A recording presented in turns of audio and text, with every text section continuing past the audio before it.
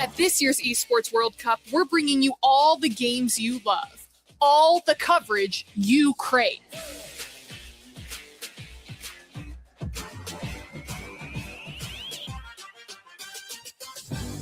And for the first time ever, a completely unfiltered behind-the-scenes broadcast. And he absolutely destroys him. I don't think he ever saw that coming. That was incredible. This means you're getting the real coverage. I think that was with raw opinions. I'm just going to have to say it. I think they have their heads up right now. I am absolutely. Yes, from broadcasters who don't even know they're being recorded. They don't know they're being recorded? Oh, what do you mean? That is insane. This. I'm sorry, is this a good idea? This is what we have. All you have to do is read the lines. All right. The bed. They're absolutely the bed. I don't understand how this keeps getting allowed to take control of the space and nothing is done about it. We're gonna get fined. There's no way that this is gonna work. Don't worry about it. Don't worry about it. We do the thinking, okay? I cannot believe this job on this team. Every time you thinking, oh my, they got the game, and you know what? We're actually just going to be bringing you the same great coverage once again this year. Nothing else. First KC fans try to sabotage me, now my own agent.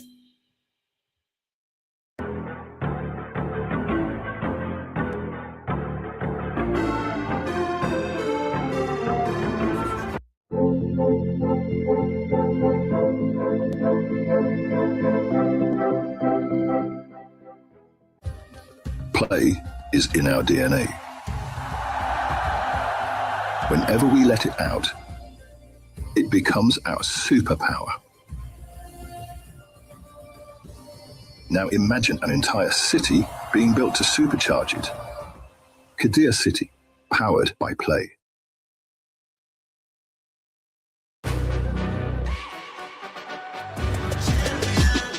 This ain't no regular thing. I came for the ring, you know what I mean.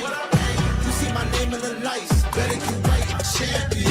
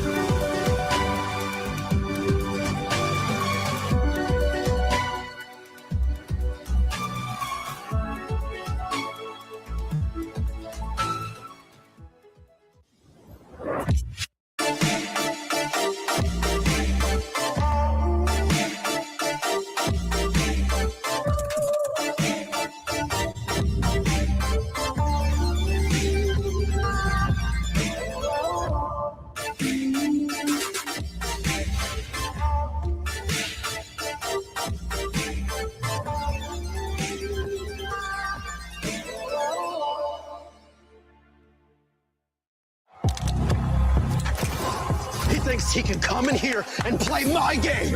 He knows nothing but go! Tyler 1, you're done. This is my ladder. You can't climb it. It's better than me at Heartsuck at Masters.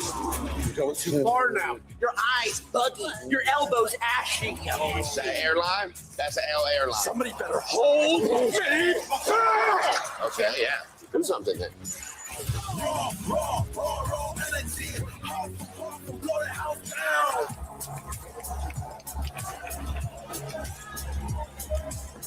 You look nervous. You look short. Everything's good? Mm-hmm. Fight.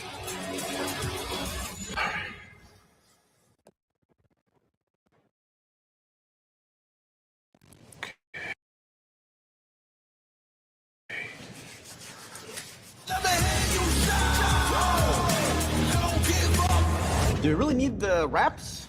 Yeah, that feels like overkill. The group stage is over. 8 teams have emerged from the perilous best-of-ones with their tournament lives intact. Now their attention turns to the quarterfinals. There is no more lower bracket. One loss, and you are out of the competition. There are no second chances. 2 Korean giants clash as T1 take on Hanwha Life Esports.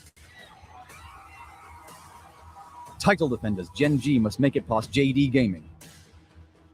Europe's lone representative Carmine Corp comes up against AGAL. Then D plus Kia and Bilibili Gaming will fight for the last semi-final spot. These are the 8 contenders, but only one will lift the trophy. Now is the time to step up. The quarterfinals are here. In the beginning of every game, the scale is balanced. 10 summoners, 10 champions, same gold, same rift, same hush before the horn. But the moment the clock starts breathing, the balance begins to sway. One way, then the other. 2 sides of the same mirror, each waiting to weigh heavier. And then, in every game, there's always one moment.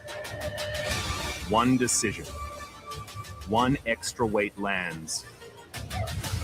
One insignificant flap of the wings that marinates in time and causes a total storm, leaving everything after in echoes. Be the grain of sand that tips the balance.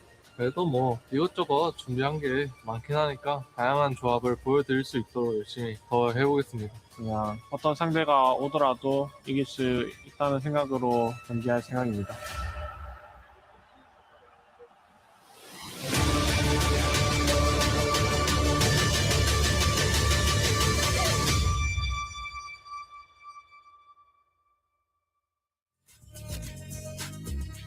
Hello and welcome back to EWC 2026. We are here on the secondary stage and moving into playoffs today. It is going to be a lovely day of best of threes. I'm Valdez. With me once again is Huni and Jamada. How are you doing today, Huni? You know, just as usual, another day. But something changed. It's a playoff. Oh, whoa. Playoffs. Only best ofs. No more best of ones. Yeah. Is a best of one technically a best of, but it's just a best of one? What do you guys think? These are deep philosophical questions. It's early in the day, Valdez. Yeah. It's too early. I think it's 2 in the morning. Okay, I'll ask you guys later. The only important thing is that we don't have any more best of ones, so that's good. We do move into best of threes, and of course, it is single elimination. It is going to determine who is going to move on to the semifinals. And we can take a look at the format as well, just to give you guys another refresher here. We had 16 teams. First couple of days, we eliminated 8, and now we've moved on to the playoffs here. 8 teams, single elimination, best of 3 until the finals. And it's getting very, very competitive now. Yeah. You know, we've knocked out a lot of teams. I mean, that's a big thing, right? Like, let's say before the playoff, we were talking like, oh, it's a double elimination. If you're a good team, you can get experience. Like here, if you get, there is no experience. You know, like you can't get like more games. It's just like this game is all you got. So you have to show everything. Yeah, like a little bit of grace. You get a little bit of a warm up, even if potentially your first 2 games are best of ones. Yeah, not the case anymore. You obviously have to fight your way through. If you had to go through the lower bracket, a little bit more stressful. And chances are you probably got seeded into a slightly harsher matchup. Yeah, it's not going to be easy for anyone, as we do have a pretty large prize pool here. As always, $600,000 for first place. We don't really have to talk about, 9 through 12 and 13 through 16 anymore. They're out of the tournament. And for any of these teams now, you're making some pretty good cash to take back with you to your region. I mean, at this point, you might as well. You're already in playoff. I mean, look Might at as well, yeah. I mean, the gap is getting bigger and bigger and bigger and bigger, towards the first place. So you got to get it. Right? I hope so. If you're quite a few of these teams. Quite a few. Huni knows a thing or two about winning big tournaments and making some money. Yeah, maybe. It feels nicer, like What's it like, Huni? Yeah. Getting first place. Give us the POV. Yeah. Getting first place. I mean, I thought it was like pretty obvious, because I was playing with Faker. Obviously getting, win the tournament as a first place. It was normal. Nothing special. It was just an everyday average thing for Huni and Faker, I guess. Let's take a look at some of the highlights from the first couple of days, especially yesterday, and just talk about how our teams did get here. You're seeing Gen G Esports. They did make it to the playoffs. If you are curious, Canyon did get a lot of Lee Sin, which he has been enjoying. Yeah, I mean, it's crazy. Like we've been saying, there's some players should not get Lee. Please. They shouldn't get it anymore. Please. But they're getting it every single time, every single game. Sure, it is there was some nerf. It's not actually strong as much as before compared to 4 months ago, but still the champion is the same. Yeah, that safeguard change was bonkers as far as just mobility creeps are concerned. And at the end of the day, if you're a jungle player, you probably went through a Lee Sin phase. Yeah. But it feels like right now the teams at this tournament all have crazy Lee Sin players on top of that. And so it just feels like such a high priority pick, especially when it feels like we're moving towards more and more skirmishing because mages spike so much sooner than those AD carries in the bottom lane. That trend has certainly, I think, just pushed us more and more towards more aggressive junglers. Yeah, it definitely has. I feel like the meta overall is getting more and more aggressive. Even supports picking up more aggressive picks like Camille. Definitely the big one. And Melee's in general sneaking back in. Yeah, Melee's coming back. We saw some Alistair as well. Yeah, some Leona playmakers. Well. A lot of Leona. I feel like it's a very good meta for Delight, who is a fantastic engaged support player. He's a great support player otherwise, but that's definitely where he does shine. We are taking a look at Carmine Corp, who also did make it to today. And Lost hope. They had a pretty good match against Sentinels. They did. I still feel like KC haven't really been hard tested, shall we say. I know obviously they their first match is escaping me, but what I'm trying to say is probably they don't want a hard test as much. They probably want to avoid as much as they can. Yeah. Their road will be difficult, but I'm sure they'll do their best to pull it through. I haven't been sold on their overall progression since MSI and their attendance here at EWC 2026. I do hope they can continue to improve as the sole-ish EU rep. Well, the sole EU rep on the desk right here. Yeah. The three of us. But one team that definitely has impressed me was JDG yesterday. Even though it was just against MIBR, depending on your perspective of it, they dispatched them with, I'm not going to say relative ease, but it was business as usual if you just look at the result. Yeah, easy enough. Yeah, MIBR won the team. They're the team that someone, they make some team actually just knock out. So they know how to attack the team. Yep. That's what happened. The issue is, group stage is one thing, and you can beat some teams that you're on paper better than, but then you get into the playoffs as a second seed, and you face off against Gen G, which, yeah, they're the title defenders, and it is our first match of the day over here on the secondary stage, Gen G versus JDG. And, JDG, they looked good, but they haven't been tested, as we've talked about. Gen G, they look angry. They look like they're here to defend their pride more than anything else. Yeah, I think that they think they shouldn't have lost the T1 in road to MSI. Which I would imagine is probably the consensus amongst the LCK guys, too.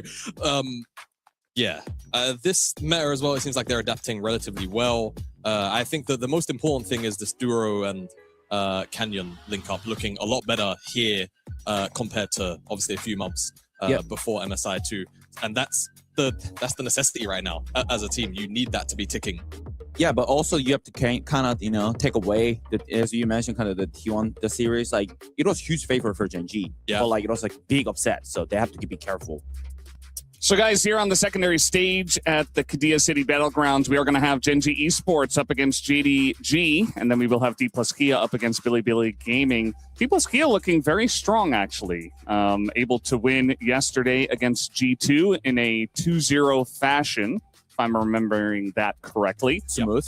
And, yeah, I mean, G2's a strong team. Yeah, they are. I wouldn't say the second game was smooth, though. I mean, as a result base, right? As a result, yeah, 2-0. It's like you open up Leaguepedia, look at the result. Oh, DK2 G2. Yeah, that makes every win's better. Yeah. But no, I will be curious to see how they stack up against BLG, just because it does feel like this is a particularly good meta for BLG. Shun and On look spectacular on the map, and obviously their prep as far as getting Viper on these very diverse majors, because one thing to have, the Ziggs in your pocket, it's another to have things like Talia and Vel'Koz and potentially other things. I think they run the Victor yet? Someone was running Victor bot already here at the tournament. I want to say it was BLG, but if it wasn't them, they'll probably do it pretty soon. Yeah, I mean, they have to deal with, for sure, the major stuff on bottom. And also, I think it's really important as a meta right now. Like we kind of mentioned it, I think that's taking up the CC, and then it's like playing on objective. It becomes like super meta, playing for skirmishes and fight. Like, it has to be done. They have to solve in the draft. They absolutely do, but before we do move on to anything else, guys, we do need to talk about Gen G as the title defenders here at EWC. Let's jump into this video now. Riyadh 2025. They lifted it. Then they got quiet. The world is talking. They are not. 7 worlds, 0 finals, same ending, over and over. Will take the next and win a game 5. The memes came, the threads came, the tweets came, the Reddit threads stacked.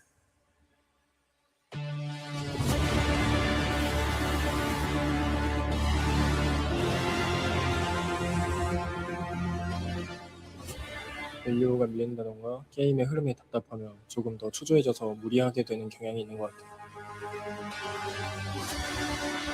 They've heard every version. The world has changed its narrative. They have not. Drew getting into that backline. There's a knock up on Derulo, but he takes down Kyle. Now a second to come in as Tarzan's on top of him. Will is the Arcane Storm doing so much work in Gen G. They are just going to ace them. Getting going through there as they're looking to turn it on to Duro, but there is the Impale to answer the ulti, and down goes the tree.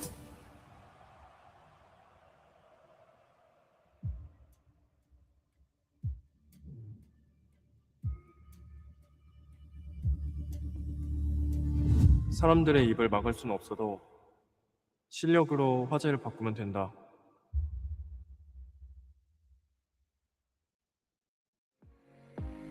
A very excellent video really detailing the current situation with Gen G, which is that they have won some big titles, but right now, coming into this tournament, as we've already talked about, they weren't at MSI. We didn't expect them to not make it, but it's kind of like, well, they're the title defenders here at EWC. What's going on with this team? Are they ready to really rise above and make it happen? I think they look better so far at EWC.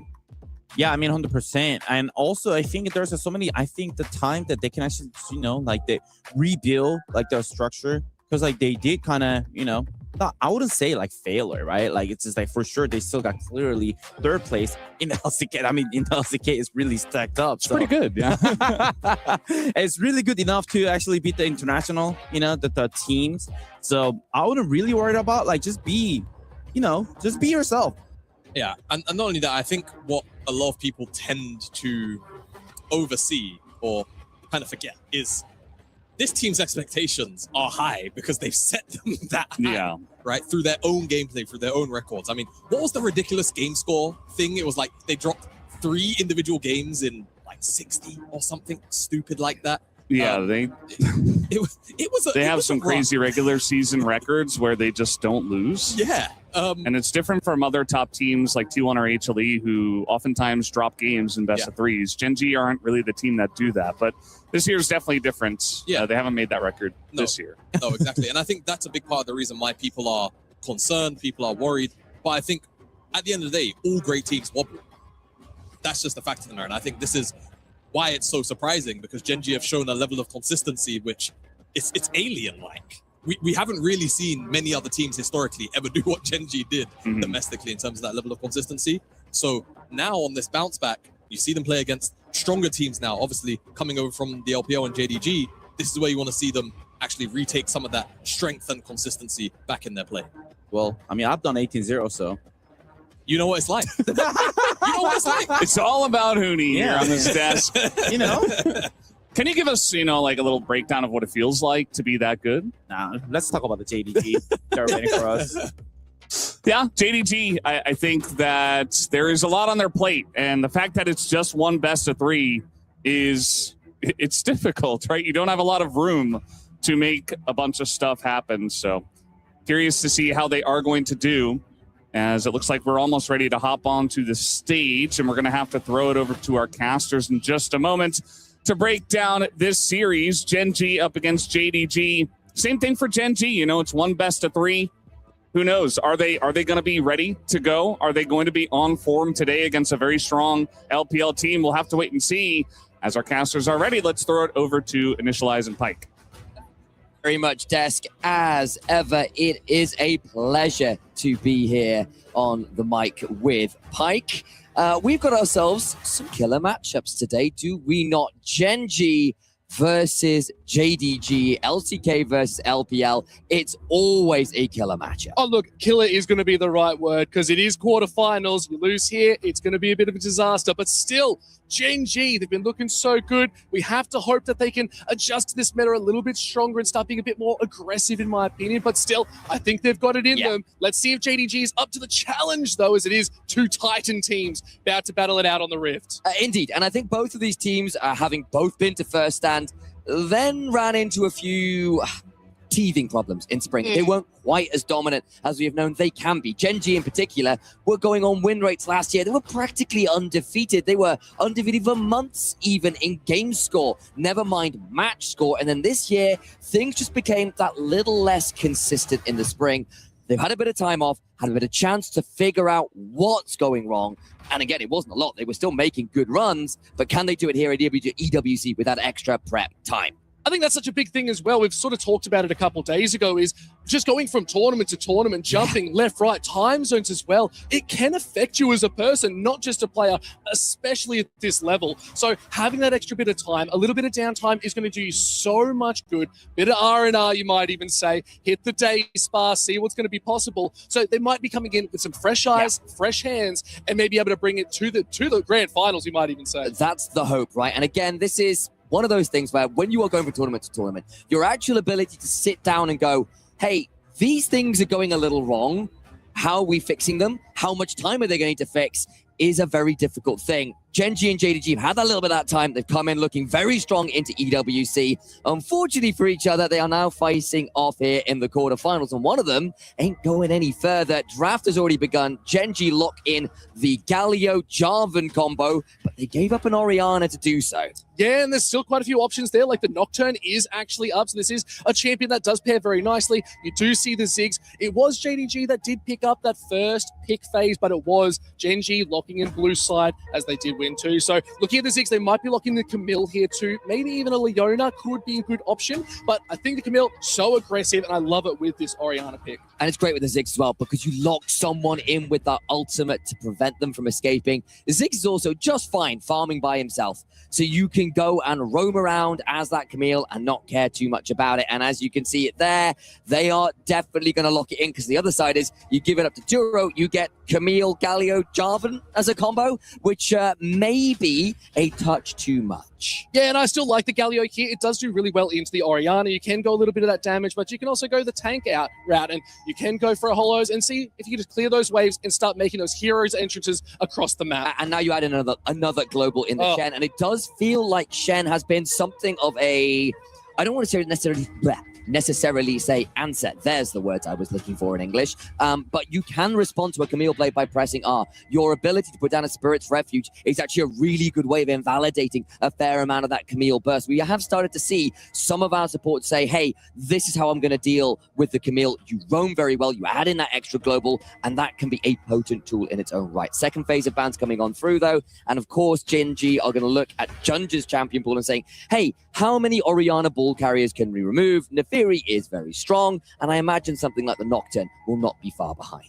Yeah, Xin Zhao is also one of those other champions too, still up and available, so it is a great option too. The Crescent Guard's going to be able to get them all sort of spaced out, isolate your pick. So we'll have to see if JDG really wants to start looking at those sort of champion pools that can just get in there and dive, but I think it really is on, it's going to be on Vampire really taking that ball in most likely. I think it's more about finding a follow-up champion that can back them up a little bit more. We did see the Ornn as well. It was picked up by Impact the other day.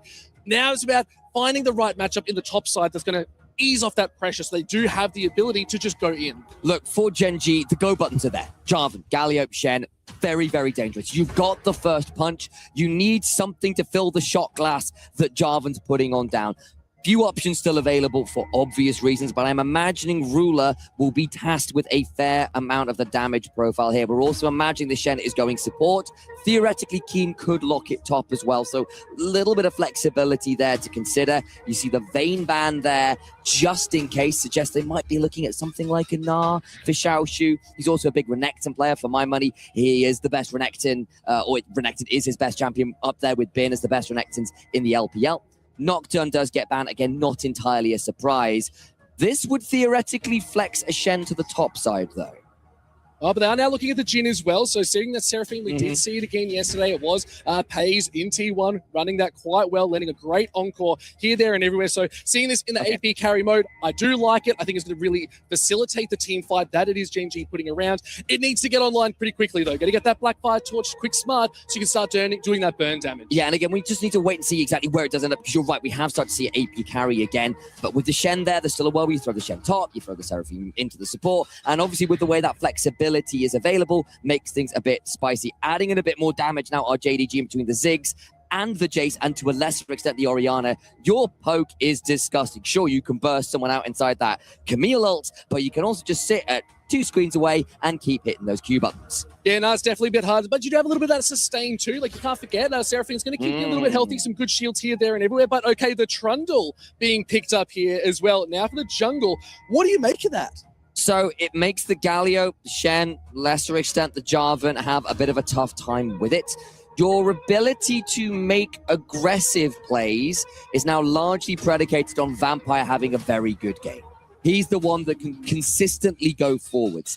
However, for JDG, if you are able to get into the river first and then sit there with a Camille off vision, with the Orianna zone control, and just keep throwing out poke with the vision control, with Gen.G obligated to come into you, you have a lot more tools. Going into the river yourself, a little bit harder. And I'm also looking at Gen.G now, who have locked in that Olaf. They are going to lock in that Seraphine as the APC. It is Bruiser. It is run at you. They do have that ability to close, and the poke is going to have to be pretty mighty indeed to chunk out a lot of these members. But the range advantage certainly there for JDG. Also, Enchanter with a laning Olaf is always potent in the mid game.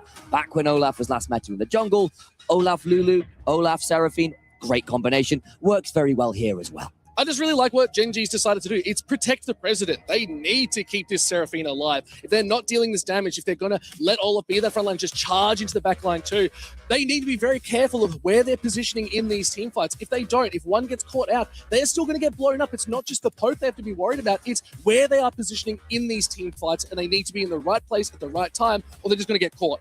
I think the same will apply for Jingdong Gaming here as well, because they have got effectively no tech. You have got full damage, full range, full sort of like consistent artillery pieces. You have obviously got things like the Camille to potentially put a combo down. but it doesn't really have a supporting pair diving with you. You've got the mortars to follow up on you, but for this Camille, it's a one-way journey. Yes. There will be a Galio ult, there will be a Jarvan ult, there will be a Shen ult. You are going to have to be a very fed Camille to get back out of that. Yep. That means that if you lose control, you lose vision around these objectives, hell, around these side lanes, double global of Shen, of Jarvan going forward with a Galio on top as well, your ability to say, cool, I've got a Seraphine, I've got an Olaf. We have come out of the blackness of the forest, you've dropped all vision, and just run at you, and the Jace goes, I press EQ. Yeah. Pray. But what do you do? Like you just don't have that damage. And the moment the gap is closed, it is a tough time for JDG, especially in those side lanes. Get head to the rift, and you could hear the JDG crowds throwing out the LPL special, the Gyos into the fightings. Adol versus fighting. It's crazy here in EWC in Paris. Quarterfinals, this is where you make it or break it. It is on these two teams to show up here today in this best of three. It's all on Chovy and Genji trying to hold this title a little bit longer, but it's on JDG to show up here today and crush that key. Look, I don't know about all of you back home, but I am grinning ear to ear. I cannot wait for this game. Some fun drafts, make no mistake about it. I think I prefer Genji's on the face of it. I think it's easier to execute. I think they can play around side lanes better. I think they've got more tools to play out the game. They can ingress into the river if they want to. And I think JDG, the comp works, but it is a narrower window to execute. The floor to it is higher. We'll see whether they can pull it off against one of the very best teams in the world. Yeah, and I think some players that we're going to call out that have been probably of note, I would say, it is going to be Honkyu and Junjia. Oh, yeah. Like, they have actually been looking really good in this mid-jungle duo. So I'm really excited to see. You know all about it. I do. Like, XLCP, like, they were the stars there. They went to the LPL for a reason, right? So I'm excited to see how they're going to perform here too. But I feel like the nuts and bolts of this comp for JDG is a little bit more towards this bot side. Like you said, Vampire on this Camille needs to be really proactive, get these early leads, and be, I'd say, quite aggressive. Look, and the other side of that then is you have got arguably JDG's most important players, and I'm not always going to say best players, that can be a different question, but most important players are often a player like Honkyu, who has been mechanically very consistent, very high level since his journey over to the LPL. Sure, there's been some questions about the side laning, you know about that one, that's improved, but still just his mechanical might is so key, and he's on an Orianna here as well. One of the champions that has defined this year, and frankly the last couple of years in League of Legends, when it's been allowed free. Yeah, but it's a tough order because you are up against Chovy, one of the players known throughout LoL esports history as being one of the most mechanically gifted players too. So you got to raise that question, is Honkyu up for the challenge? Well, right, because, I mean, at this point, Faker is the GOAT, the greatest player to ever touch the game. There is perhaps an argument about who the boat is, and it's an argument. I don't want to necessarily give definitive answers there, but if you're looking at a player who can put his name in the hat and say, hey, I've hit mechanical highs that maybe no one else ever has. Chovy's ability to lane, Chovy's ability to dominate on practically any matchup is right up there. We all have seen the numbers. We've all seen how good this guy can be. And when Honkyu's very important, that can be frustrating then when you're against a player like Chovy. Yeah, and I'm loving to see some early rotations here. Vampires making their way up to this mid side as, yeah, it is Chovy walking up, low health, low mana, but smart enough to back off. Yeah, and you can sort of see that Canyon was just having a look topside, getting that ward down against Jace. Theoretically, eventually, the Olaf can eventually run at the Jace, and it gets very difficult to escape, I suspect. And indeed, it is that Storm Raider surge on the Jace. It'll be Ghost Blade as well, because your plan is, when the Olaf runs at you, you run faster. Yeah, and Vampire down here again, like, got the early rotation, but has come back, does sweep it out, but decides maybe it's not worth really going for this early big fight. Ruler's doing a good job just staying back. They did, I don't think, let's just say they've just been very conservative with their mana, not taking any too much poke. So it's a really nice, simple laning phase we're seeing is, okay, Vampire just clearing out these wards. Nice Easy work. enough. But now they know it's all warded up. They have to be very careful. Genji, it's going to be a bit harder for Joro to leave this lane, I would say. I think that is a fair assessment. Again, JDG, what they do have is a lot of potential shoving lanes. They've certainly got the range matchups here. Bot lane a little different, obviously, because obviously the Seraphine is there, but the Olaf, the Galio, you're into Jace, you're into Orianna, who have got that range, got that excessive wave clear that will likely mean they get some priority in the early stage of the game. And we know what that can mean for your junglers. And if there's another player who has been very important to JDG, not always their best again. It's Junja. Earlier in the year, we had a bit of a nickname for JDG, and that was Junja Dice Gaming. Because as Junja went, so did JDG often. You would use his scoreline as a litmus test for the game. If he was 0-4, it was a bad time. If he was 4-0, you were having a great time. And that inconsistency raised some eyebrows. Were conversations that Tabe was having about, hey, our jungle and support aren't that synchronized right now. Kin, Hey, good knock back. The flash is good. Wow. Kin is low. The ignite is ticking. It's enough, and it's going to be first blood. Xiaoxu, very happy with that. And a great rotate up from Vampire with the flash. Go forward. Now it is Duro looking to go into mid. Honku being taken out. Taunts are good. Duro picks up the kill. Nice 1-for-1 trade across the map. Look, the roaming supports get onto the map and they get active early. The Camille goes top, the Shen goes mid. Both are successful. Junja now in this mid lane with Vampire around, though, makes this spicy. Yeah, doing a lot as there goes the pill. It's going to be enough as it is Chovy trying to hold on, but it's a lot of damage. Holding it out a little bit more. They get out, but it's still a 1-for-1 on both sides. Oh, only a little bit of a gold lead heading over to JDG. Okay, let's take stock. It is that little bit of a gold lead that's largely off the CS numbers, but good from Genji and Duro in particular to make that roam happen. Very successful there and gets an important kill against Honku we've been chatting about already.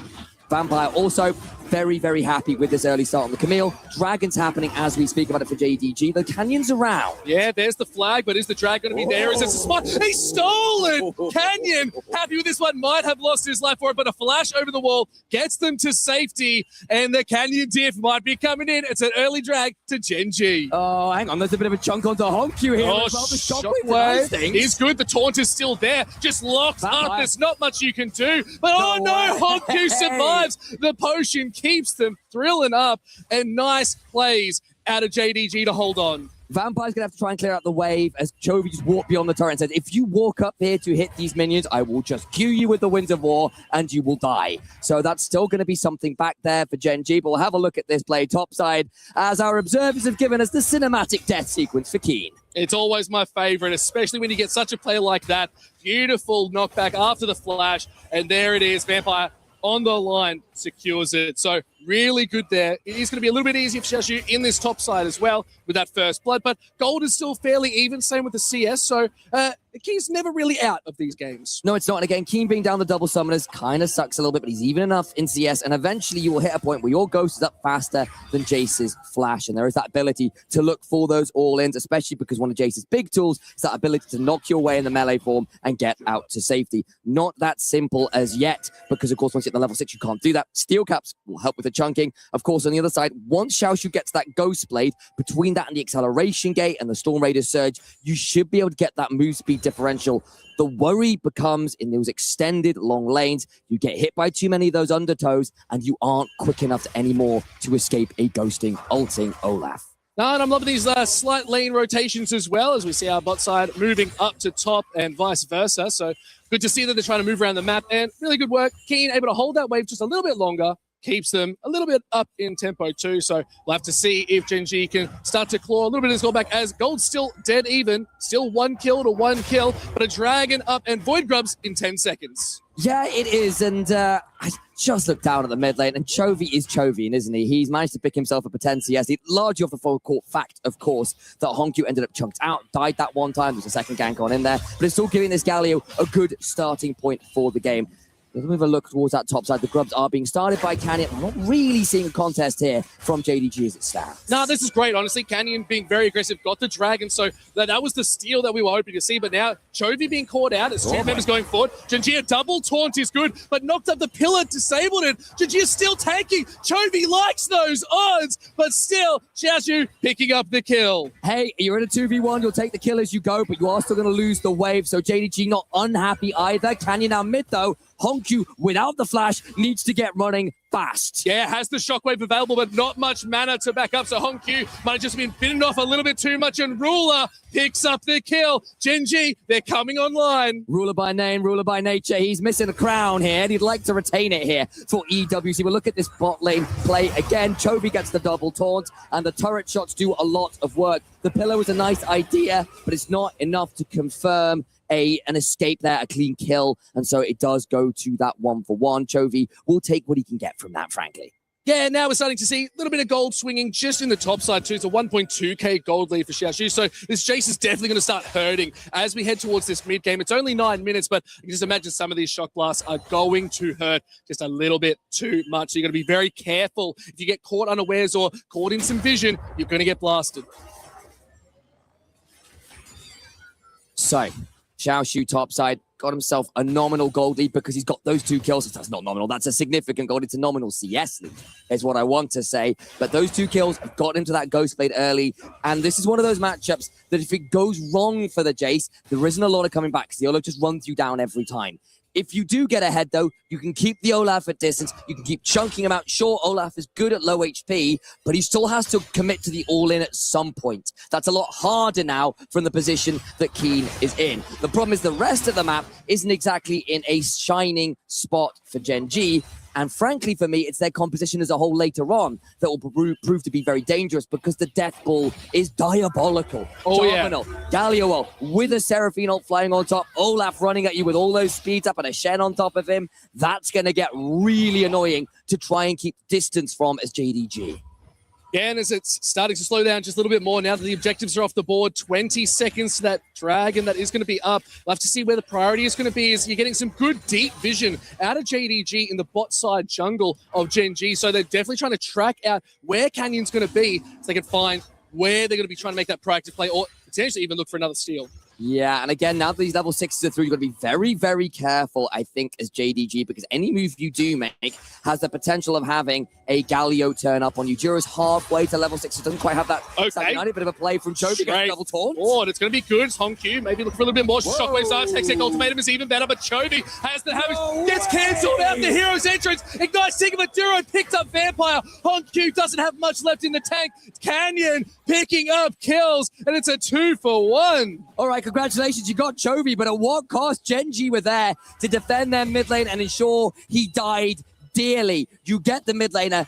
This key superstar from JDG is 0-3. Hongq is not having a great time right now because Gen G keep picking him up on offensive and defensive plays. Just being slightly caught out. They think they have the cap. They think they have the move forward, and it's just a little bit too far gone, and they can't get too far out. But Chovy's doing such a good job with these taunts, catching 2 at a time, almost every single time we see him on the screen. As the second dragon secured for Gen G, we have to watch this replay. Yes, we do, because Chovy started off with a double taunt. You think, hey, maybe he's gone too far. There's the Hextech Ultimatum. There's an encore that comes on through, though, from Ruler, which makes it a lot messier of an affair. Even that hero's entrance shield just buys a bit of time into the primarily magic damage burst that was coming on through because it was Hongq who was trying to do the work there, and that's what ends up costing them that little bit too much time. And it was just with that really nice pillar that just stopped the hero's entrance from going through. I think if it went off, it could have been a very different fight yet again. Chovy might just have died, but still, I think it was going to be pretty impactful because they were trying to collapse. It's also very odd timing, right? Because you're trapped in the Hextech Ultimatum, and my understanding is that would still pull you back if you try to ult. So you need to time it so the Hextech Ultimatum times out as you finish casting. What it also did, though, was give you the shield, because even if it doesn't complete, you still get the shield. And that magic damage shield is very helpful into the Orianna. So it's a very little bit tight, intricate bit there. Honestly, I'd love to go back and review that probably after the game myself. That's what we're doing in my spare time. Guess what I do? I'm a nerd about League of Legends. It's kind of a part of the job. So we'll keep an eye on that one. I keep watching it. I dream about it. It's a little bit scary, but you cast it, you play it, you watch it. What do you do in your day? Well, League of Legends, it turns out. Yeah, maybe go to the beach, but I'm still watching it there right, too. Lucky for you. Yeah. All right, rub it in a bit more. But no, gold now still only about 500 up for Gen G, but we have found our soul as well, as the second dragon was confirmed. It is an infernal soul on the board, so getting those little cinders across the map, it's going to be nice, but that extra damage across the board for whoever starts to stack these will feel really good, and it's going to make it a lot harder to deal with, because if we see JDG picking up all of these dragons from here on out, the shock damage is going to be huge. Yeah, it is. And Xiaoxu now going to be forced off his own turret. That's going to give Keen the opportunity to take away some of this gold lead that have been building against him. And look, you are in the picture-in-picture. You have got yourself a Ziggs. You are able to satchel that down. Do get some gold back. But again, it's not coming for free. And it's helping even Keen up that touch. Because again, he's going to be a relatively key part of this composition, because you're an Olaf with all the support behind you. You're going to be one of the key Shen carriers. And Gen G's composition isn't the highest damage. It's got great sustain, it's got great brawl, and JDG being able to shove through to a tier 2 here. Ziggs plus Trundle, even without the grubs, is a potent turret destruction combination. Yeah, it's like you'd have to look at the math of that. Is who is actually stronger? Is it Ziggs, Trundle, or is it going to be just Gen G right now with the grubs? Like, what is the actual stats of that? We'll have to find out, but that's maybe for the in between games again. But still, 2 towers for 1. It's a really good trade, and yeah, it is JDG taking the lead with gold. Yeah, it's about 700. Of course, they've still got to be aware of the fact that we are 2 dragons down. That 600 gold lead is nice, but you are still going to have to deal with this big death ball of a composition rather, at this next dragon fight that will be in about 2 minutes. Got Herald to consider as well. If you get that plus a Ziggs, maybe you can start to open the map up a little bit more, and that means that JDG can get to a river, but there's a fight first. Vampire hook shots out cleanly. Yeah, really good catch there, but still not enough. Vampire hyper mobility, able to get away from all of this. But that does mean the Rift Herald has started up. Vampire's just a little bit low. It's not too much, enough to come back in, but still scary enough that it goes wrong. Could be disastrous. Shenjia is looking for a little bit more. Shen trying to get those taunts in there, trying to get Shenjia just a little bit lower, maybe enough to force them back off, but it is JDG taking control of the river.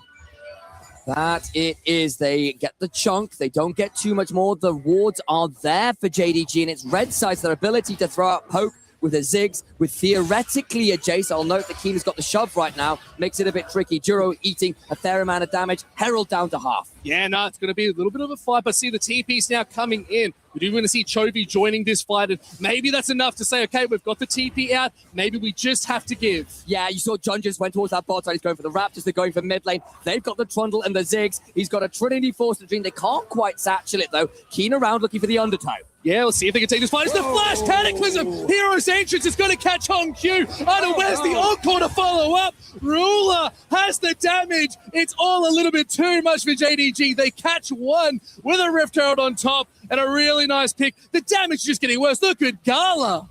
The CC chain is unending. You get caught in the Cataclysm. In comes the Galluel. In comes the Encore.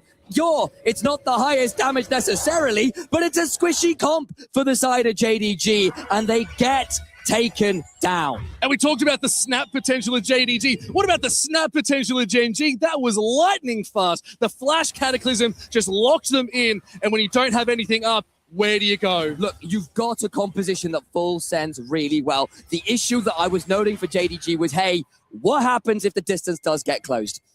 We just saw. That is going to be an issue that is consistent. You've got very limited frontline. It's a Trundle with Subjugate and a Dream. Sure, you've got some ability. Yes, you've got range, but there is flashes. There is the ability to just run at you, and that will be tricky, especially now there's a Battle Herald and Genji in the river first. JDG have to find a way in or give up Soul Point and more. Yeah, looking just for a simple charge off. Going to get those crystals, but no, the pillar is good. Just going to stop it and not going to be able to take this tower most likely. But now they're trying to look at this dragon. It is up. It's the first Soul Dragon that we're going to get in the game of the Infernals. I have to see if we can get a little bit more control. Genji in this river very comfortably. Yashu is slightly on the flank. Is a little bit overstepping here from Genji, but it's nothing to be too worried about. I think they are strong enough that they can take these fights. But now it's about who's getting that snap engage, and I think Genji might have a little bit more in the tank. They've got a lot of wards down. They've got the Jace on the flank, potentially for JDG, but they're not landing that much. But the Encore is extended and Gala flashes. I don't think he needed to. That was a little bit of a panic to me. Yeah, no, it definitely was. It's their Vampire looking for a little bit more. Look at Tries to get caught, but there is just so much damage. Junji in the back line too. Jiaoxi takes out the Shen. It's too much though. Look at Canyon throwing everything out. Hero's Entrance just for a nice little shield. Shockwave is good. Kane is so low. Gotta be very careful. The Ragnarok is not available. Throwing out. The bomb doesn't land. It's still so huge. Good body block there on the side as well. The rest of Genji put a wall up and denied the shot from Xiaoshu. It gets Keen out. It ends up being the 2-for-1, and the health bars for Genji are higher. The problem is Canyon not around quite yet, had to reset, and I wonder what that means. We'll have another attempt at a play here. There is a teleport on Gala. He can reset and come right back out and do it again as Xiaoshu is trying to keep Chovy honest. Yeah, no, it's good. Shields are still nice, but okay, she needs to be very careful. It's a lot of shits coming in. There's a flash coming out. There's a double flash again, trying to catch you unawares. 3-0. No, it's all too much. Canyon holding on. Vampire looking to join this fight, slowing down the pace. Hong Q trying to be slowly pushed back, but it is still Genji winning out the fight. It's a close run thing, make no mistake about it. But Genji come out on top again. Wait, looking for the Juro. It's all a little bit out, Juro. Yeah, able to get over the wall. Still here with that ignite. They have to be careful. Dragon is still low, it's only on 4. Gala with 5 seconds on his ultimate. Keep an eye on that Mega Inferno Bomb as Juro's being chunked again. Yeah, let's see. Kane is just in this pit. So was Canyon. Ginger and Homefield looking for a bit more. Vampire's low, but it is 3k on this Dragon's health. Ginger wants to contest a little bit more. Juro's just so low. One hit could be a bad time. Here comes Chovy. There's a lot of damage going forward. Ginger, Mega Inferno Bomb hits. And it's Kane who picks up the kill.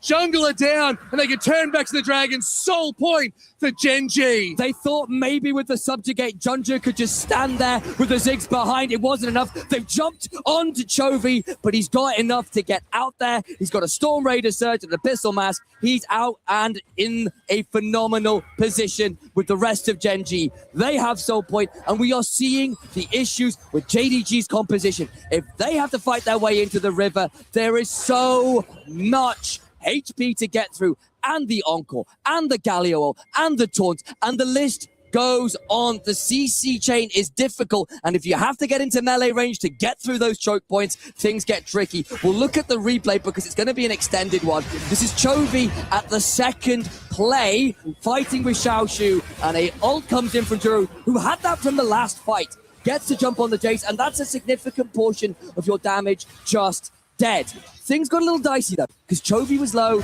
Juro kind of gets a bit caught out here, trying to ward off the flanks in a second or two. We'll come back to live though, as what really happened at the end of that was Junja tried to fight with the Gala ult from the Ziggs, and it didn't work out. They just didn't have the burst. They just didn't have the tankiness on the Ziggs.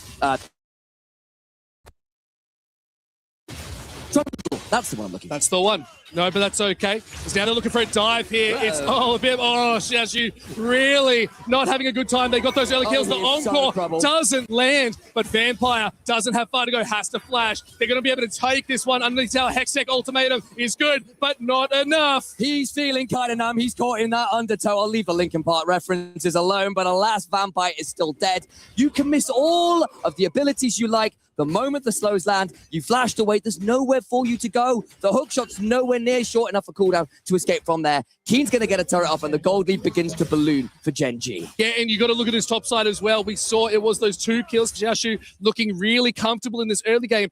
It's just flipped in total. Keen 4-1, looking so hard. The graphic couldn't have come at a better time. It read my mind. But beautiful work there. This Olaf is starting to make these moves, and the Ragnarok is getting the effect we wanted to see. Yeah, it very much is. And this was something we called out a little bit in the game, saying, hey, Chase wants that early lead because he needs to be able to keep the distance. The moment it starts going wrong, it keeps going wrong because Olaf just gets to run at you, and the moment he's on top of you, the Chase struggles to disengage unless he's able to play with that HP advantage, with that ability to run away with the Ghost Blade, with the acceleration gate, and potentially a Storm Raider Surge. That isn't really the case anymore.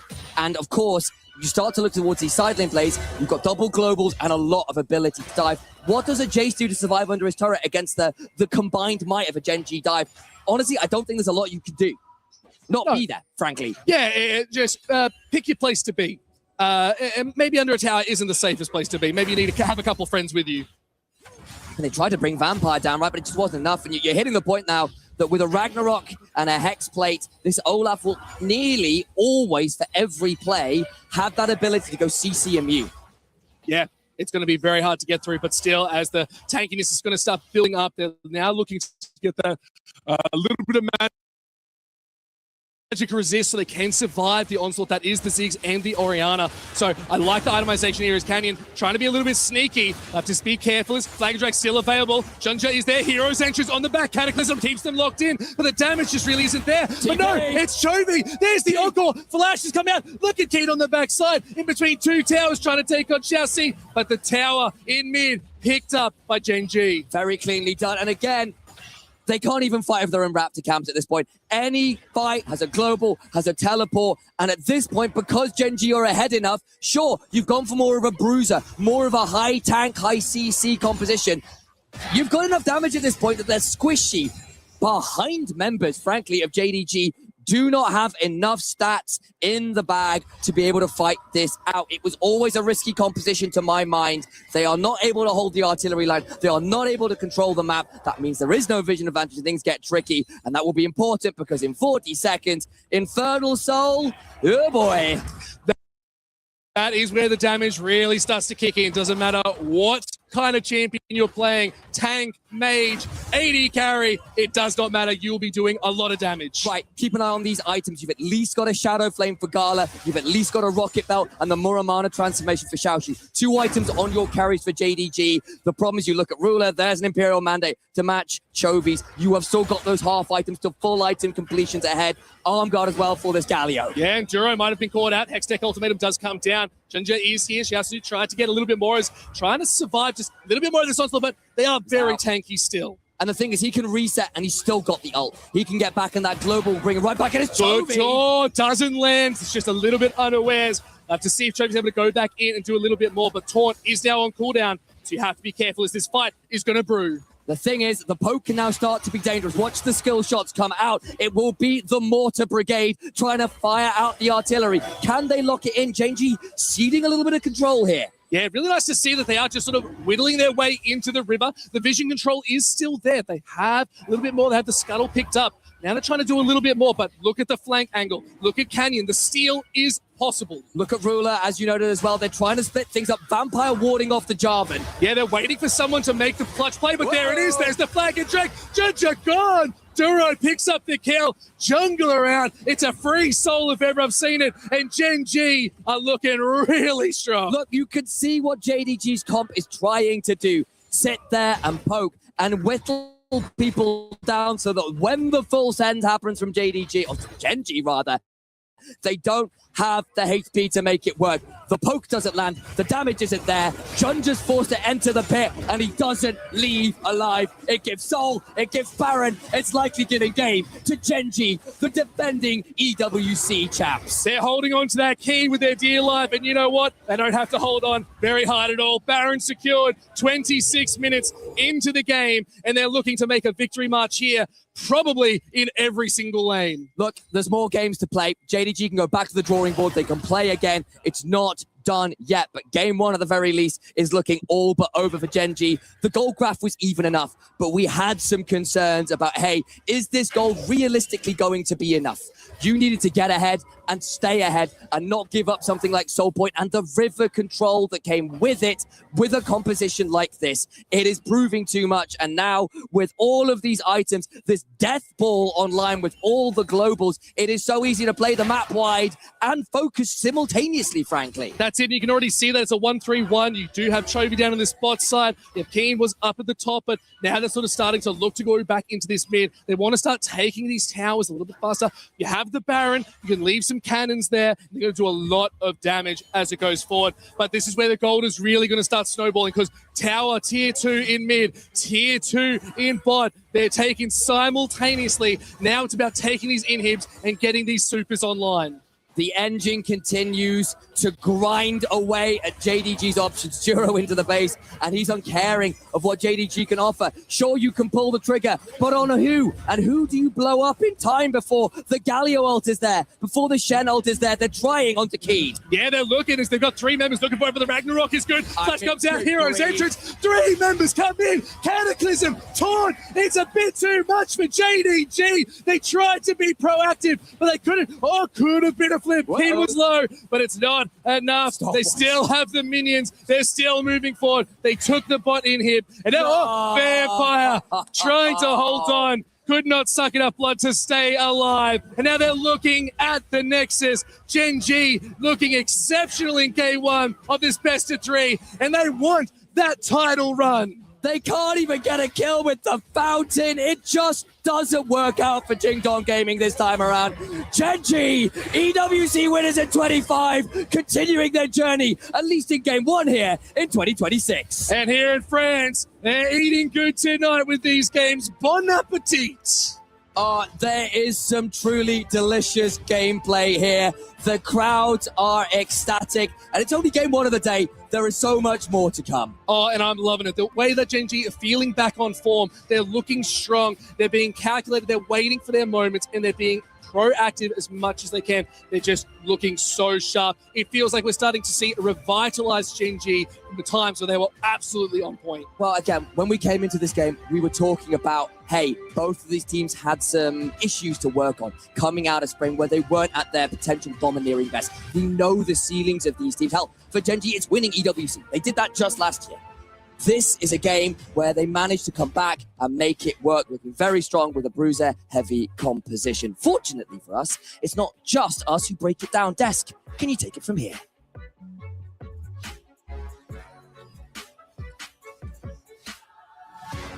Maybe not, but that's okay, because we can still talk a little bit more.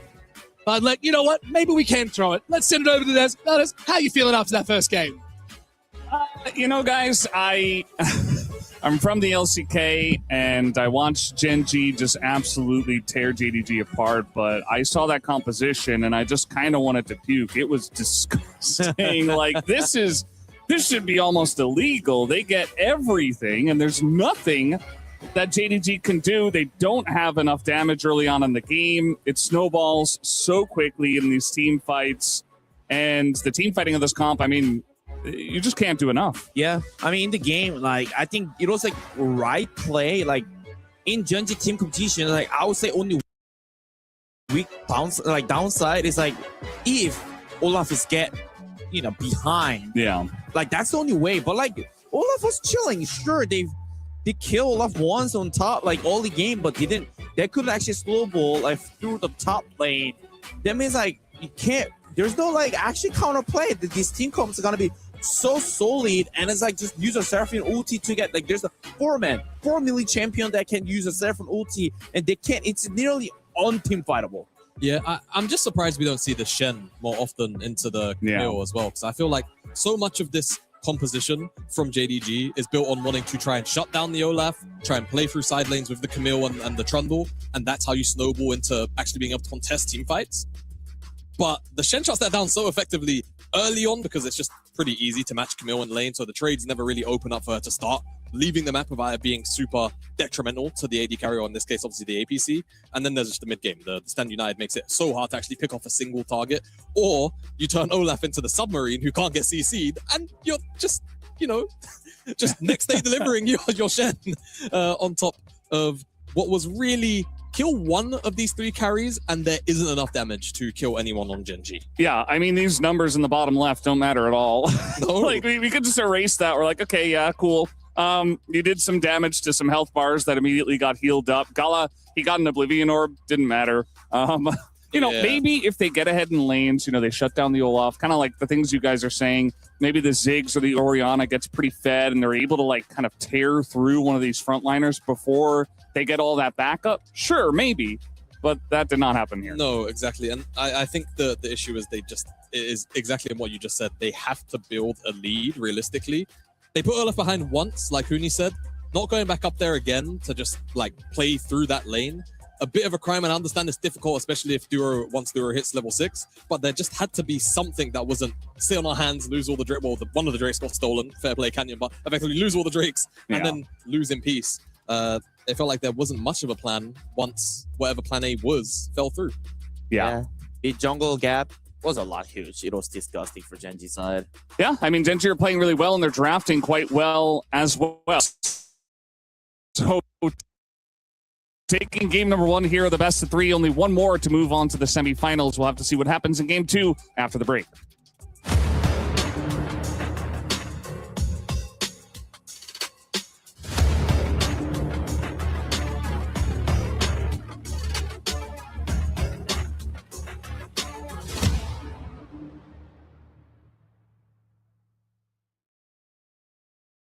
欢迎来到中路 solo 默契挑战，接下来我们将打破常规，把操作一分为2，一个人操作键盘，一个人操作鼠标。当2位选手合2为1，是否有完美配合呢？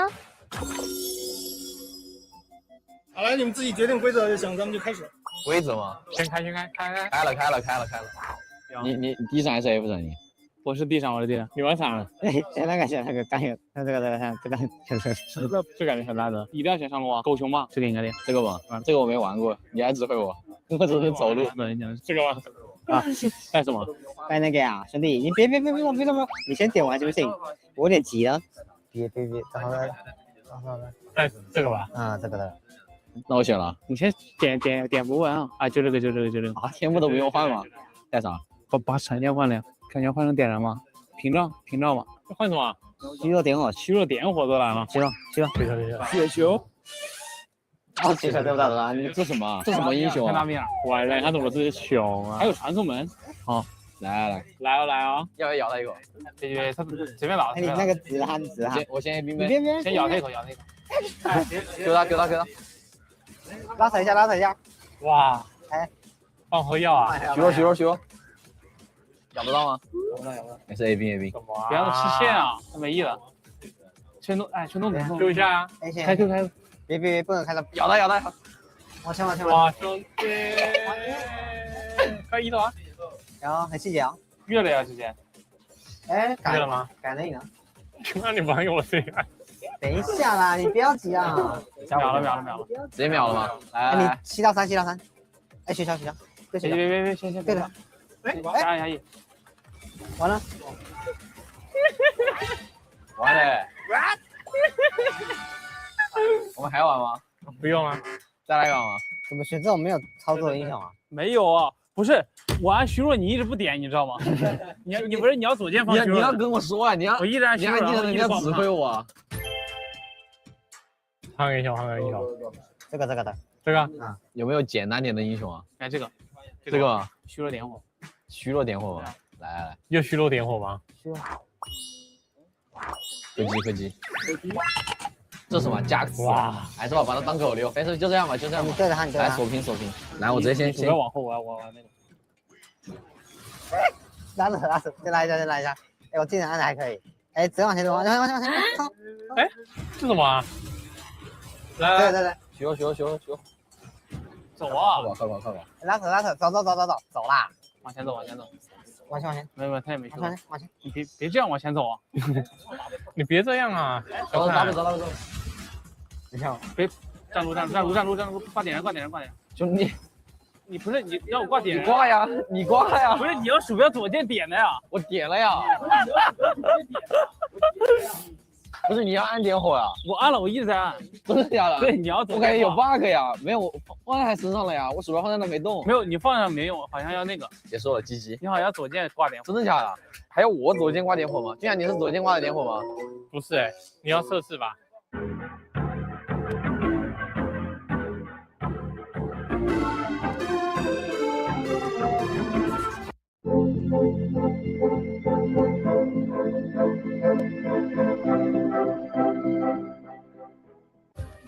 Play is in our DNA.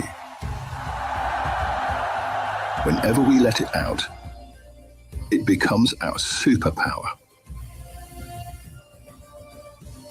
Now imagine an entire city being built to supercharge it. Kadir City, powered by play.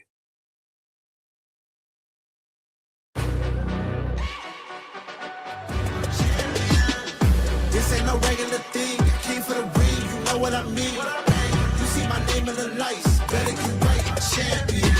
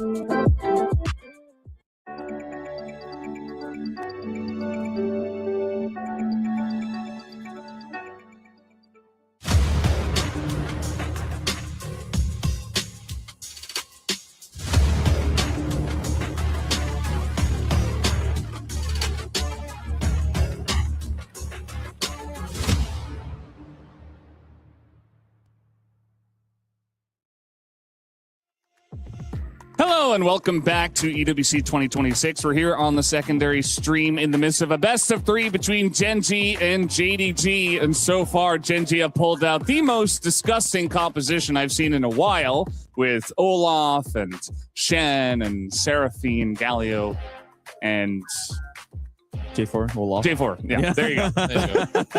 That was the one. Yeah, it was crazy, and there wasn't really much that JDG could do, but it's a new game. It's fearless, so we'll see what they have ready for game 2. That draft really needed like an Alawi or something. You know, just something real weird. Yeah. Deal with all those melee. Trundle wasn't enough. I mean, like you can't give away those compositions. First of all, I think it's a too much. Yeah, I think JDG. One learning we did get is that Gala isn't bad at Ziggs. He just couldn't play it versus that composition. Yeah. So at least we have the hand reveal that they can play mages, and I'm kind of curious about how far that's gonna go into this series, assuming we get to 3. Which, given how game 1 went, that was a Gen G stomp. You said it in the green room, and I was like, yeah, this is a Gen G stomp. Where it's just like kills aren't going particularly one way or the other. It's pretty 50-50. Yeah. And even though the gold lead wasn't bad, yeah, for JDG, the game state just felt awful. They were just getting constricted. Yeah, I mean, that's a really interesting part too. Like, this is like not the like Gen G kind of style, you know, like going for a late game. Like, they were actually playing so well, like managing all the game. And it's like, sure, they start kind of slow from especially the Olaf side, but didn't really matter because like the mid jungle synergy was like up there, and it's just like actually just keep the lead and not actually make a mistake. Like, they didn't give it any chance to JDG to come back.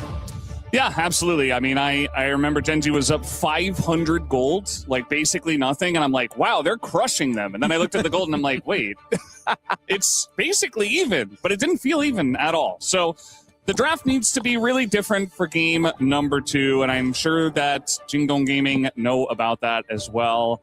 And they will try to go back to the drawing board. The issue is that Gen G looked super solid. The drafting was on point, and they're here to play and win. So we'll see what they can do in game number 2. I'm going to throw it over to the casters and a couple of special guests. Take it away. It is a few special guests because we are joined by the CEOs of GARM and Gen G, TK and Arnold. How are you doing, boys? Well, you know, after that first game, I'm doing a little better. But no, it's amazing being out here. Like, the fans in Paris are showing us so much love. It's good to see our boys actually playing again. It's been a while, so yeah. It's awesome. Yeah, no, it's so good. Gen G looking really on form after a nice little break, but TK as well. GARM, the key got crushed. Yeah, you got a bit of a break, but LCP's coming back real soon. Yeah, so we're super excited. I mean, you know, if we're going to get our key crushed, at least it was crushed by the GOAT himself, a.k.a. Faker.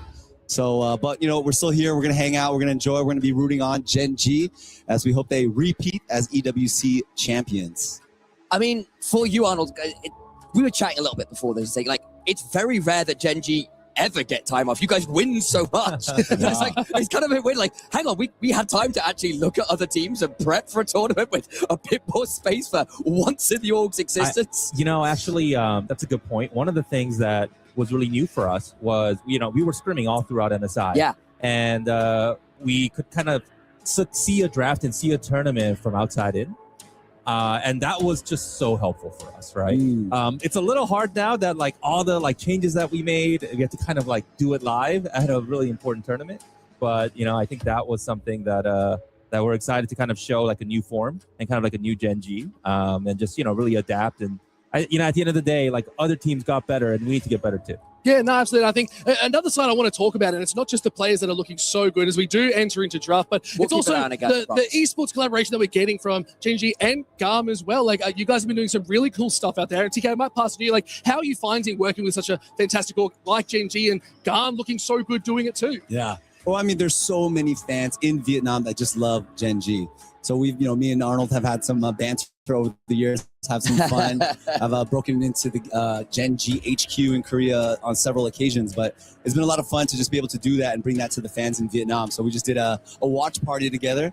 I mentioned on one of the top nightclubs in the world. It's actually number 68, and doing something different, you know, just changing the game with how we be able to experience a watch party along with Gen G. I mean, of course, keep an eye on the draft here as well. We've seen the Rise coming on, we've seen the Anivia get hovered here for JDG, and of course, or the other way around, the sides have been switched. It shows how much I was paying attention there for a second. But again, both these teams are no strangers to international play. Both of them were at first stand. They're both pretty scary. And I suppose coming into this, you're prepping for a region, a team like JDG, who you're like, hey, I've not seen them in a while either. Like, what's the process to even look at coming to a tournament with so many teams coming from all over the place? You know, I know this is just an uncle's opinion over here. I know you got two uncles over here talking about game, and I'm sure everybody wants to learn about the draft.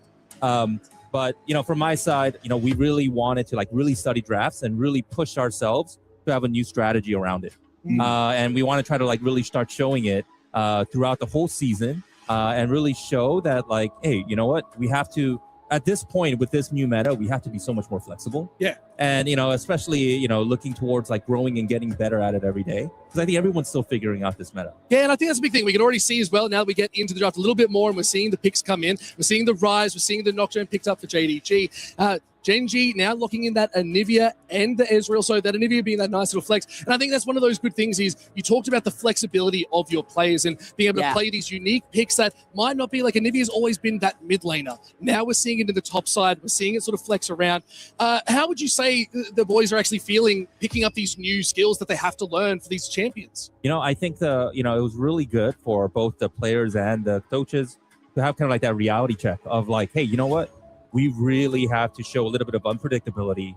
We have to flex where we need to.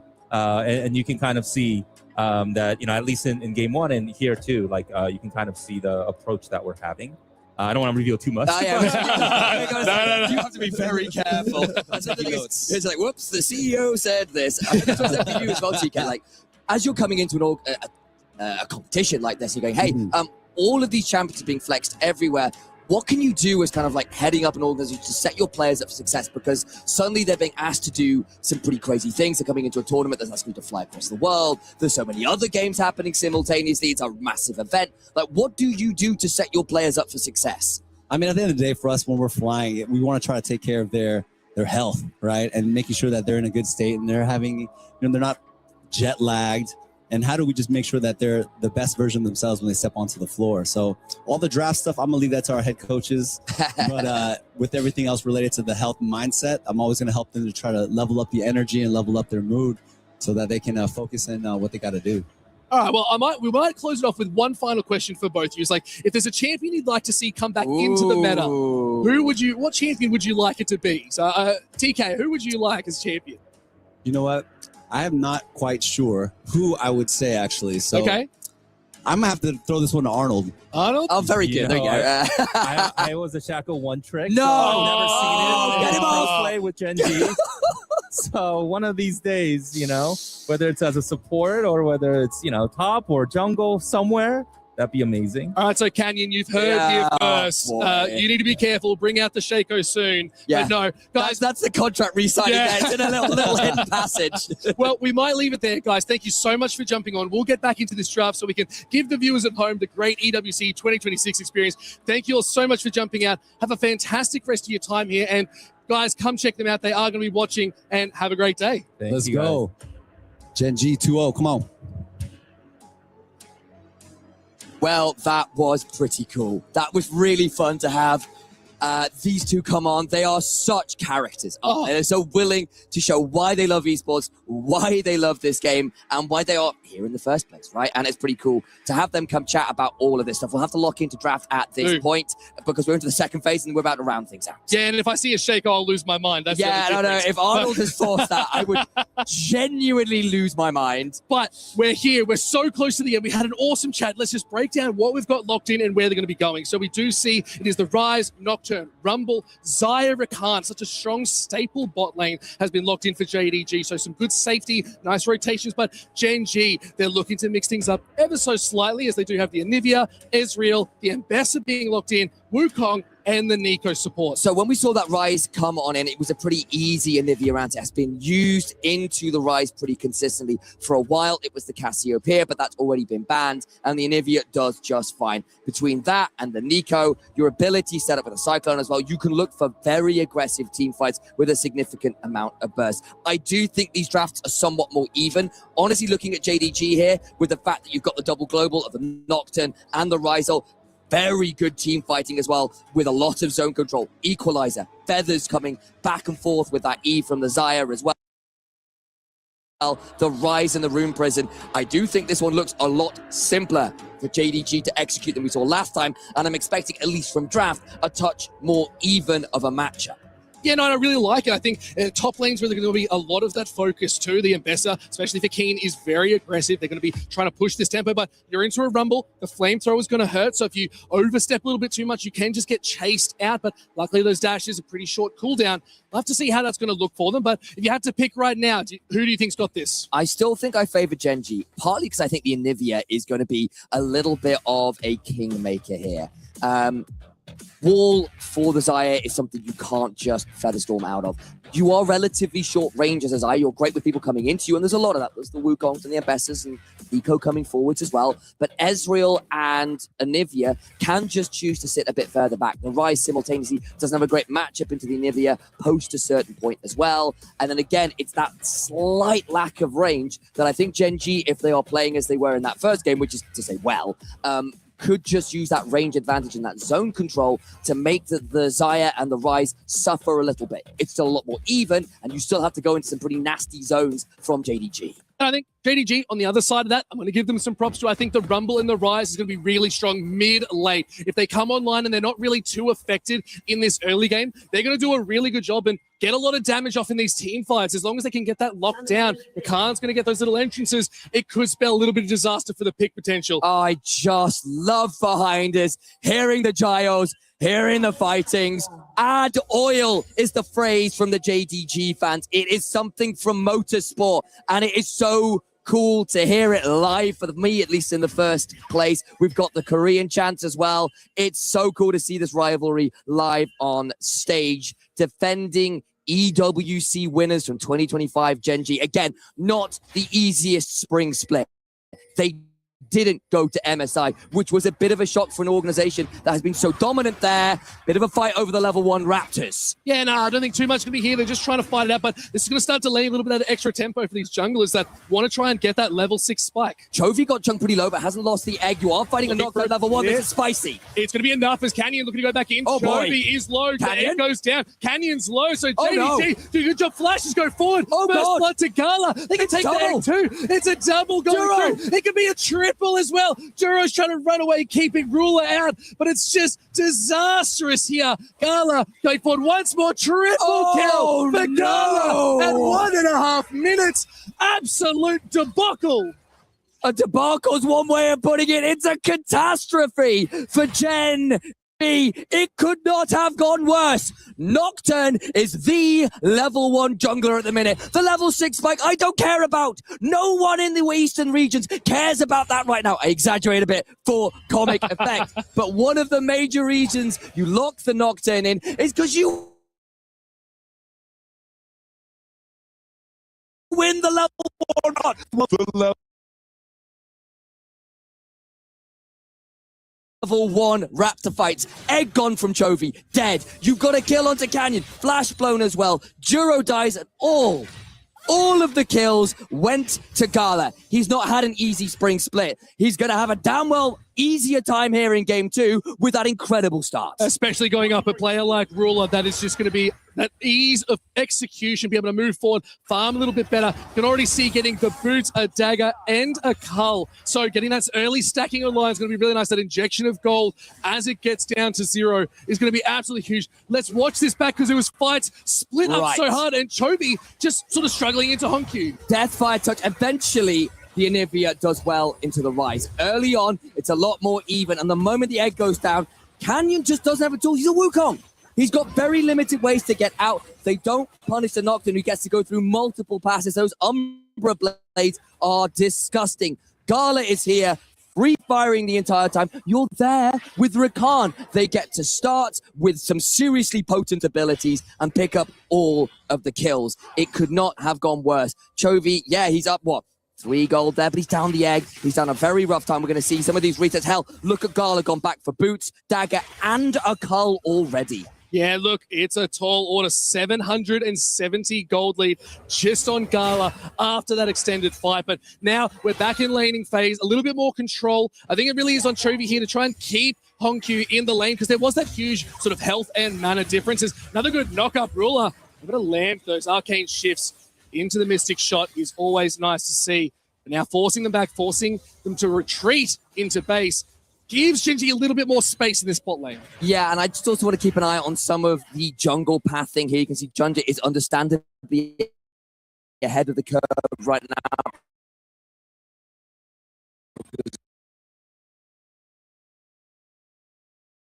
Of course, Canyon died and has to go back to base. Junja can choose to go towards his top side and realistically fight this, because the thing is, Canyon dying at that level 1 meant that even though we got that reset for free, I put that in inverted commas, but a bot lane play, Gala staying, no! Too much, but the root is good. Ruler has to flash. They're going dead. Vampire picks up their kill. It's all JDG right now in this early game. Sucking. There is nothing left in the Genji bot lane there. They get another kill, and of course, you've got to remember with the Xayah Rakan, the battle dance range is extended with the pairing. Flash E takes you 2 screens easily, and Rakan saves his lover.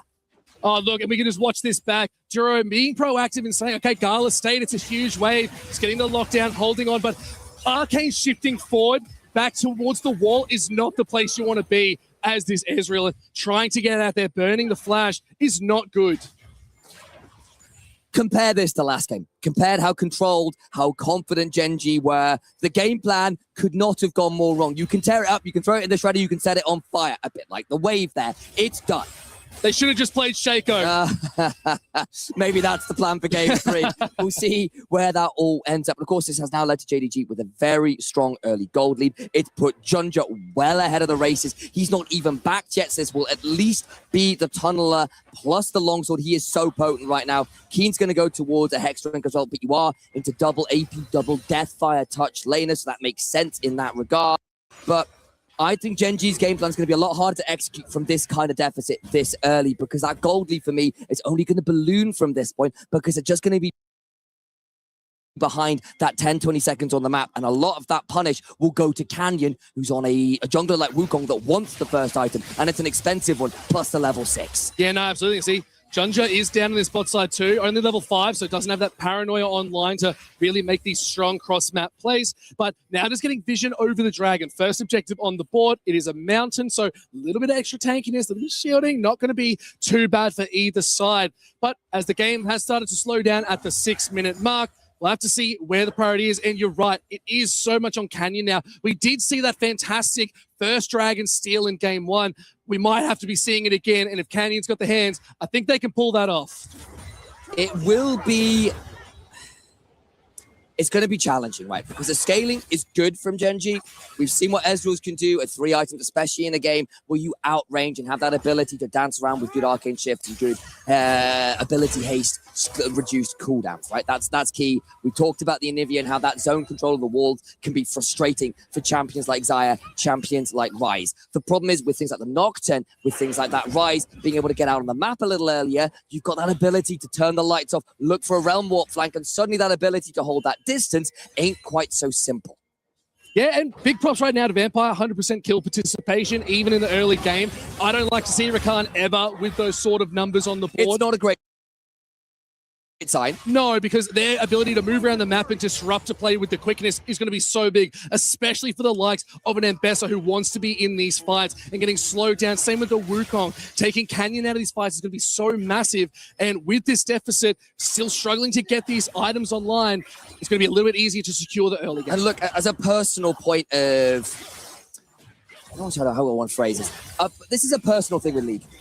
If I see a Rakan in the game, I'm always more scared if Rakan has a way to obfuscate his way into a fight.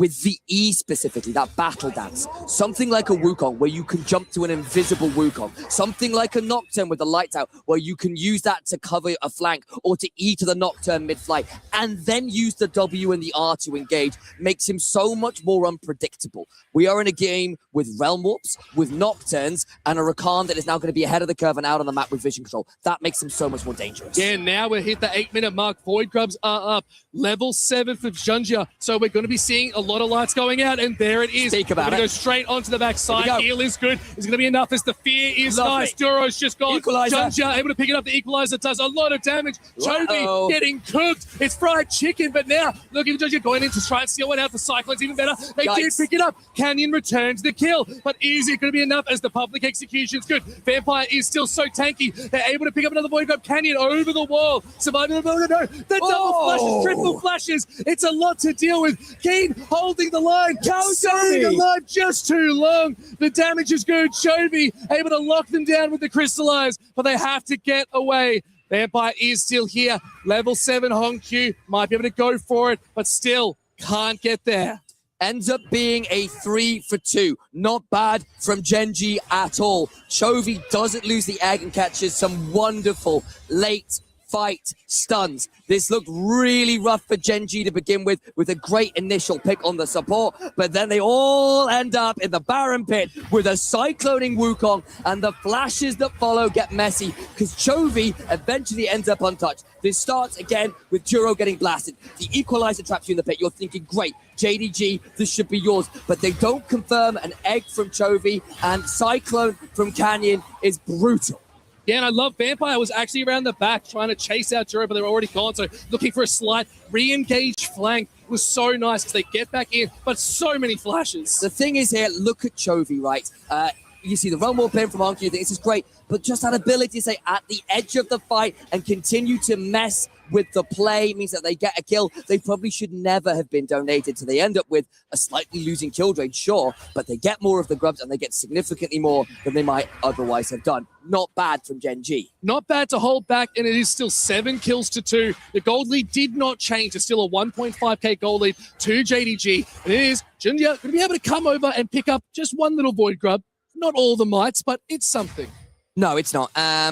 Eyes also towards some of these Gen G laners, right? Because again, Keen's now up a little bit of CS. We'll see exactly where Xiaoshu ends up after this wave comes on in. Gala's already collected that wave in the turret. And look, 301 had some interesting resets to get that gold out, did get dived. All those things are affecting those CS numbers. But still, real credit to Ruler for just pumping up those CS numbers and denying Gala a fair amount. You do outrange the Xayah with the Q, and Xayah has always hated champions that can outrange her. Hence why she used to be heavily countered by things like Varus in the past. Yeah, that's it. Even the Caitlyn, that's still quite in the meta too. Very You true. really don't want to go up against it. But still, Ruler on this Ezreal.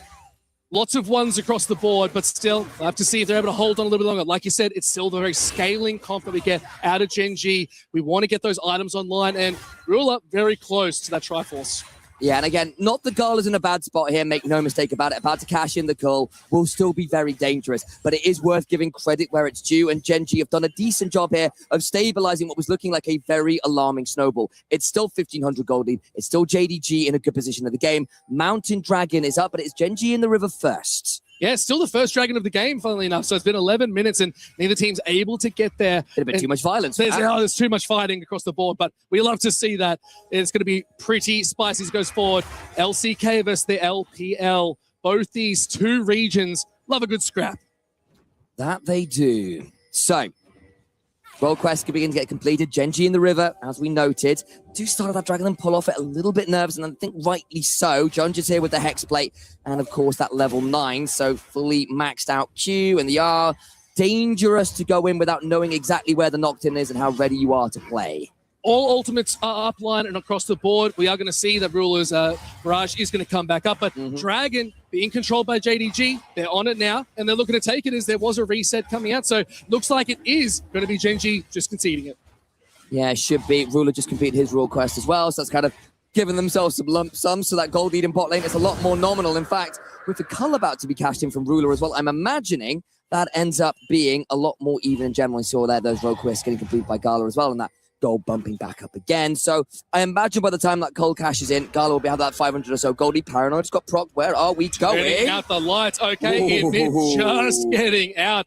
Duro living on 10 HP. Not too bad, but on the top side, Xiaoxi's just not able to do anything with it, but still, the execution doesn't land. Canyon goes down. Team's in trouble. Xiaoxi is enough. Kane is burnt out the double kill for the Rumble after the failed tower dive is not what you want. Let's get ready to rumble here in the Kidia City Battleground. Great stuff from Xiaoxi, and more importantly, Vampire. He's been clutch now at defending 2 separate tower dives, and this time he's there. He body blocks the ult from the Ambessa. He gets in to give the shield to Xiaoxi, who just gets to sit there barbecuing away with his feet up. Yeah, that is what you really want to be doing nowadays, especially in the heat here in Paris. It's not too bad. Couple snags on the Barbie, as we like to say in Australia. But let's watch that play again, because you're right. They went so deep. Keen took so many tower shots. They tried to hold on. If that public execution landed, Xiaoxi probably would have gone down, and it could have been a different fight. But JDG, and you're right, Vampire, sucking the life out of Genji right now. I remember having a conversation in that last game about most important players versus best players.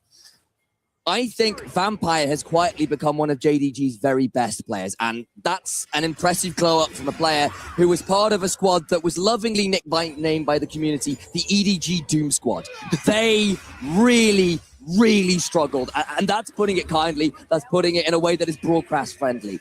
He then joined JDG, and people were unsure, to say the least, about what we were going to see from a player who had so many questions about the level he could bring, the inconsistencies. And over time, with Tarbay behind him to really give him this ability to grow as a player, he has turned into one of the very best supports in the LPL. And here on the Rakan is having a stellar showing.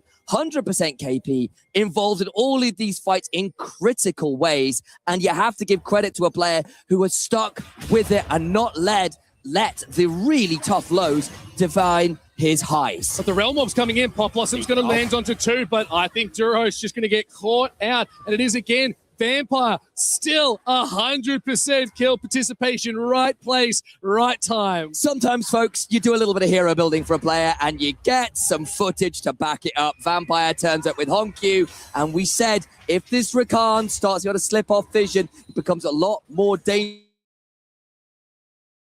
when he's unpredictable. Add in a Realm Warp, in this case, add in a Paranoia and others, and things get very challenging indeed. Junja will use that opportunity to turn that into a Herald as well, and JDG are accelerating well. It truly is a grand entrance for Vampire on this Rakan, because it is looking so good and the impact's great. But Rift Herald now secured over the side of JDG. They can probably drop this really anywhere they want, but it's all about maximizing the potential. With the Dragon up in 1 minute and 45, I suspect they're going to be dropping it mid and trying to get some priority. Okay, eyes on some of these timers. You can save it for the Dragon. You are into an Anivia, which makes things a little bit awkward for when you drop the Herald, because the Crystallize is so good at just saying no to any attempted Herald play. What you can potentially use it for is a Battle Herald. You get it in as effectively an extra half a member. You have someone like a Rakan hop into the Herald. Paranoia or a Paranoia. Down. See if it's going to be enough, as the egg is still available. The fear is good. It's underneath the tail of the Cyclone too. Junja does have to use the shield. Second Cyclone cancels out, dodges out the grand entrance. But now, Chovy staying alive. Oh, Xiaoxi is TPing up, but they have to back away. So you get a little bit there. There's a flash off of Chovy. There's an egg off of Chovy. Comes at the cost of the ult from Junja, but with the Hexplate in the level 11, it's not a particularly extensive cooldown anymore. Likely that will be up for the Dragon. And let me introduce you once more, folks, back home, to a concept in the LPL we love to call cooldown economy. We've got a couple minutes until the next objective, namely this Dragon. What do you want to do in that time? Well, you've got 50 seconds where you could blow an ult. If you trade that for a flash, if you trade that for the egg passive from the Anivia, they are not going to be up for a critical team fight here. And now Chovy, down those key summoners, down that key passive, is very vulnerable coming into what could be a game-deciding fight. Yeah, it's going to have to force them to play so much safer, a little bit further back, and they were already playing so far back in a lot of these other team fights, so forcing them into a slight disadvantage. But at the end of the day, it's Chovy. They might take the risk. They're calculated. They could make the play, as you're right. I think for some, TP plays coming down, but yeah, it is Genji forming in mass. They've got The Rumble on the other side, Jun just forced to flash over the Crystallize. There's another good win there. We'll have the ult to work with. Gala and Xiaoshu looking to fight through this mid lane. Remember, they've got that Herald, can be used as a potential wagon here in the fight. Yeah, Zeke's arm guard as well for Vampires is going to be really helpful in this next team fight. It's getting those extra little bit of shield, but Xiaoshu forcing down. We're still seeing another TP. Ow. Is going to be coming down to the tower, so Keen is joining this fight Here we too. go. There's the paranoia going back in. While Pop Blossom's going to hit the equalizer. Is it going to be enough? The equalizer burns through. Ruler lands every Mystic shot possible. It's not enough. Realm Warp is sending so many members. They're chasing them as far as they can.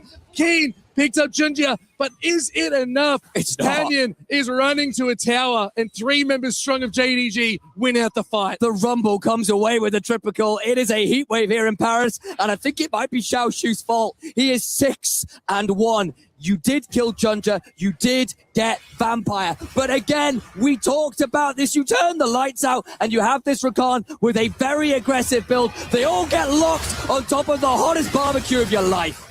It's such a big play there as well. And there was nothing you could do. The lights go out, and then the fire lands underneath. Honestly, I'm scared of fire in the dark too, but because that was magical. They'll have to see. They get the dragon as well. Oh, well, now they're getting the dragon, actually. They didn't go back for it. They looked for a reset. They did, and I think that's probably wise. They now get the opportunity for Jun to come out. There is no going to be weird smite fight options that maybe a flash and a W from Canyon could have caused some shenanigans. True shot barrage, the attempted steal, not really in range though. Ruler, I note it. Nice attempt. I'll give you that option. Unfortunately now, though, for the side of Gen G, they are down 2 dragons, down 2,000 gold, and it's where the gold is that's a little scary. This Rumble is very, very ahead. Gala's still got a lot of kills. I'll give credit to Ruler. He's doing very well to get value. Yeah, Rift Herald now being spawned here, so they're going to get a good charge off on this tier 2. Nice. Going to lock it down to the gold lead. Is now starting to move forward a little bit more. 2K over the side of JDG. They might lose a tier 1 up in this top side, but not the end of the world. A really good trade still. But Gen G now needs to start thinking about these next big fights as Baron's up 15 seconds. And look, Gen G have made some very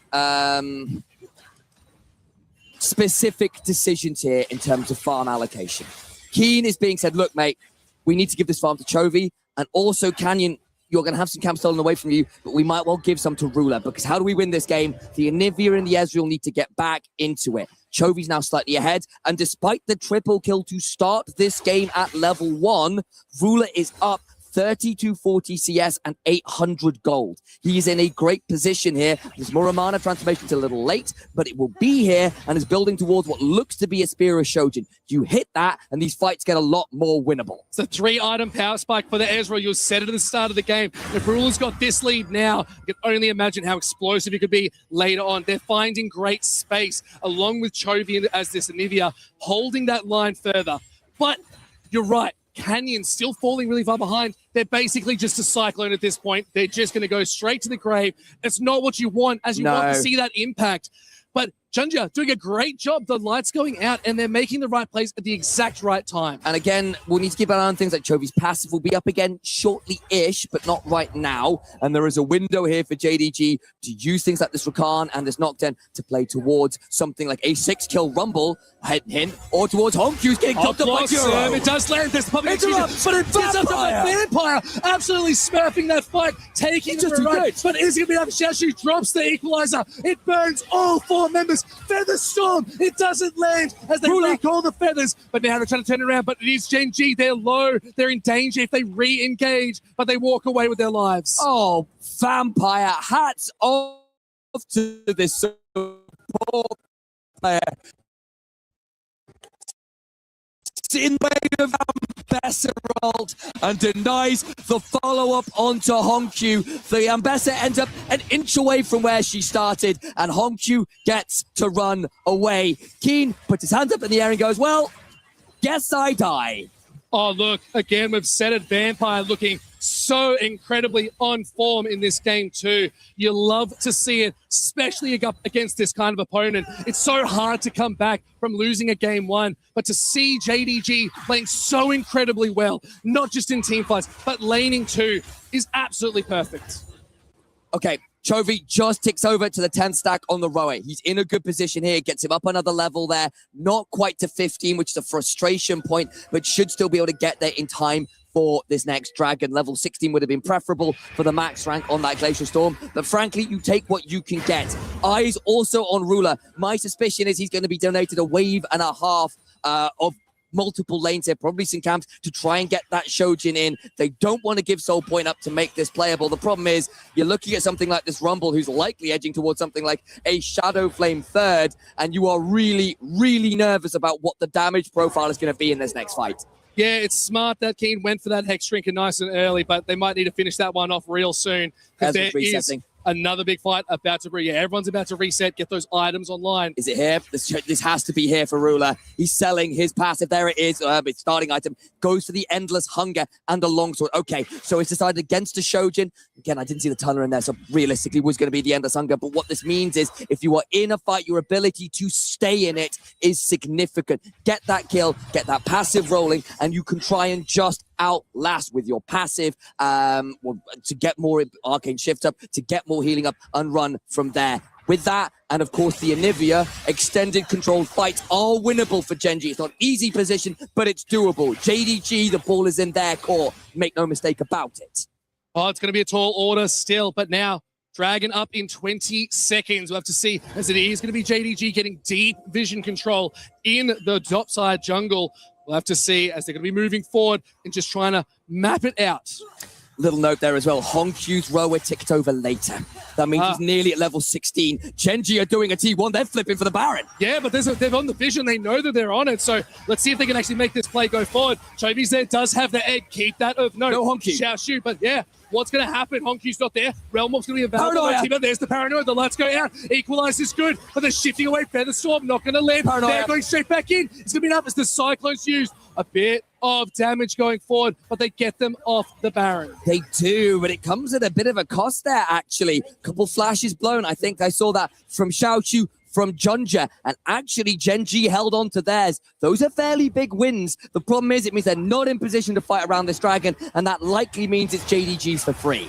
Yeah, and that's going to be Soul Point. It's another Infernal Dragon Soul, which is all of this damage that we want to see. And with Honkyu on this rise, one of his staple picks, he will be punching them so hard with a lot of these shots. Okay, they do get that mid lane turret. We'll take a little bit of a step back and have a look at the game state. JDG are in control. They've gotten Soul Point, but this gold lead hasn't ballooned beyond reach for Genji. They've done a good job about picking up gold and putting it onto key members. We've chatted about Ruler. Ruler, Ezreal, do I need to say more? No. Anyone who knows League of Legends, who knows Pro Esports, knows about this guy on the champion. You've obviously given Chovy a lot of farm, a lot of CS. He's in a good spot as well.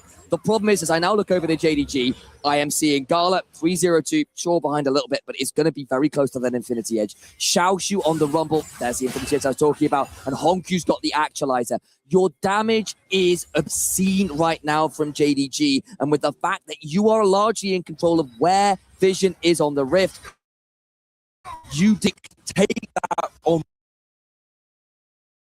the whole. You have that choice. That means things like this. Very strong Rakan, who's been having a great game, has Vampire alongside Junja on a accelerated Nocturne, are able to come from very awkward angles and threaten more carries than Genji can do the same. We need to take a breath. Because you know what? I think there's a storm brewing. It's not just a glacial storm. Very good. There's a little bit more. Because this is where we're entering into a strong late game for both these teams. You mentioned the Rumble, and look at that gold graph. Yeah, slight incremental leads, but it's still that 2.5k. Dragon Soul Point for JDG, but it's only up in 3.5 minutes. So is Baron going to be one of these next moves, as already Vampire's here putting out vision? Okay. Hex Drinker in for Ruler is a big one. And literally, as I was making it, Logan was pointing. Oh, Logan Pike was pointing. Logan's actually over on the side. I don't look that good. By the way. I'd say, well, very kind. All the while, as we are about to head towards a potential Baron setup is here as well here. That Hex Drinker potentially pretty big because, again, the double AP solo lanes are one of the big threats towards Ruler. His job in this game and his build that he has decided to go towards is to stay alive and keep putting out damage. Genji's comp works better the longer the fights go. Yes.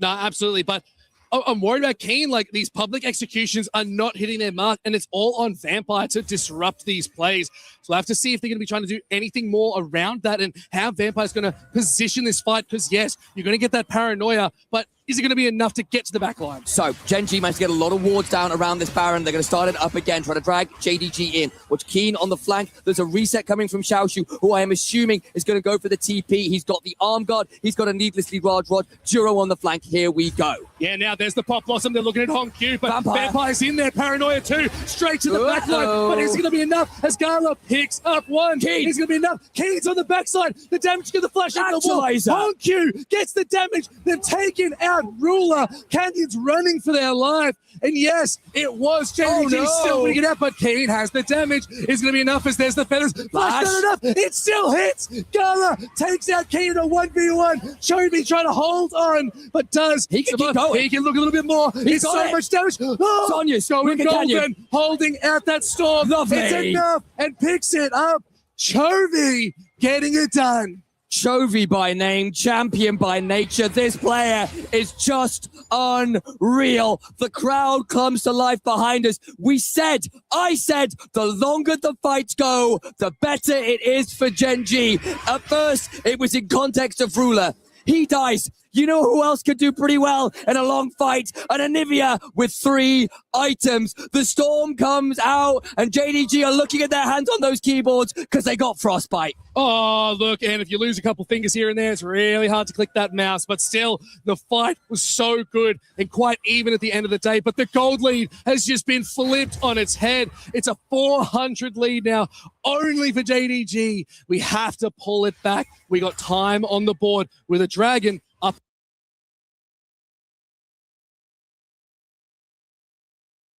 in 40, but Baron still a threat. So this is important because the Baron doesn't go down, Soul will be available shortly, but now Gen G find themselves in a dangerous position. This fight was very split. But the thing is, Hongkyu is caught inside the Glacial Storm. He's CC'd up, and that big shield and the actualizer value is mitigated. Keen manages to dance around here, and Gala burns the flash, does get Keen, but it comes at heavy cost. Remember, the range issues we were worried about for JDG come to the fore here. Chovy just ices them out of the play. Arm guard means nothing. Xayah can't come in. We'll come back to life. Baron still being photoed. Yeah, absolutely cold-blooded there by Chovy. We'll have to see if they can continue this fight as we're entering into such a late game where almost everyone's at level 18. Hang on. There's the storm already been used. Chovy been pulled in. Oh! It's enough! Chovy locks them down. Where did Gala go? But the paranoia's good. It's only an egg though. Double kill for Chovy. It's just huge out of Gen G. Xiaoshu could not hold on, has to retreat, and it's Gen G turning to the Baron. This game started with a triple kill to Gala with the worst possible level 1. It doesn't matter one bit. They fight after fight after fight, and Baron is theirs. Holding on to that title is what Gen G want to do here in Game 2. And wow, a star-studded class. Look at this play. The Feather Storm went up. The Barrage hits. Pop Blossom straight up blows them up. I remember saying, hey, JDG, fun comp, especially if you can go forwards. Watch out for the range discrepancy. Watch out for the wall. Xayah will struggle into it. Rise will struggle into it. Guess what, Pike? They struggled into it so much, they ended up in a hole and down Baron and 3,500 gold. And you gave such a big lead there to Gala at the start of the game. Where's it gone? It is still Ruler ruling this map. The damage is so good. And now they're sieging down mid. JDG have had a pretty good run at this tournament. I've been excited watching them for the majority of this year. It's been some really cool things we've seen from this roster. But Gen G, you just can't count them out. They weren't at MSI, but they've taken the time away to sharpen their knives, prep their weapons, and look to slit the throats of JDG. Oh, and it's just so rough as now they've taken the first mid inhib. Gen G, they've flipped the script as they always do. Down but never out as they enter into a 5k gold lead. starting to siege down this bot side too. This is just absolute cinema gameplay. I have a sneaking suspicion a lot of folks counted Gen.G out because they had a pretty rough time in Public spring. execution. This is wrong. It's enough for the Paranoia's going as they go for a little bit more. The tower's gone. Can they hold on? Honku picks up Keen. Look at Rula. He's holding on. 1v3. He can get this done. Goes Thunderstorm. golden, but it's not too enough. Gala gets it done. It's all too much. Gen.G, they had the Baron, but Gala had another story to tell. And the moment we start waxing lyrical about Gen.G, it goes so very wrong. 24-14. We are at 38 kills in 32 minutes. Paris, are you not entertained? We said they'd eat good tonight, and I was not wrong. An absolute game on our hands. Oh, initialize.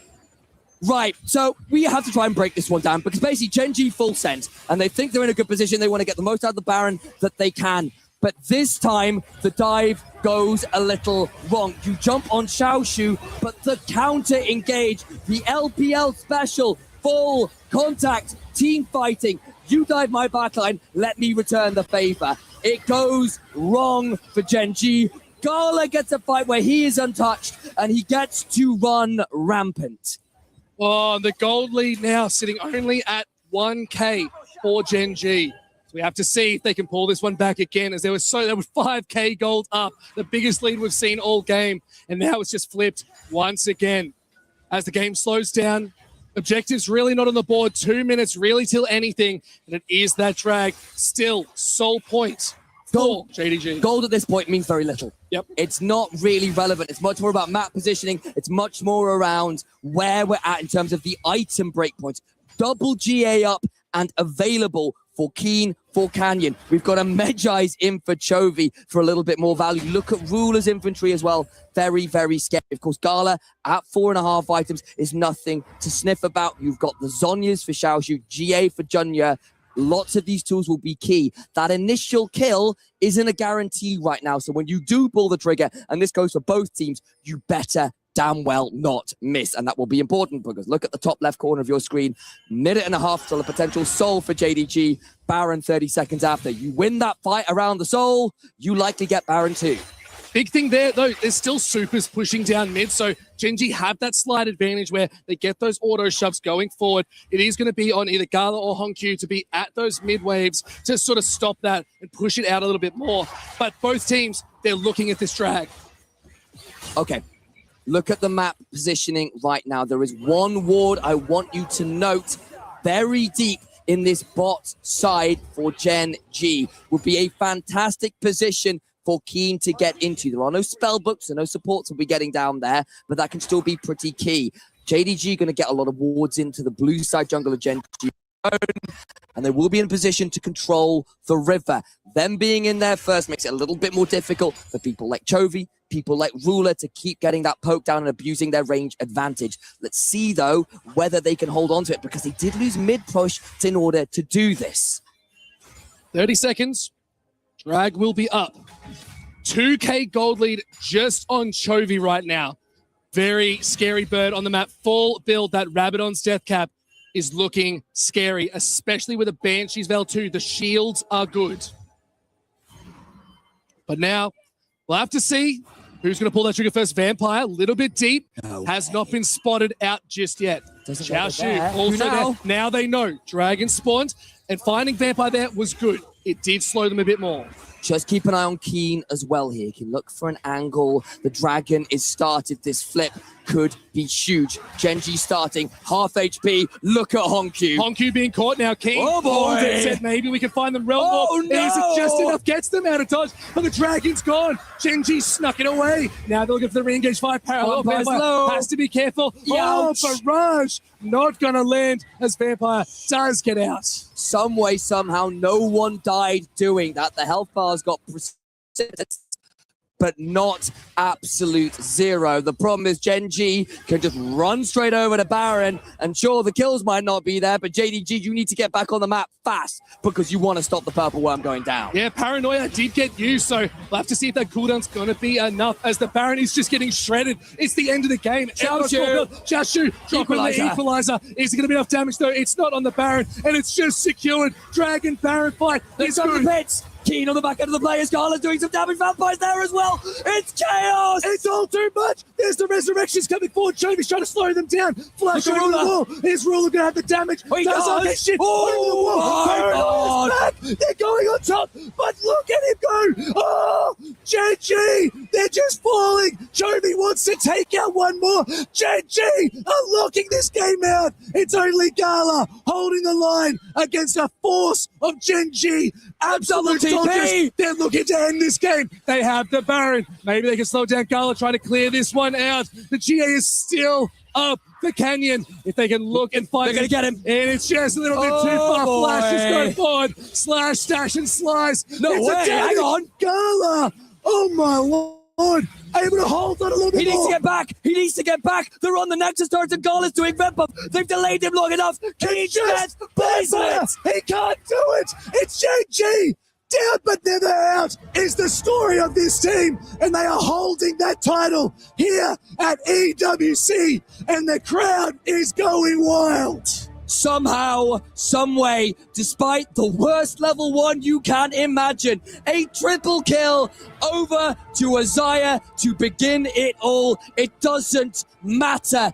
Genji with masterful team fighting, with clutch late game, even when Gala is trying at the very end to pull off the miracle 1v2, it doesn't matter because in the back corner, the rest of Genji are doing what must be done. They break the Nexus, they break JDG's heart, and they'll be breaking their key. And an absolutely star performance from Gen G. They did such a good job at holding that back a little bit longer. So big props to this team. They want to go forward. They want to see some more teams as they head towards finals as well. These quarterfinals have been absolutely stunning, and I'm so keen.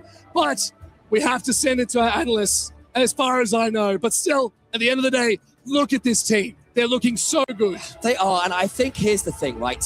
Gen G are a team that people were perhaps counting out coming into this tournament. You have to remember, they weren't at MSI. There's teams like HLE here, BLG the first time winners, T1, one of the most popular teams in the world. They might be the reigning winners, but of course, they still weren't able, or were able now, of course, to take down JDG, and the hype rises, the weight of expectation rises. And it was looking so good, and I can't wait to see them go further again. But we are going to send it to our analysts. Now, that is me for the rest of EWC 2026. So I'd love to thank you all for letting me come out here and cast these phenomenal games for you. But let's send it over Valdez and have some fun. Thank you very much, guys. As a crazy game to end it here, Pike, thank you very much for your hard work as we are getting ready to break down what happened to JDG. They started with 3 kills on a on a Xayah. Gala shows up to lane with Doran's helm, a call, and boots, and a dagger. And Gen G go for these crazy early plays that do not pay off. They fall very far behind, it felt. But the gold wasn't a massive lead. JDG not able to put the cap on it here, Jamada. This is the thing. It's like JDG are walking around with gold per 5 quints from season 3. Yeah. Just activated at all times. Yeah, unfortunately, it was the fine print of this game for JDG, unfortunately. Like Valdez was alluding to, despite JDG finding many fights, many good ones at that, the gold lead, we'll see it in the PGB in a second after the highlights, but maybe 3,000 gold, I think, was the peak of a JDG lead this game, despite what the game state itself felt like. And Gen G's team fighting is what ends up coming back. It was the smaller skirmishes that failed them, the execution on the dives and things of that nature. But Chovy on this Anivia, Keen on this Ambessa, doing so much work. And then, of course, there's that Nico champion, which, despite not having a lot of presence at this tournament, I don't actually know why it doesn't have a lot of presence at this tournament. It's still pretty damn good at doing what it does. We were questioning that a lot, actually, over the LCK. What happened to Nico? Just kind of fell off the face of the planet. It still does the R thing, It's man. still really good. Yeah. I think another big talking point for this one is Chovy's determination to not lose. He's like, no, I don't lose. Force is the ult here. Gala doesn't have flash. He flash walls him. God, this wall. And Gala just dies. And Gala's really the main bulk of the gold lead and the damage for the side of JDG. So he just dies instantly. And Gen Z are like, okay, thanks. Yeah, thank you Free very win. much. It's a nice donation, Yeah. as it were. Well, is it a donation if Chovy just snatches your lunch money? Jovi's like the bully who takes it away. He's like, yeah, thanks for the win, bud. Yeah, just straight who decided that energy. And yeah, the sad thing really was that Honkyu also had pretty high impact.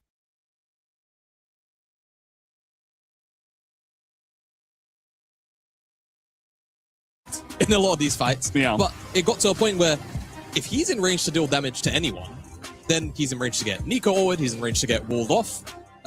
It's really, really unfortunate, really, I suppose, for him. And I feel bad for JDG because I don't think they deserve to get 2-0'd here.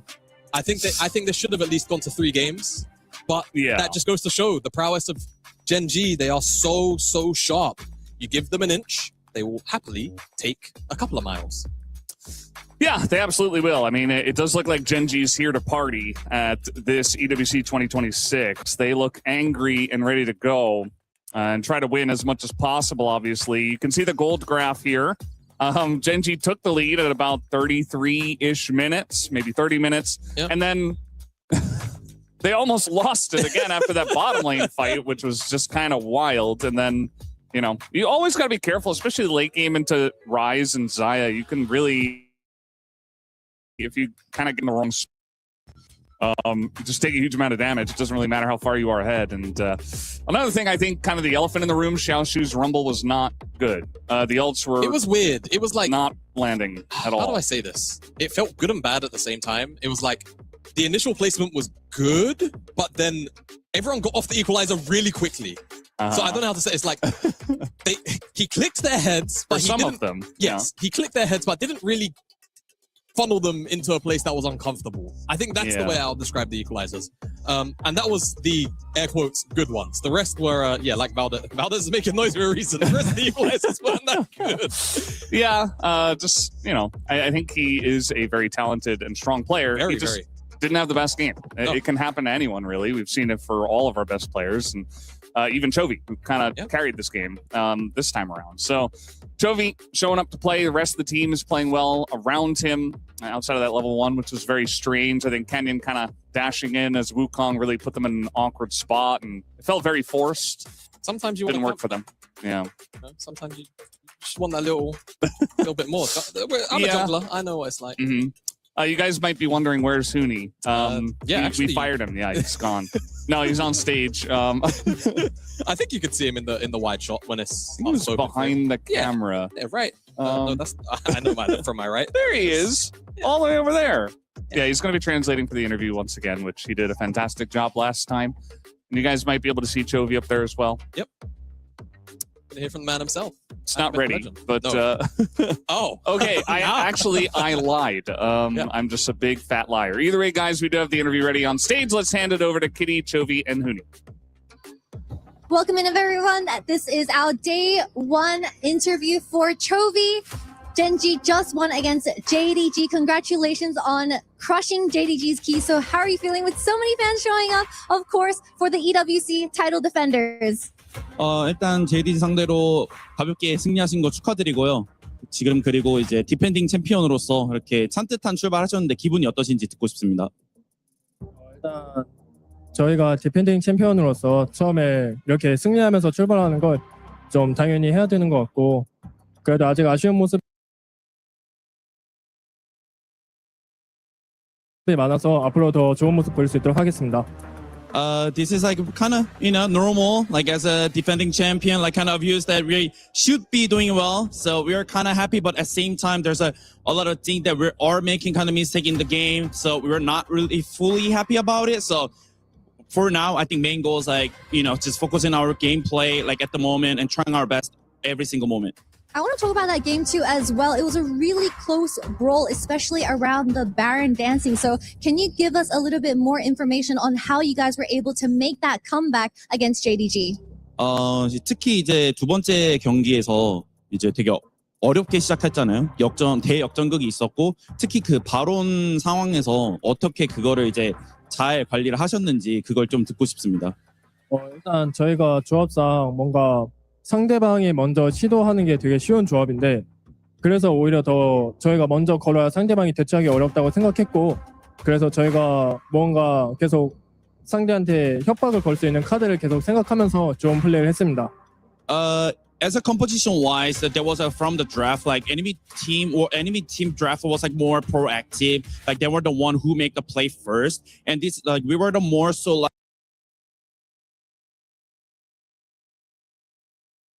like disengaging stuff. So, but I think the game was like really tough spots since there, so we kind of had to make like really creative play. Even though we had a disengaging team comp, like we were willing to actually make a first engage in them. So make sure it's like they get surprised first. So that's how I think we, like trying to come back. I think that was the main our progress. Still a 2-0 at the end, and of course, winning against JDG. Since we are live from Paris, would you like to say merci in Parisian for the fans that are here for Gen.G today? 우선 일단 여기서 2대0으로 승리를 가져가셨고, 지금 많은 팬분들이 엄청 많이 와주셨어요. 그래서 팬분들께 한번 감사 인사 드리면 좋겠습니다. 네, 많은 팬분들이 보러 와주셔서 감사하고, 저희가 계속 승리하면서 상위 라운드 진출해서 더 많이 보러 오실 수 있도록 하겠습니다. Really thanks for the supporting. We will try our best to get more wins, and also, for the same final, like I think that's our main goal, trying to go as farther as we can. So hopefully you guys are supporting us. Looking forward to Gen.G's remaining tournament. Thank you so much to Chovy and of course Hooney for the translations, and back to you guys. Thank you very much, Kitty and Chovy and Hooney, for that wonderful breakdown. It was great to pick his brain about, the different compositions, what they were dealing with, what they had, the tools in their kit, and how they were able to claw that game back. And as Kitty said, 2-0 at the end of the day, even though it was a difficult game number 2, Gen.G looked like they were ready to play. Yeah. There always feels like there's an air of, how do I phrase this? You can tell that their own expectations are super high. Oh, yeah. And even even though they 2-0 JDG, it's like, well, we 2-0'd them. Wow. Yeah. Like, it's only JDG. It's only exactly. We messed up a lot. Yeah. We weren't that good today. But that really shows you why, over the years, this general core, obviously there's a couple of changes here and there, have, kind of outperformed, at least domestically, the rest of the league for so long. And here at EWC looking to defend their title here in the semifinals now, and they made it look relatively easy for more game time than they didn't. Yeah, absolutely. A win's a win at the end of the day. And I do think that Gen.G, they've looked good in their wins, but also JDG, a strong team, not the strongest they're going to face at this tournament. And we'll have to wait and see who they do end up facing in the bracket. Our next match is going to be D+K up against Billy Gaming, which is pretty interesting, especially because DK looked great on the A stage. So maybe it's a close series. So like how I said I was scared for BLG against T1 yesterday, you're allowed to say you're afraid for DK, Valder. No, it's fine. Yeah, they got it. I wish the cameras didn't cut away to Ruler before you It's okay. Yeah, surely they just, they'll make it close and interesting. Yeah, we are crushing the key of JDG here. Goodbye to Ding Dong Gaming, as boom, there goes the key, snapped in half. How many pieces? Quickly. That one looked pretty clean. Yeah. Oh. Yeah. Yeah. Kind of just got. Ruler's like, let me get in on that. Yeah, What's going on in there? I want to see. He might be the most enthusiastic captain I think we've seen step up to the Crusher. Yeah. Ruler he likes to have fun. And you can see all the different pieces there as our wonderful manager of the official Key Crusher is doing a great job of showing that off.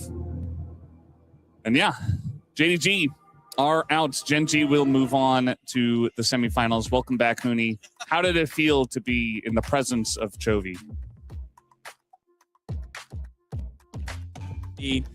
Not fully happy because they were making a lot of mistakes. Also, the game 2 wasn't really clean. I'll say like it could have been cleaner. Even though like I'll say JD is like considered as a pretty strong team, right? Like in the quarterfinal, right, and in the playoffs. So I think that's what he's feeling, and I'm also pretty happy that he actually got the win as a 2-0 clean. Yeah. Yeah. I think 2-0, nothing to see here. Yeah. Don't have to watch the tapes. Yeah. So that's that. Yeah. Gen.G, I mean, it's a pretty interesting EWC so far because I feel like pretty much every Korean team looks like they're a contender, which is something I wouldn't have said at the beginning of EWC before it started. Really? Yeah. Really? I mean, obviously, I know DK are here, and that's the worry. Yeah, and T1 lost to G2. Yeah. So we take that very seriously. I feel like they have a lot of grace, don't they? They just all the world's runs. Yeah, I would say like it's HLE was the only one that fully, even HLE honestly, This is so interesting. It was like too close. You know what I mean? Yeah. This is interesting because I feel like from our side on the obvious, we're all scared for everyone except PLG. Yeah, I think that's fair. Okay. Like the best team in your region is really the only one that you can be fully confident in, because oftentimes we've seen the other teams lose a bunch and show a lot of weakness because they're in very strong regions, both LPL and LCK. So at the end of the day, unless you're winning it all and being very clean about it, it's yeah. And as you mentioned, even HLE, there are times where they're not the cleanest. So you think about them, and then you think about below them, T1 and Gen.G, and then D plus Kia. Like, we're just not going to have a lot of confidence in them on the international stage. But they've proved that wrong, right? I mean, DK did look great on the main stage. I don't know how they're going to do in this best of 3 because it's a much more difficult one. Yeah, with BLG. I mean, for sure. I mean, they have to deal with like a lot of stuff, like what BLG can deliver, like all this stuff, like from the, they know how to play through the lane. Like that's the biggest concern part of it. So they have to deal with. Yeah, and it's going to be an interesting best of 3 here between D plus Kia and BLG. But first, guys, we are going to take a quick break and be back for the second series of the day.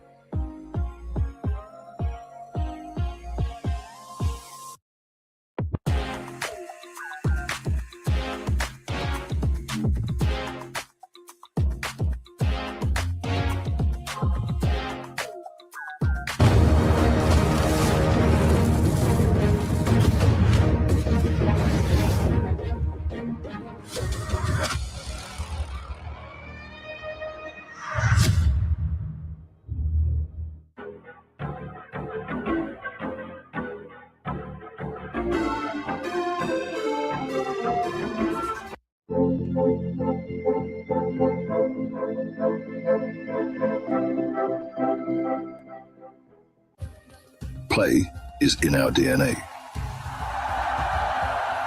Whenever we let it out, it becomes our superpower. Now imagine an entire city being built to supercharge it. Kadir City, powered by play. We were there. For every click, every clutch, every respawn. We were there for the years of grind. And we're here. Now. The proud founding partner of EWC. Powering the biggest event in gaming. Shoulder to shoulder with the world's best.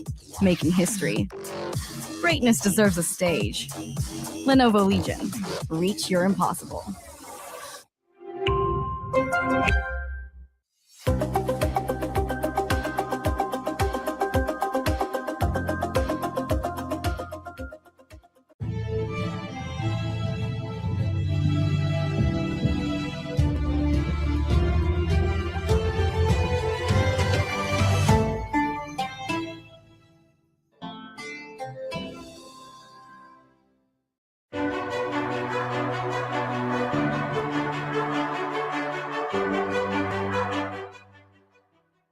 Esports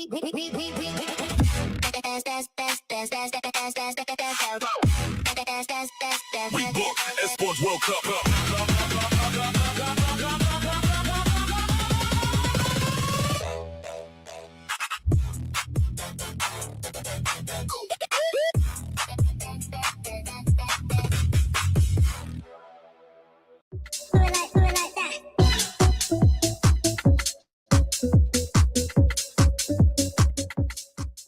He thinks he can come in here and play my game.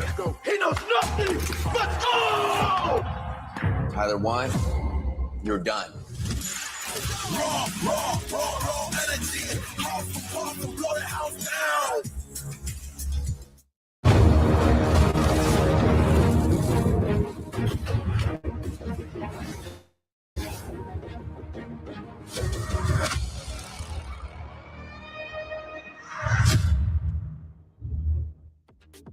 Hello and welcome back to the Kadia City Battleground as we are here on the secondary stream getting ready for our second and final best of 3 of the night. It is going to be D plus Kia up against Billy Gaming, and this one definitely is another one of these where we have a clear favorite in BLG, a very strong team, the best team from LPL currently, and just got runner-up at MSI as well.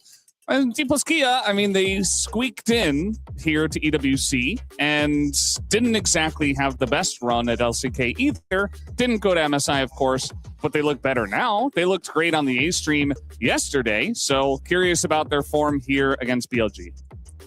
I mean, personally, I think the DK, like, because we watch all the game from the LCK, like right now, DK form isn't too bad, I'll say. You know, we've seen worse at the regular season, like domestic league. So like, it is like one of the worry part, like surely playing against like the runner-up, the MSI, you know, like BLG shown so much good thing about like playing against, especially playing against like the HLE. It was like super close series, and how they are playing, like it's so aggressive. Like that's what, you know, like we can easily say like that's what LPL brings to the when they come to the international tournament. That's the like strategy, like that's their main theme of the team, of the reason. And it's like BLG that can so handle well. But the thing is, I think the DK, I want to see how much they develop for this series. Yeah, I agree, especially considering, you know, players like Smash and Korea not having particularly lengthy careers so far. Having them come out to this international is a very big deal. And I think also when you look over at the jungle, I think this trio of players really need to have a fantastic performance because BLG's jungle support and AD / we might have to start calling them bottom laners for the time being as opposed to ADCs, have obviously been on fantastic form. BLG's macro has arguably been the best in the world, depending on who you ask, right? Even though HLE are definitely maybe one of the places where BLG might edge them a little bit. So DK on the other end really have to be sharp in that regards, right? Lucid has to not be too over eager to take fights like he often can be, and the same thing has to kind of be said for Korea. Those two need to be moving on the map as a duo and trying to impact the lanes that matter the most for them. Yeah, they absolutely have to, and I think that D plus Kia, it's going to at least be very obvious what they need to do because BLG has shown a lot of stuff. We always talk about this. You know, they just did a huge full tournament, went all the way to the end, played a 5-game series against HLE, and, you know, HLE and DK aren't best buds and always scrimming or anything like that, but I'm sure that some information is passed along and gives them the best chance to potentially take down BLG. I mean, it's like really unfair to say for, you know, for DK and against HLE. Like, let's say if there's a only kill for BLG, like they will get crushed, right? Like the BLG, like they know how to snowball so well, especially through the solo laners. And I don't think DK is the one that can solve well from playing behind, especially against a BLG. So it's not going to be working well if they lose all the games, especially. Yeah, absolutely. Well, guys, we do have a quick video showcasing BLG. Let's hop into that right now.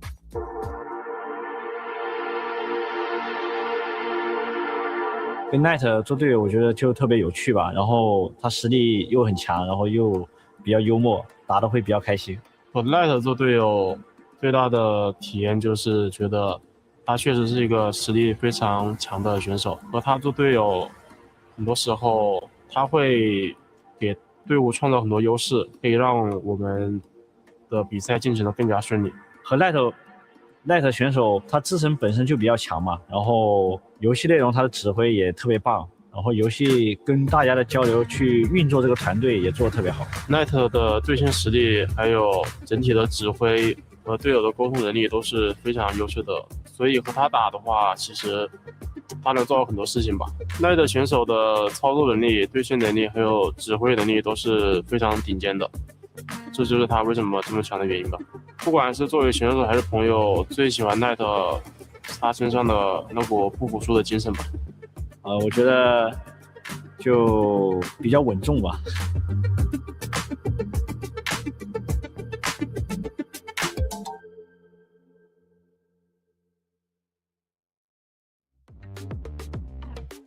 Good stuff. I always love getting to hear a little bit more about the players' personalities and, what makes them great. A lot of mentions of shot calling and also consistency, just feeling like he offers a lot in many different areas to this BLG roster. Has for a very long time. And I mean, people do consider Knight, effectively either second or third best player of, this generation, this last 5-6 years of League of Legends. And for very, very good reasons. You heard some of the other best players in the world in their role talking about how special it is to play with him. I think that kind of lets you know just how important and impactful he is for this team as a leader. Yeah, I mean, also being is like he actually changed. I feel like he changed the meta for top. Like that's all I feel. Like even LCK top laners start to learn from him like what we should be approaching when you play top lane. And even like honestly, Viper, he has a power that he can actually change the org, the environment. Like he joined this weak team, he can easily change the power of the org as a team. Yeah, you absolutely can, and we're going to get to see some of that firsthand right now as the draft is loading up, and I'm going to hand it over to our casters here. Initialize and Logan, take it away. Thank you very much, Valdez and crew. Got one more quarterfinal to do today. It will be Billy Gaming going up against D+ Kia. And of course, this is a fairly significant one as ever. We are finally into playoffs, and that means no more mistakes allowed whatsoever. You have to favor BLG likely coming into this. First stand champions, MSI finalists, hell, they were one game away from taking out HLE. It's been a pretty crazy day of games already. We are here at the Kidia City Battleground, and it is rammed. I tell you, there are fans from wall to wall, and I don't think they're going anywhere yet, Logan. No, you are right. Bonjour, France and EWC 2026. We are here in this quarter-final match between the LPL's BLG and the LCK's D+ Kia. And everything, as you said, is on the line. The loser gets their key crushed. And what's that line you've so famously coined, Initialize? Well, yeah, there's something about a boulevard of broken keys or something. Even here in Paris, they ported it over. When you see the champions at the end of the tournament, the winners of this particular League of Legends competition, you will see the path they walked across is literally filled with the broken keys from years past. The bottom of the totem where all the various frames from the winners of all of the games played at EWC. That base is a resin block filled with broken keys. It is a remarkable sight. And year on year, that number of totems keeps growing. And speaking of remarkable, this is the LPL's darling team, Billy Gaming, their #1 seed at MSI, who came in second. And this is D+ Kia, the LCK's underdog. T1 just 2-0'd HLE out of EWC 2026. So now it is T1 and D+ Kia representing the LCK. But enough about what this means for these teams. We are into these picks and bans, and there's already some staples coming through in that Orianna, for example. Oh, yes, it is indeed. You've got to keep your eyes on the other side of that coin, though, in terms of what got locked in. Chase for Bin. He is always down to take that blind pick and basically ask the question of his opposite number. What have you got to match? His ability to pick up a laning lead has been exceptional all year, Of course, at MSI, though, we saw once or twice he get that lead, and then, well, maybe there's a few thousand gold lead throws here or there. The Ziggs and the Camille lock-in, though. Honor's always been a creative support player. Elise's and Anivia's, and of course now with the Camille's coming out, very happy with that. And lock in a Ziggs combo with it. If you're looking at probably the best mage bot player in the world, you have to go to Viper. He was doing it the best back in 2018 on Griffin. He can do it the best here in 2026 as well. Yeah, I mean, Gumayushi has obviously been looking good on this pick, but you've said it before and we've seen it before. Viper is just better on this Ziggs, and with that wave clear and the mobility out of this Camille, it's very much going to be each, bot laner is going to be left alone, and the supports are going to be roaming. Camille, one of the best, one of the nastiest at it with those hook shots, being able to come at you from those creative flanking angles. But on the side of D plus Kia, we've got that early aggressive jungler in the Lee Sin. We've got Cassiopeia. We've seen Cassiopeia's become oppressive and run down enemy teams. And the tankiest of tanks, Cassante, a good all-out across that wall, and it changes the entire team fight. And I think removing someone like the Trundle then to protect that Cassante from a potential subjugate, there's the name of that ability. Beautiful. Makes some sense. Of course, that Cassiopeia, very flexible. You can put that down towards the bot lane there for Smash as well. And that's been something we've seen Viper do into the Ziggs, actually thinking back onto it. So you can definitely look to make that an option too. And of course, Showmaker, no stranger to a variety of champions. In fact, I remember a run he did years ago in solo queue where he just played a random champion and a new champion every game and climbed to challenger with something like an 80% win rate. It was pretty silly. Very flexible player. That's what it. I'm getting at there.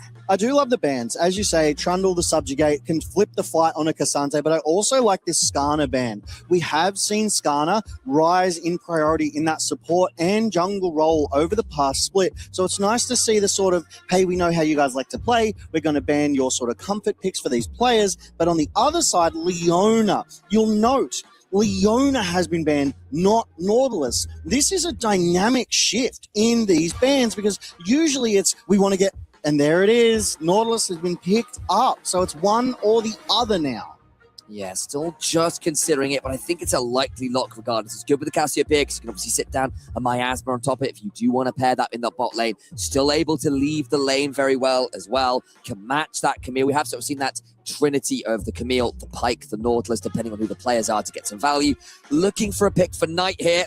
If you're looking at a player who, across the year, has looked like the best performing player in the world, well, Knight has to go to the top of it as far as I'm concerned, at the very least. I grant you a certain amount of LPL bias, but still has been very potent, make no mistake about it. One thing I like about this Nautilus pickup as well, great engage tool coming out of DK. They were kind of lacking there. Obviously, Lee Sin can start a fight, but he's not a really great team engage tool, except for that Dragon's Rage kick to go back into it, but it's a bit harder to pull off. And I'm loving seeing these hovers on that Kai'Sa. She's risen up in the meta of late as well. Yeah, we were talking about a mage meta at MSI, but here at EWC, we're kind of seeing a mix. We're seeing the mages, but we're also seeing those traditional auto attack damage dealers. So I'm loving that Kai'Sa hover. I do hope they lock that one in, but it's almost anti-synergistic, right? Kai'Sa, the ultimate dive AD. The only other potential dive you've got here to follow up is Lee Sin. And I somewhat agree. You've got Nautilus with you, you've got a Leona with you.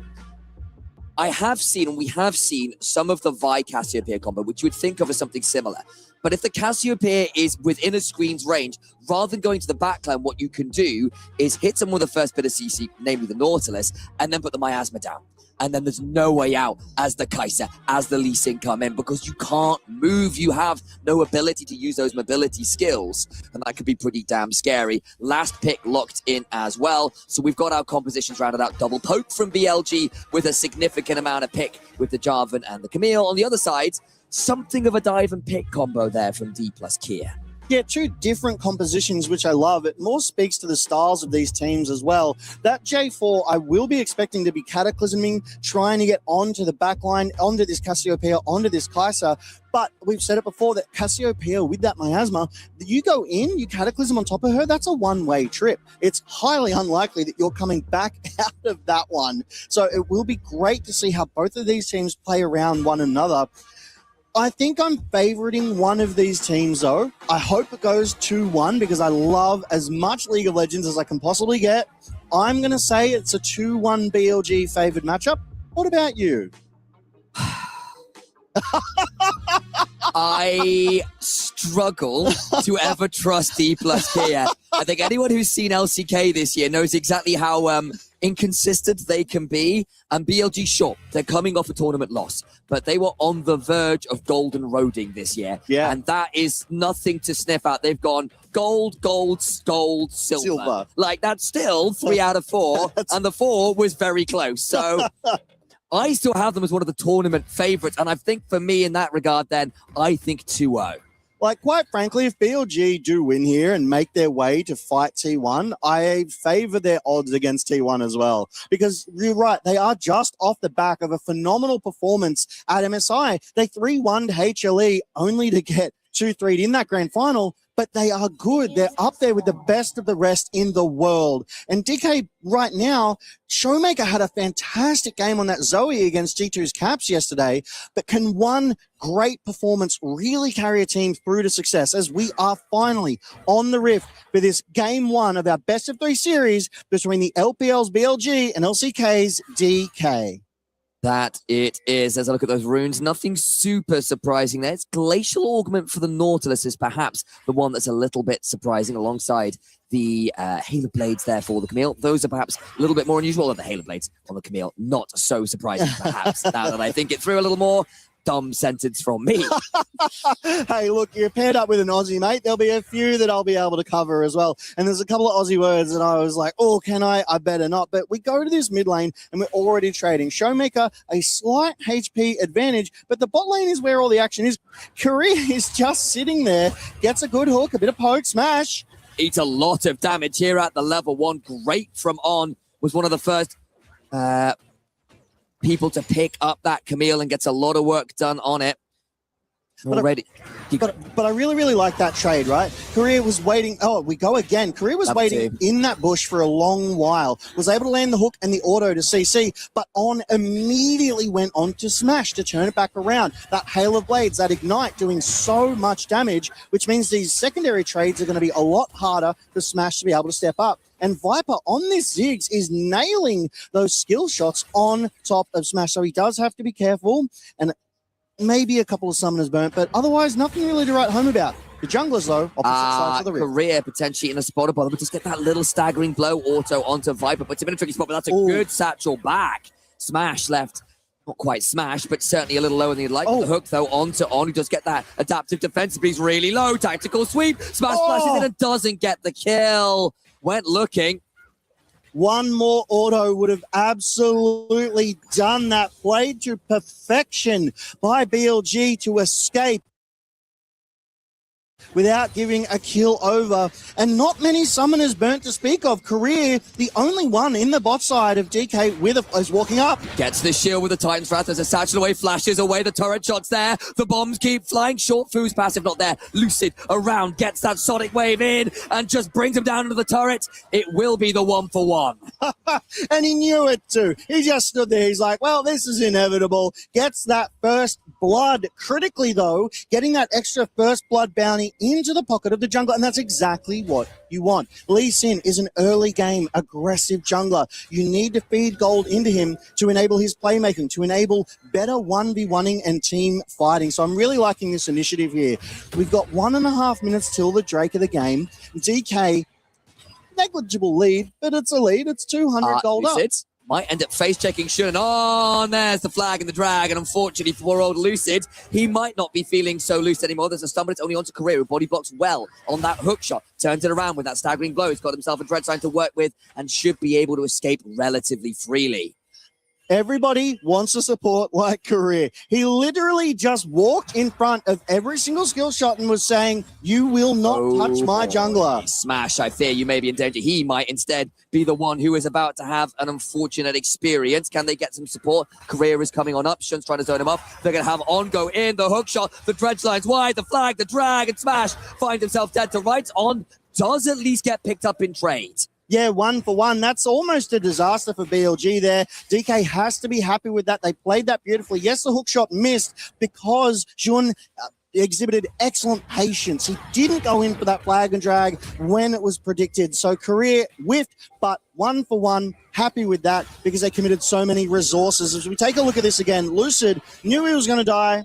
He just stops. He's like, yeah. Well, this is my life now. Take me, I'm yours. Record scratch. Guess you're wondering how I got here. That's the one. Now, we do see BLG here, Knight in the middle though, 50% health. So obviously some trading's happening on coming through to be like, hey, back off my mid laner. And the dragon has spawned. Right now though, Sean might have an angle on Korea. There is no flash. He's got himself a dredge sign away. Should be all right. But it's very unusual for BLG. They are rarely a team that plays around bot side. They love to have Shun and On go more towards their solo lanes, setting up Viper for success best they can. He's got himself an early gold lead. Showmaker eats the wrong end of an Arcane Storm. On is trading up with Korea here. Needs to be a little bit wary. The tactical sweep comes on out, but that'll be the end of that. Shun does get to steal away a Raptor camp. Lucid on the reset here, so not able to come and defend his own camps. Yeah, and with no vision on either of these jungle objectives as well. Obviously, Grub's 2+ minutes away, but that first Drake has spawned and there's no vision. So neither of these teams will know when it starts up. Lucid on the way out to that Mountain Drake, but the top side, they're just trading. Shiwu, very, very tanky on this Cassante has been, just gets a little bit of chip damage. But I want to take a quick look at the vision. You can see that DK are prioritizing top side through that mid river. They want to know if we see Shun making a play to the top, because you can see on that mini map there, On is heading out. So that speaks to me that they want to get that priority in time for those grubs. But you look at the junglers, Shun is on the bot side. So it looks like he wants to go for the Drake. So maybe if we see a quick rotation from On, they would prioritize that Drake as a mid lane play. Might be about to occur. Yeah, there's also Camille top. So plays happening in multiple solo lanes at once. Korea now a known quantity.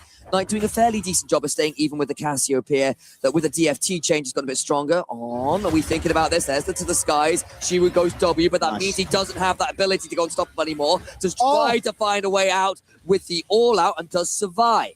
Really well played there by Shiwu. I loved how he went unblockable there and was able to get through that CC, just buffered it beautifully, all outed to save himself, maybe try and get something back as a bit of a punish, but it will slow them down. Lucid, though, has come to this top side. He's like, you tried to go for my top laner, I'm going to put up a defense. That Drake still alive, and it is on vision, so DK know they can make plays.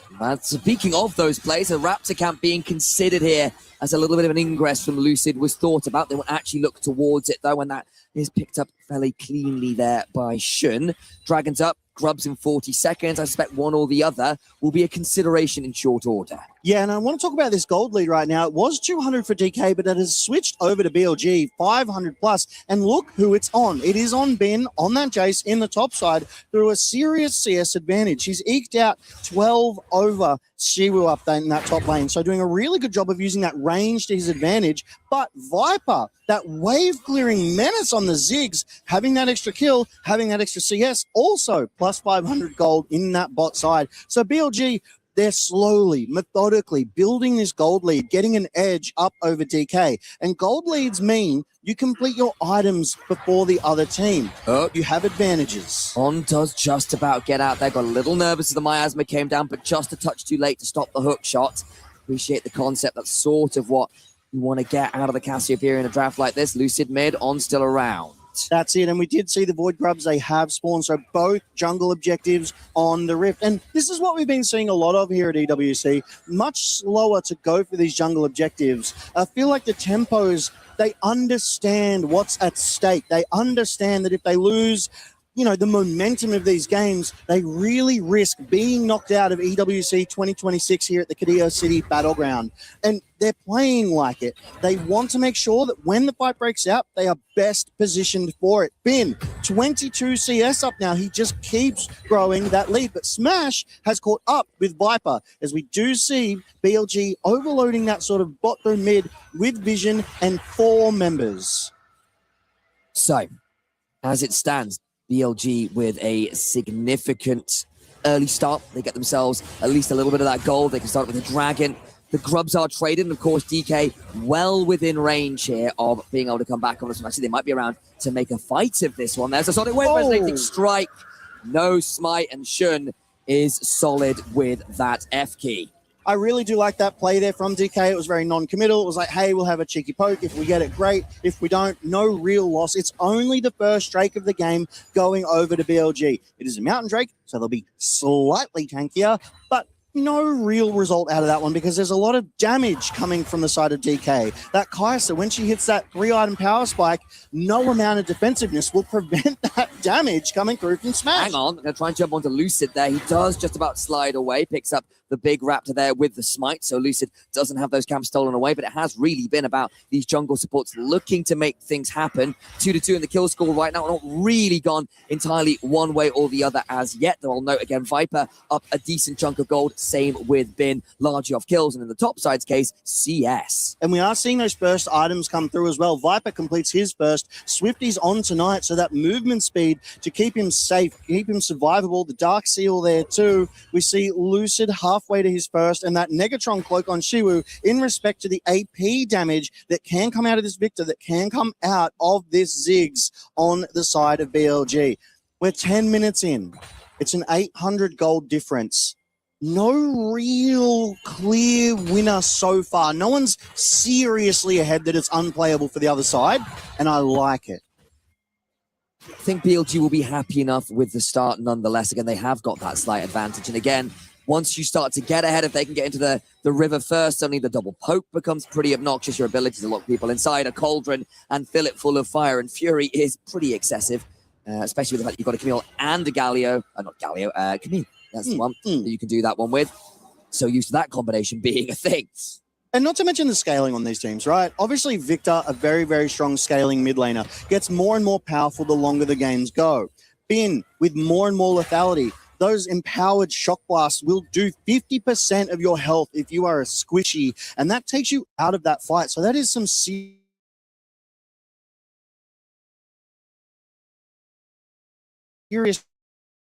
threat potential here. And Lee Sin in that jungle does tend to fall off after the mid game. Towards that late game is less potent. Still has some playmaking ability, but in comparison to what J4 can do, locking down an entire team in those cataclysms, I almost feel like DK is on the clock here into the very capable, very competent hands of BLG. Yeah, and once upon a time, BLG had a bit of a nickname, and that was bad late game. Anytime it hit about 20 minutes, they'd be asked to team fight, and they have a habit, or had a habit, of all trying to be heroes, when sometimes you just need to put the team fight fries in the back. And that means actually just front to back, have a Scion sit there rather than have the Scion come for a flank angle from Bin or look for the hero play. Sometimes you just need to do the easy, straightforward stuff. That has improved over the last few weeks, was better at MSI again, but they are still very dangerous in these early stages. One of the best teams in the world at snowballing with a leader. Hell, that was one of the things they did against HLE of all teams, who are probably the most LPL of the LCK teams. Yeah, and I mean, HLE, they were the ones to beat BLG, as we've said before, but we are here at EW26, and EWC 2026, sorry, and we are There is a cup involved, so I heard. Yeah, just a couple. But BLG, they're up here on this top side. It is bot lane. No, it's not actually. It's On and Bin. So the support and top laner versus Smash and Career, which is the traditional bot lane. It's kind of a weird rotation going on, but you do like to see these adaptations, these plays. And look at this line of vision control on the minimap. You're here. so right. I know, like, I know. I don't.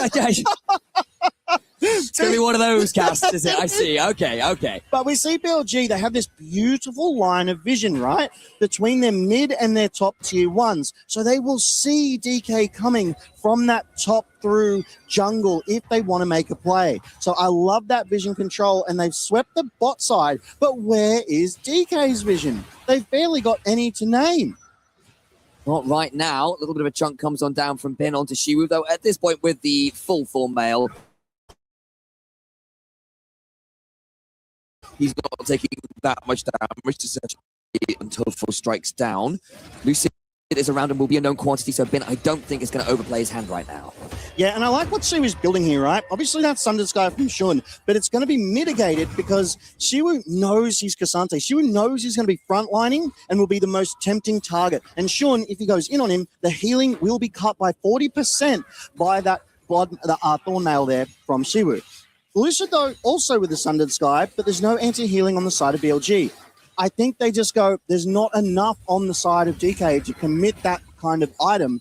as we just keep trading. Level 11s have been hit, which means it's those level 2 ultimates. So both of these teams are getting more and more powerful here as our supports also have hit level 6. Flag and drag comes on down. There's the all-out from Shiwu, looking for a bit more of a chunk. Does manage to step on form, pulls back beautifully, but here comes on. Forces a flash, TPs come flying. D plus Kier here in force to defend their Cassante. Korea also on the roam. Lucid goes forwards with that safeguard, looking to get on the Camille. Good backstep, but the miasma means no way out for the Camille. Fight's not done. Another TP's being committed. It looks like Knight once more. They're hurting them in. They are, but it'll be towards a turret that's still standing. I don't think they'll get that much more. They may still want to play for this dragon, though, and DK played a significant, or rather used a significant amount there to make that kill happen. Yeah, but BLG, they've got the numbers now, so they turn it onto the second Drake of the game, and their Drake stacking has started. This will be a Hexol. Lucid, are we sure? Out comes the depth charge. Shun's potentially in danger here all the same. Gets the flag and drag the Mega Inferno Bomb. The Cataclysm. Traded fail flash from Lucid means Bing gets the kill. Cataclysm, rather, the ult from the Camille, that Hex Tech ultimatum will offer an ultimatum to Showmaker, and it's a 3-for-1. Yeah, BLG, they took that fight fantastically. They get the Drake.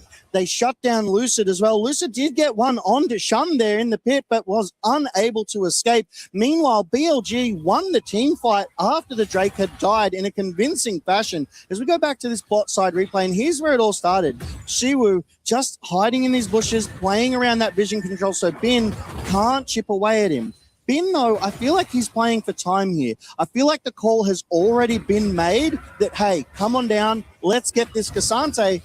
But you've got to remember, it's a Cassante. Yeah. Has so much armor and defense. Gets the flash out of Shun, and he knows he can play aggressively because he had his own flash. TP committed. DK responded to the BLG play in fantastic time because Showmaker, Miasma, you cannot escape. And because On has to front step to avoid the dredge line, it's in range for a Miasma. That is a rock and a poisonous place, I guess. We then speed up to have a look at this dragon fight because BLG still have position and they do win the ensuing fight. Yeah, and Korea here is waiting. He gets that dredge out, but he wants to go with that hook here, and unfortunately takes too much damage, misses the hook, and is definitely the first to go down. BLG just had the numbers advantage. Bin shut down Lucid there, and it's all she wrote. They just played it a bit cleaner. Yeah, and I think the other side of that as well is Lucid tries to greed a flash out. There's a Cataclysm wall next to the Dragon Pit wall and ends up trapped between the Cataclysm wall and the Dragon Pit wall, and so doesn't get out to safety and gives Bin that second kill. Worth noting, they do get the Herald. Nice attempt there from Viper to steal that away, but it will not be a successful one. Bin now up a lot of gold and will also be picking up the first turret of the game. What we just saw, Bin ordered the tower and he just stood there. He was just aura farming the turret as it was taken down by minions. Oh, yeah, I'm just trying to say, like, was he trying to deny more minions? Probably. Knight actually now in danger, walks into a petrifying gaze, and unfortunately for this Knight, this is the age of the monsters. He gets knocked up by a depth charge, gets staggering blowed, and the Twin Fangs will land on in and pick up another for Showmaker. And this is what we want. We want to see these proactive plays. DK are playing across the map.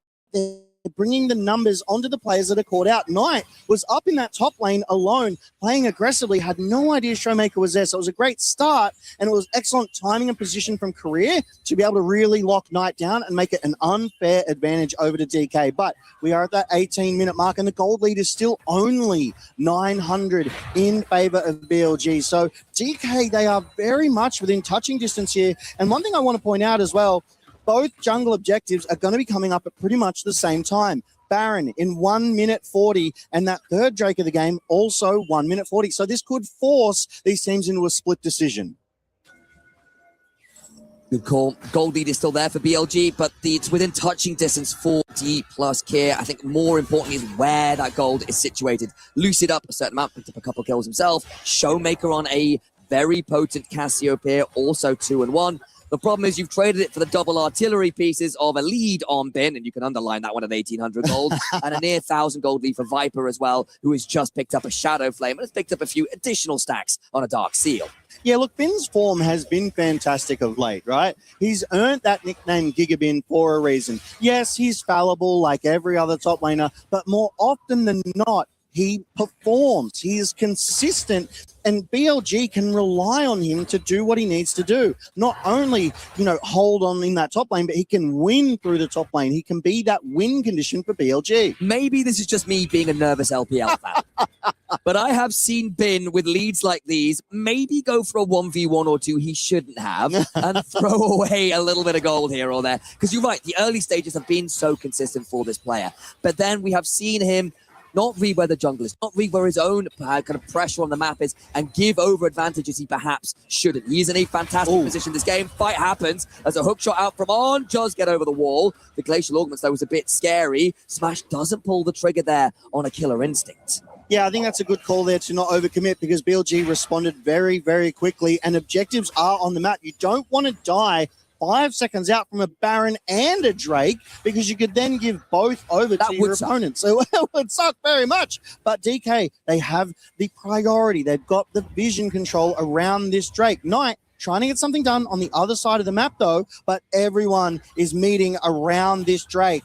Knight trying to prevent the recall, and cops a... Oh, my God! Turret nearly takes him out. Yeah, it does. So, Shock Blast lands onto Korea, can look to TP back in off this reset. That means right now we're going to 5v4, the Mega Inferno Bomb, Chunk, Showmaker, and Smash. But it's a win on the Dragon Smite fight by Lucid, who was on it first. Shun now trapped in the river, has to flash out. The Sonic Wave wide, Showmaker eats an accelerated Shock Blast, and that one kind of sucked for him. But they win the Dragon, no one dies, everyone's out to Summoner or 2. That's the trade at best. Yeah, taking a look at that minimap, Knight was still in his base that entire time, so it was always that 4v5, and I have to imagine that was a call from BLG. BLG were like, you know what, let's take a cheeky look at this Drake, we'll try and fend them away from it, but we won't overcommit. So I really love that heads-up play from BLG. They were just out there farming that gold, and it's only the third Drake of the game, and it's only DK's first Drake, so it's barely meaningful here. Shun is topside, Career in the river as well, and it has been a pretty even game on the whole. BLG did come out to this early gold lead, did come out to the early Dragon lead, but it hasn't ballooned out from there. Yeah, and that's the important thing, right? They're staying... The important thing might be the fight that we're about to witness. The all-out into the kick, beautifully managed by the DK top jungle. And that's what you were just talking about. In not staying in touch with the enemy just were, and then they get 2v1 Bin, and they chip away that gold lead, because we said it before as well, Bin is most of the gold lead for BLG. He is a juicy target, and they take this bot side advantage and punish BLG hard. It's now only a 200 gold lead as that Rift Herald is marching on their bot side tier 2. And much like with HLE, BLG are coming to this tournament with very little downtime. They were both in the finals fly out almost immediately to Paris. It is a breakneck schedule. There's a look at that gold as well. Viper in a great spot, leading the way. Of course, Smash just behind him was briefly on T1, wasn't he? Because of that potential power on the Kaiser, was such a good player of it. Here looking to deliver in 2026 here in Paris. Korea, look for that hook. On swift enough on the way out. Yeah, some of the hooks from Korea, I mean, I feel like I'm going to say this and people are going to be like, so is. I mean, they've been very hit or miss, right? When a hook misses, it whiffs and you're like, oh no. But when it hits, you're like, yes, the engage is there. I wish you guys could see Logan going for this kind of weirdly Italian celebration with the hands. It's great stuff. We've got ourselves a cinematic replay on a wonderful takedown on Bin's Jace. A beautiful all-out straight into Lucid. What can Bin do there? He just eats 2 ultimates back-to-back, CC'd into oblivion, and buried in the dirt of France here in EWC 2026. We do take a look, though. Viper here defending with the Ziggs. The wave clear with that Ludens, with that Shadow Flame, that needlessly large rod is out of control, can very much prevent what a lot of DK wants to do. They don't have the best siege comp. I'm looking at this now. The goal's back to even. It's basically gone. We are at an even state of affairs. Herald was used bot, turret to 2 in favor of BLG there. Couple dragons. That's kind of the advantage, but it's not a monetary value. And that makes the next fight in, say, a minute and a half very significant. Thank you, production, for the goal graph. On it as ever.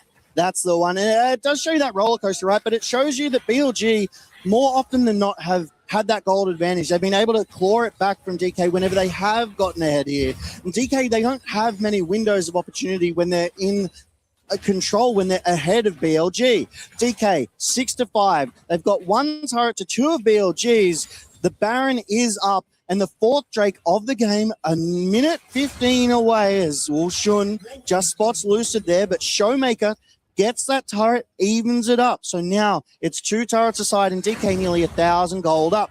Most of that gold lead is on Lucid. 2-2-2 in that jungle, and Showmaker, with that 10-stack Rod of Ages, does have a level advantage over Knight right now. Yeah, he does. And again, I think we are going to have to start seeing some of these resets beginning to roll, as indeed the 3rd item for Smash, Kai'Sa online, those upgrades there. Nearly at the Ryalize for Showmaker, but not quite there. And of course, on screen, we even get a little pop-up to show exactly how important that spike can be. Death Cap, also not quite there for Viper. I actually wonder whether if Smash gets a free fight, that little difference is going to be enough to turn this one around. Yeah, that's it. And look, Viper with that second needlessly large rod is only about 1,000 gold away. Oh, from nothing completing really, you know. Is so close to that Rabadon's Death Cap with a 4-stack Dark Seal. So the damage coming out of this Ziggs, absolutely spectacular. You cannot get caught in the Mega Inferno Bomb. Worth noting, Ben has got the Cyrildas as well, so that penetration is in. He should be hitting a lot harder,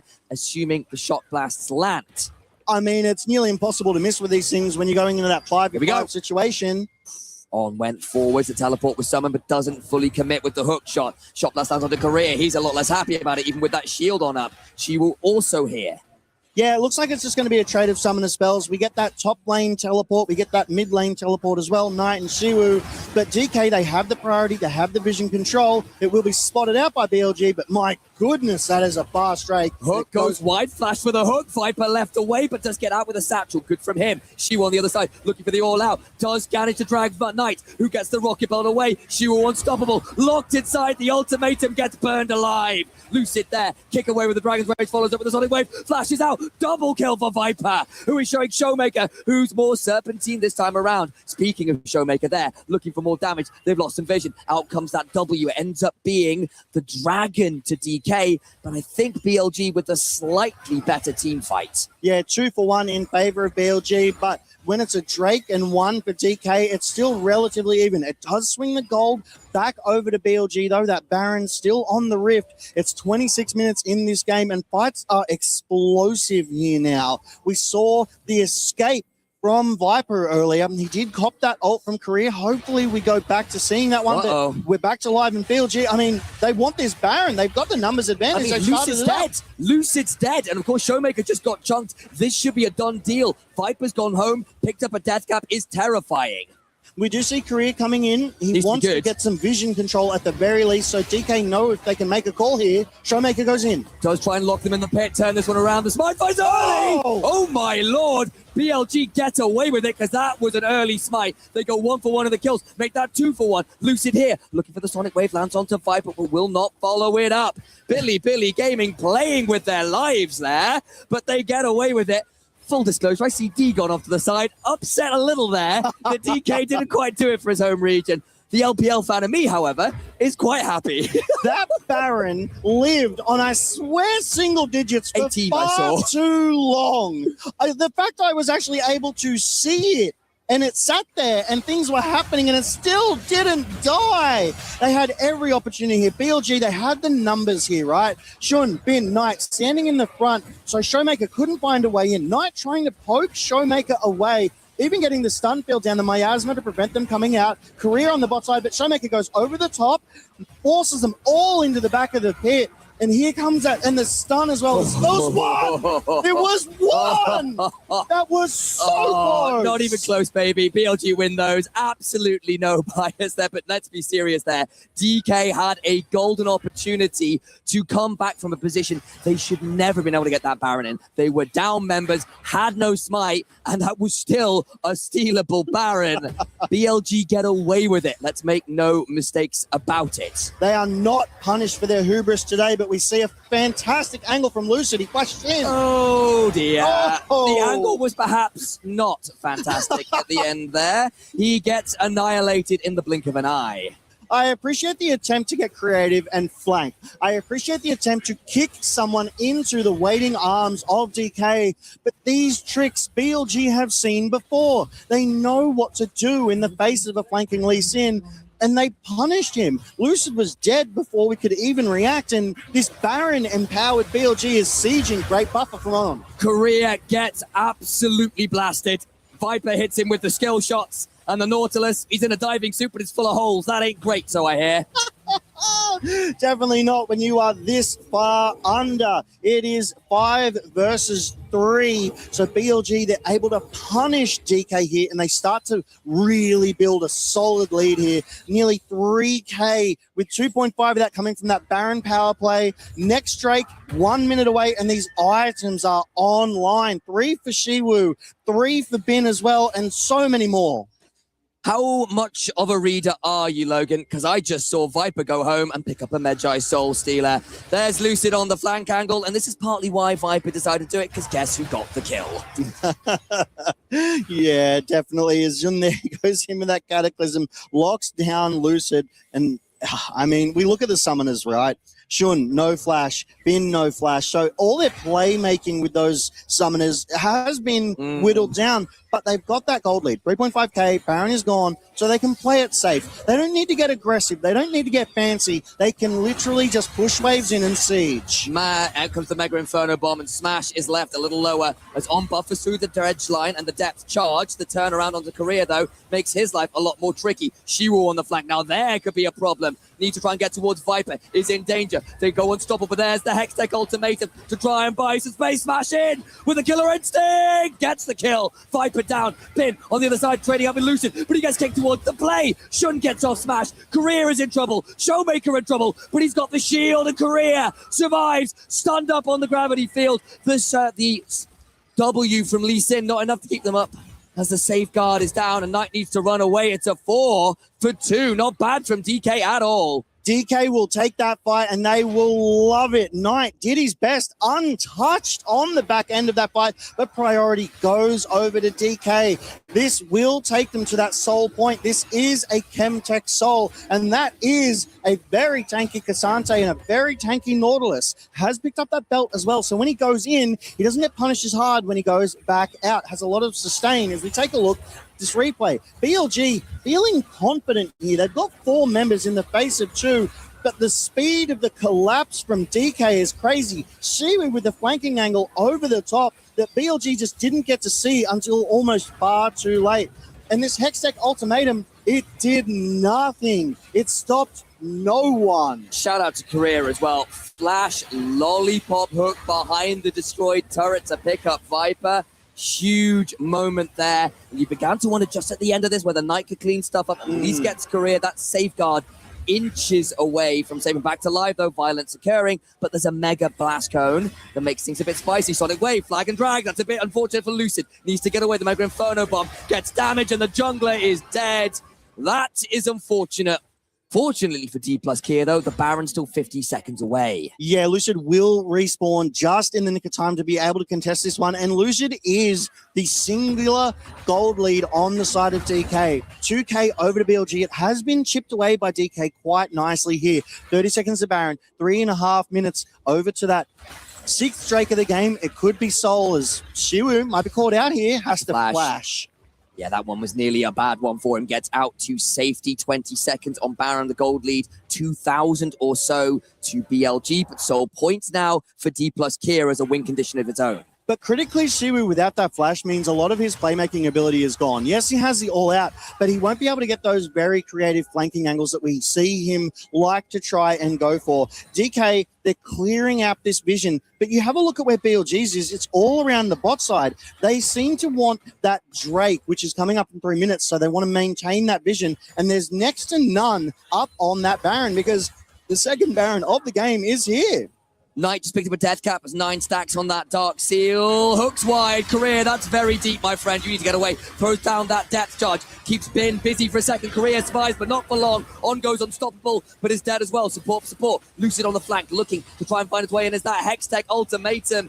Rather, the Hextech storm begins to get larger and larger. Finally, peters out. Lucid with the Dragon's Raid to disengage, spotted by a Farsight alteration. Yeah, ultimately a 1-for-1, but Shun was in the middle of every single member of DK and was taking absolutely no damage. DK, it feels like they were lucky to escape with blinking health bars. I don't know how BLG didn't take even more from them there. Ben was obviously looking for that empowered shock blast, but was unable to find an angle through those waves. With that priority, with those kills, BLG fancy their odds. They get that vision control. They started up and decide to back away because they see DK in response. And they do get Shiwu's TP out of it. So in many ways, they're pleased enough with it. Another summon, and that mid lane turret does fall, at least for D plus Kia. It is a competitive game. We keep saying it. But at 34 minutes in, it feels like one calamitous team fight could well decide things here. Yeah, interestingly, DK right now has a small experience advantage. Shiwu 19 over Bin at 18. Career at 13 over Onan 12. So it's these small advantages that if DK strike now, they have a better chance of winning these fights because BLG, it just feels like they're more prepared. They've got the gold lead. They've started this Baron. They've got that vision control down. They're going to back away because they know they're ahead right now. They don't have to force these fights. They've also kind of got the range advantage. If you can start hitting these shot blasts, of course, at this point, the Victor with the upgraded E, that Hextech Ray can do a lot of work. Ziggs is very fed right now as well. So very able to blast people apart. Worth noting, we've got the arm guard in for Viper. There's a rocket belt for Knight. The ability to get onto these champions, not the simplest for D plus K, even with their various pick tools. Yeah, the problem I see coming here, though, is if BLG cannot prevent this soul, that's 4 Chemtech Drakes into a Chemtech soul. Yeah. That is so much tankiness for DK. And look at Smash. He's got 2 needlessly large rods. He's almost got this Rabadon's death cap. If he can get that before the next fight, that is a massive power spike and damage that must be respected. BLG now in a tricky position. Damned if you do with the Baron, damned if you don't with the Dragon. Soul or Baron, Chem Soul, often somewhat maligned, not exactly seen as the strongest soul, but with a Cassante, with a Nautilus, even something like the Lee Sin, who likes to play around those low HP bars, could be a difficult one to give up, make no mistake about it. I'm not making those mistakes. I am looking at this going, DK want it. They've got the priority. They've got the members. We see Showmaker coming up from the bot side of the rivers to fight. Just a little tepid. They're just poking, they're prodding, seeing if they can get an angle. Ozon goes in. They find the angle briefly. Shiwu out safely. Does take a little bit of damage, but it's not that meaningful. Lucid starting up the Dragon career. Potentially dangerous. Knight tries to keep the Cassante away. Shun looking for the smite angle. Still got the flag and drag. The Mega Inferno Bomb forces Smash and Showmaker away. Flag and drag. Lucid is out. Dragon, half HP. This feels like the moment the storm breaks one way or the other. 1500 won by Jarvan. Shun gets that one, and now on the retreat, D plus Kia cannot find any kills on the retreat yet. It was a great job there from DK to get that initiative. They started up that Drake, but it was an even better job by BLG. They were able to find that poke, that prod, and fight their way into that Drake. Shiwu might be caught. Does indeed get caught. The W comes on down, but maybe it will not be enough. The path makes its way through the Cataclysm just about. Out comes that Arcane Storm, but they don't get the kill. Shiwu down a flash, but ult definitely burns. Yeah, and the timing of that flash was spectacular. It was as on hook shot in at the same time as Shun went with that Cataclysm. So there was so much value there with that flash. It kept Shiwu alive, but BLG will still be happy with that one as we take a moment to assess the rift. 1.5k gold lead for BLG. It's not much here at 38 minutes. And I've said 1,500 gold lead for BLG for like most of this game. Because like 38 minutes, I feel like we're encroaching on one of the longer games that we've seen here at EWC 2026. The Baron is up. It is a prize, and DK have started it. 13,000 health for BLG. They've spotted it out. They've got the vision. They want to contest this one. Trapped in the pit versus Ziggs versus Victor versus Jace. This is bold. Shun over the wall with the Guardian Angel. Can get in. Miasma theoretically denied the flip. Oh! And Shun wins those. He's trapped though now. Can he make anything happen? The Cataclysm is there. The GA broken. Flags and drags while he's dead. In goes on. The Antofa Strikes Part 3 makes things tricky. The Hextech Ultimatum still trapped. On in danger. Career is already got the rest of BLG, who are now on the retreat. Members down. Viper petrified. D plus Kia with the team fight win. Bin holding on the top side. The last standing member of D plus Kia as DK pushed down this mid lane. Yes, BLG got the Baron, but at what cost?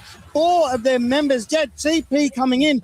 DK, it almost looks like they want to end this one now. 20 plus seconds on all 4 members. There's no way the bin alone could stop this. It would take a miracle, and I don't think D plus Kia are in the habit of giving those ones out right now. A wave alone between them and the Nexus turrets in game 1. It was fractious. It was back and forth.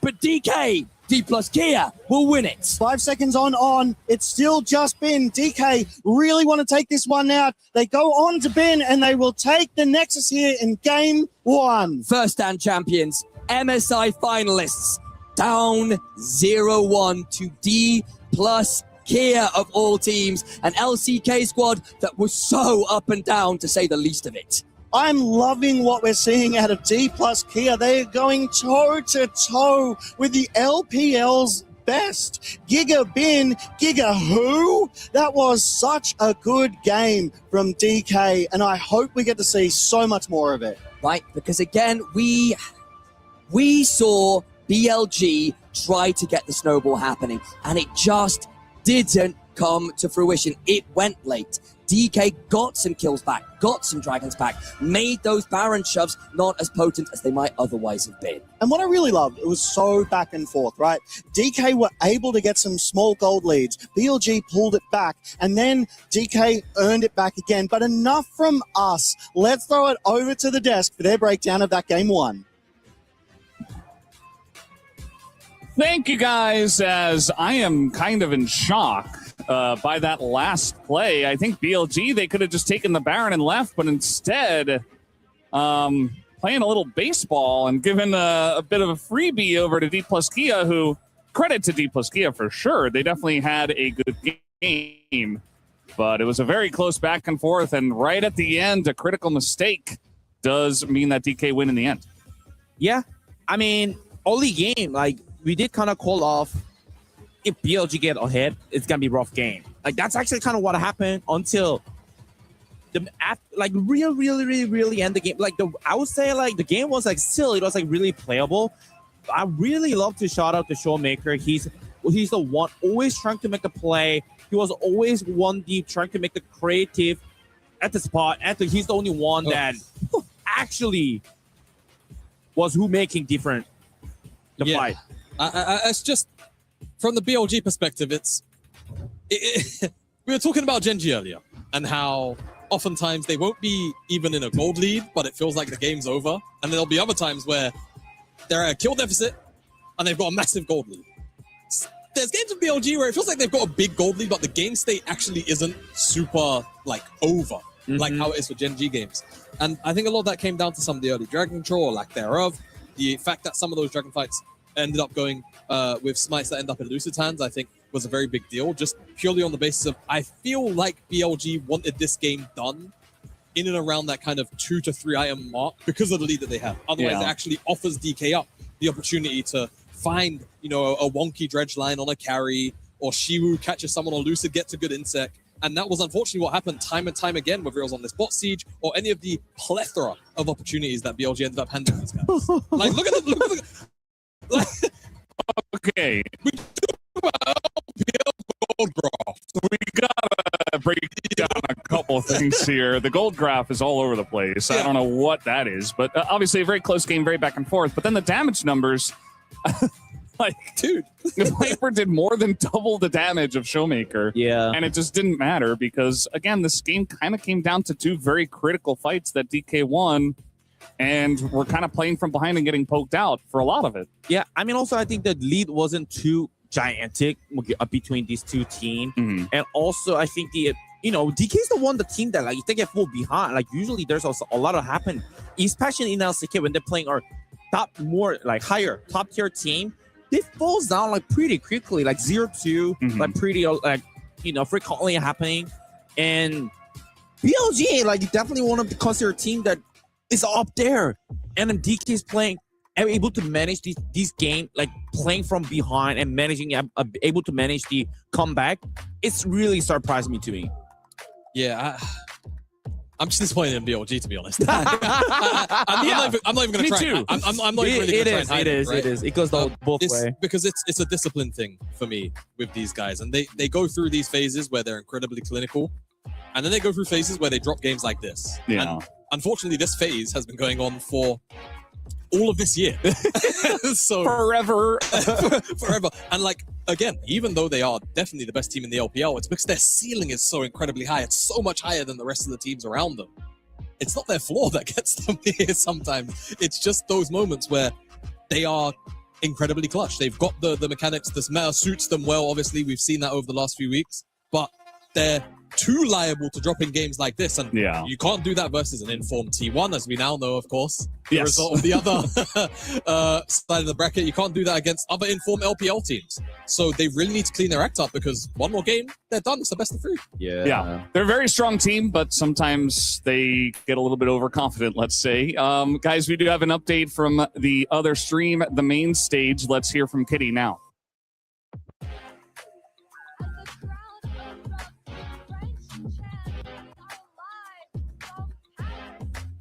KC AGAL Best of 3 quarterfinals for League of Legends. The entire house is filled with French fans supporting KC, but against AGAL, where they are the favorites to take tonight's Best of 3. Let's see who comes out on top, as the entire arena is so passionate for League of Legends tonight. Thank you very much, Kitty, for that. As it is getting pretty hectic over here.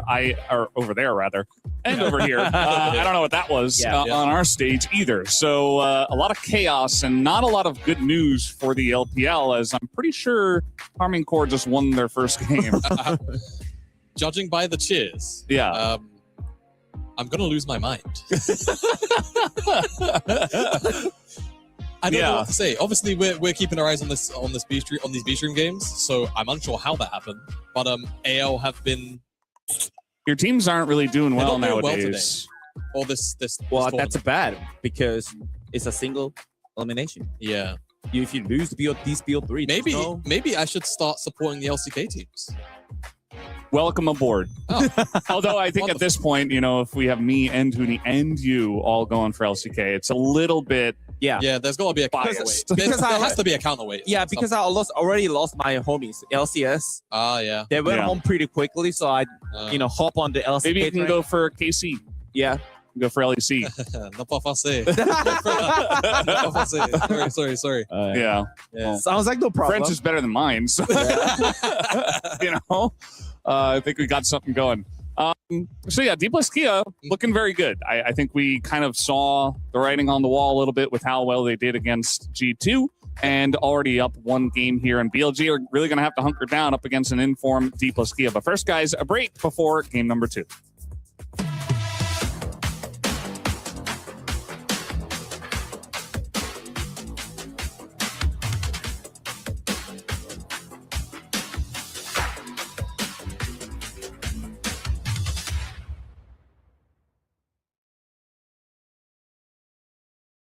미드 맡고 있는 쇼메이커 호수라고 합니다. 안녕하세요. 저는 디플러스 기아에서 정글을 맡고 있는 루시드 최영혁이라고 합니다.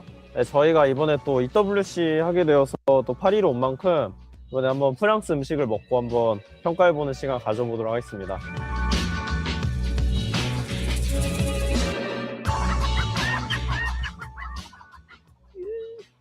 그냥 칩인데? 감자칩? 프랑스 국민 과자인가? 뭐지? 치즈칩, 치즈. 냄새를 한번 맡아볼게요. 생긴 건데, 냄새가 냄새가 쉽지 않은데요? 과자에서 이런 냄새가 날 수 있나? 어떤가요? 냄새랑 다른 맛이 나는데? 아닌가? 약간 우유 맛이 나는 느낌인데? 몇 점 주시겠어요? 저는 한 8.5점? 8.5점? 저는 진짜 맛있습니다.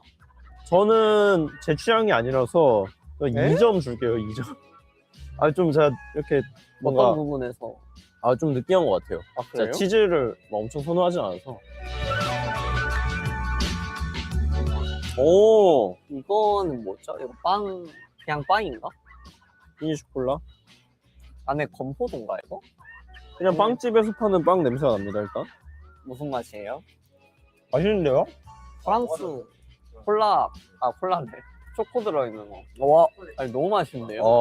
맛있네요. 맛있네요. 제가 또 맛있다. 빵을 좋아해서 맛있습니다. 응? 뭐야 이번에는 그냥 음료수인데? 오렌지 주스, 탄산? 그냥 약간 그냥 오렌지 주스 냄새 납니다. 먹으셔볼게요. 그냥 오렌지 주스에 탄산 들어가 있는 느낌? 말 그대로 그런 것 같아요. 아 맛있습니다. 아 이것도 8점. 한 7점? 왜 감점 됐죠 얘는? 그냥 그저 그런 것 같습니다. 그저 그렇다. 저는 맛있었어요. 과자랑 비슷한 것 같아요. 뭐지? 치즈케이크 같은데요? 일단 되게 맛있는 냄새가 납니다. 맛있다. 케이크는 아닌 거죠? 점수 한번 매겨주세요. 저 한 5점? 5점. Not my style. 저는 이거 9점 드릴게요. 와, 이거를 9점. 굉장히 맛있고 이게 더 느끼한 것 같은데요? 다 드신다고요? 끝나고 몇 개 더 가져갈게요. 맛있습니다. 저는 빵을 더 갖고 싶긴 한데. 예? 이게 뭐예요? 버섯인가? 달팽이네. 먹어보고 싶진 않아요. 엄두가 나진 않네. 아니 뭐? 냄새 한번. 가위바위보 진 사람이 냄새 나죠? 좋죠? 가위바위보? 안 내어진 거 가위바위보? Try it. Let's go.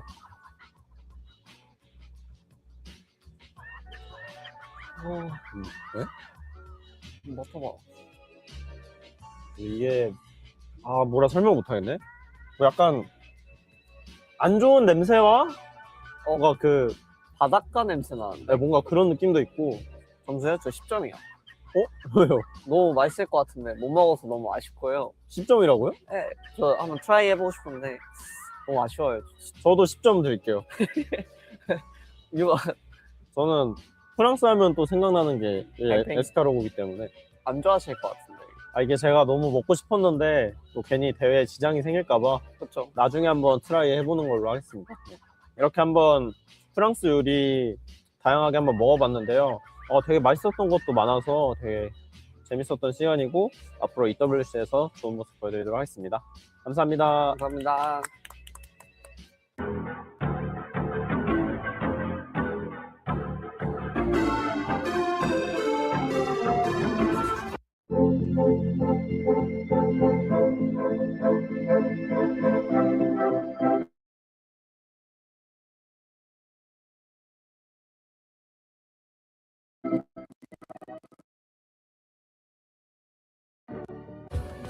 Play is in our DNA.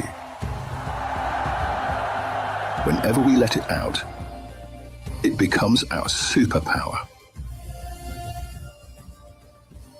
Now imagine an entire city being built to supercharge it. Kadir City, powered by Play. We were there. For every click, every clutch, every respawn. We were there for the years of grind. And we're here. Now. The proud founding partner of EWC. Powering the biggest event in gaming. Shoulder to shoulder with the world's best. Making history. Greatness deserves a stage. Lenovo Legion. Reach your impossible.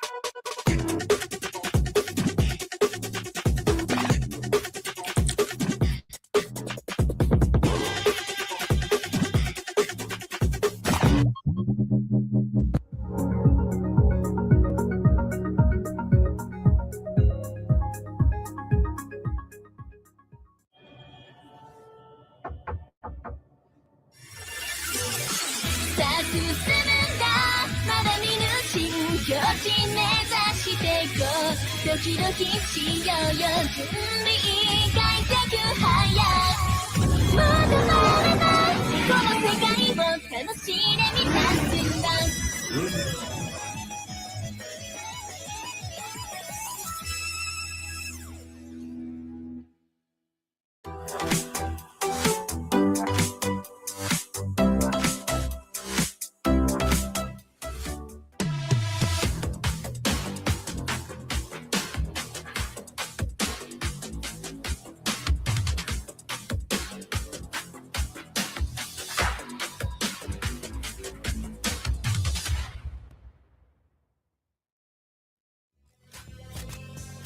Welcome back, one and all, to what could be a deciding match between D plus Kier and Billy Gaming. Now, one of these teams is the first-time winner, 2 times LPL winner this year, and an MSI finalist. Another is D plus Kier, who have been so much fun to watch in the LCK, but very up and down, to say the least of it. And can you guess, folks, which team is in the lead? Can you guess which team is on match point? Oh, yeah. It is not the 2-time LPL winners. It is not the first 10 winners. It is D plus Kier. To their credit, they fought a grueling, resilient game 1 here in this best-of-3 match. Like, they took it to late game and had a monstrous Cassandra at the front line. Showmaker was pumping out incredible damage as time went on that Cassiopeia, and real credit to them for never letting the gold balloon, for stacking those dragons. And frankly, on the side BLG, there are some questions about what was happening around those objectives. 1 or 2 of those barons were very stealable. Some of the contests around the dragons on their own end weren't exactly smoothly executed, and the poke just ended up getting absorbed by the likes of that Cassante so freely. When that Cassante had 4 Chemtech Drakes, Chemtech Soul, 4 tank items, touch him. I'm like, you can scale all you want. You cannot get through that Cassante, and he proved the unbreakable wall, the unbreachable wall here that DK needed to take victory over BLG in game 1. And look, shout out to someone like Career as well there, who was on that Nautilus threw a few hooks, were a little bit overeager, but some of them that were absolutely killer. Locking down the likes of Viper in particular in that bot side play was really, really clutch. It's what they needed to come back into those late stages. And again, the fact that they never let that game get out of reach. We saw a few thousand gold maximum for BLG, which is real credit over to D plus Kier. Ban's now through for our second game here. The Orianna, the Syndra are away from Knight, and of course, theoretically, Viper alongside that Nocturne, the Bard, the Vi, and of course the Vayne, and now a potential first pick Nard into Shiwu. Yeah, I mean, that ban onto the Vayne tells us the story immediately. They wanted to protect their topside pick. Bin, obviously very comfortable, very good, in my opinion, on this Gnar. So they've decided to give him that priority. They've said, you need to answer into us. But first pick blind on that Gnar, I mean, it's a statement. It's a confident decision, in my opinion. But then on the other side, we see DK lock in that Rise. So there's going to be a lot of realm warping. There's going to be playing through sides and some playmaking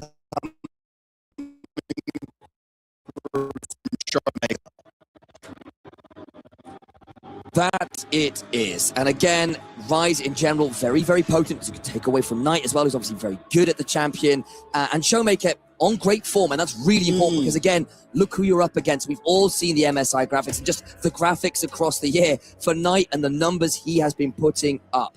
Very, very potent indeed. Karma, a potential lock-in as well for Career. I think there was some phenomenal stat about Knight's Orianna that came out of MSI 2026. It was something like 16, 17 games undefeated. Ridiculous. Yes. You cannot give this man Orianna, which is why it was the first ban out of DK. But then only taking away that Rise and Ori, and the Syndra obviously is again another Knight special, but he's still such an ever-present threat in that mid lane. With Showmaker, as we said, in good form, you still need to respect what Knight can do. So the Ezreal taken away here by Viper, by far, I think, his most potent traditional AD carry. Has been looking very good on the majors of late, but in terms of his consistency in the regular season across this year, certainly not what we saw from him last year on HLE, I think it's fair to say. They'll lock that in alongside On's Seraphine. On the Seraphine, very, very strong, was one of the better playmaking Enchanter players, if that's not an oxymoron. There's a term I'm looking for.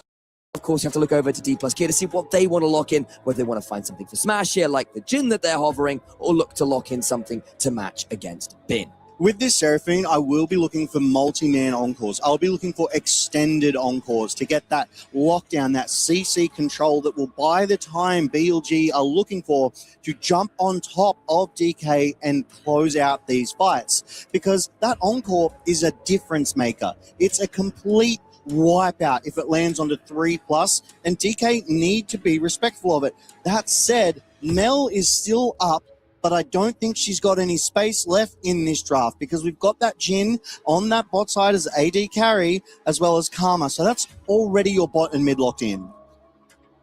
I suspect at this point, D+K will be wanting to take out picks for Knight. Things like the Annie is great playmaking. And I suspect on the other side, you get the early Gnar. You want to defend it. You've already got rid of the Vi, but I'm imagining some other bans up against Shiwu to try and trim down the answers to a Gnar. Yeah, absolutely right. And I love the call on that, Annie, as we deliberate on this fourth ban for BLG. Both teams have locked in their bot side, so there'll be nothing there. Mid locked in for DK, but not so much for BLG. So Ambessa on the top, protecting that Gnar, as you called out. But what else could we see banned away from the top lane into the Gnar? The Vayne is gone. The Ambessa is gone here. Jace has already been used and is out due to Fearless. Yes. What other answers are there? Well, the Vayne's gone, that Ambess is gone. You can still do some spicy things like a Varus, I suppose. I'm sure there actually are significantly more, but I'm having a momentary mind blank. Could always look towards doing something like a Scion as well, right? If you want to play more towards those team fights. Obviously just came off a Cassante game that was exceptional, had a great time on it, and proved to be really irritating for BLG to manage. Talia banned away from Knight, who has started to go back towards that. I would have said it could go towards Viper, of course, but with the Ezreal locked in, unless we really are pulling something weird out, that's likely going towards that player. Rumble, of course, a champion that is nearly always hitting the ban list, at least in the second phase these days, is perhaps a little less bannable than he once was. Yeah, and one thing that you pointed out a little earlier too is Viper picking up that Ezreal, right? So Viper has shown such a broad range of skill and champions, I want to say, is able to more than competently play these majors and more than competently able to play those traditional AD carries. So I'm loving what we're seeing out of him, but it's up to the rest of the team to sort of play around Viper on this Ezreal, but there's a pick that you like. Tristana picked into the Gnar. We've seen this from one or two top laners around the world. We said, okay, Shu, what do you have to deal with the Gnar?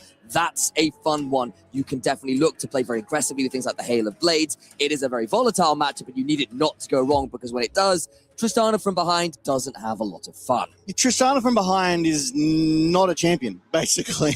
Like, you're trying to build Tristana up, and if she can't get those items, she can't be that other AD carry. This is a high damage composition coming out of DK, and that is not a tank in your top lane. So you're going to need to be really, really careful in these team fights. But I love Twisted Fate here, able to get around the map very quickly with a lot of lockdown and a lot of damage as well.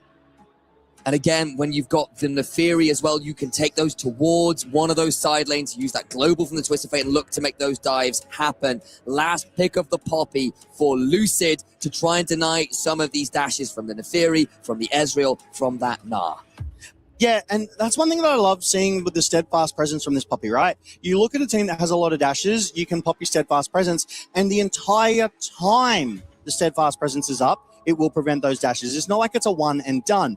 But once it's out, you're free to play, right? So it's about the timing of it. We've seen it used effectively before. Here at EWC 2026, there was a Vi re-engage, and the Poppy popped that Steadfast Presence, and Vi just, whoop, done. Couldn't get in and died.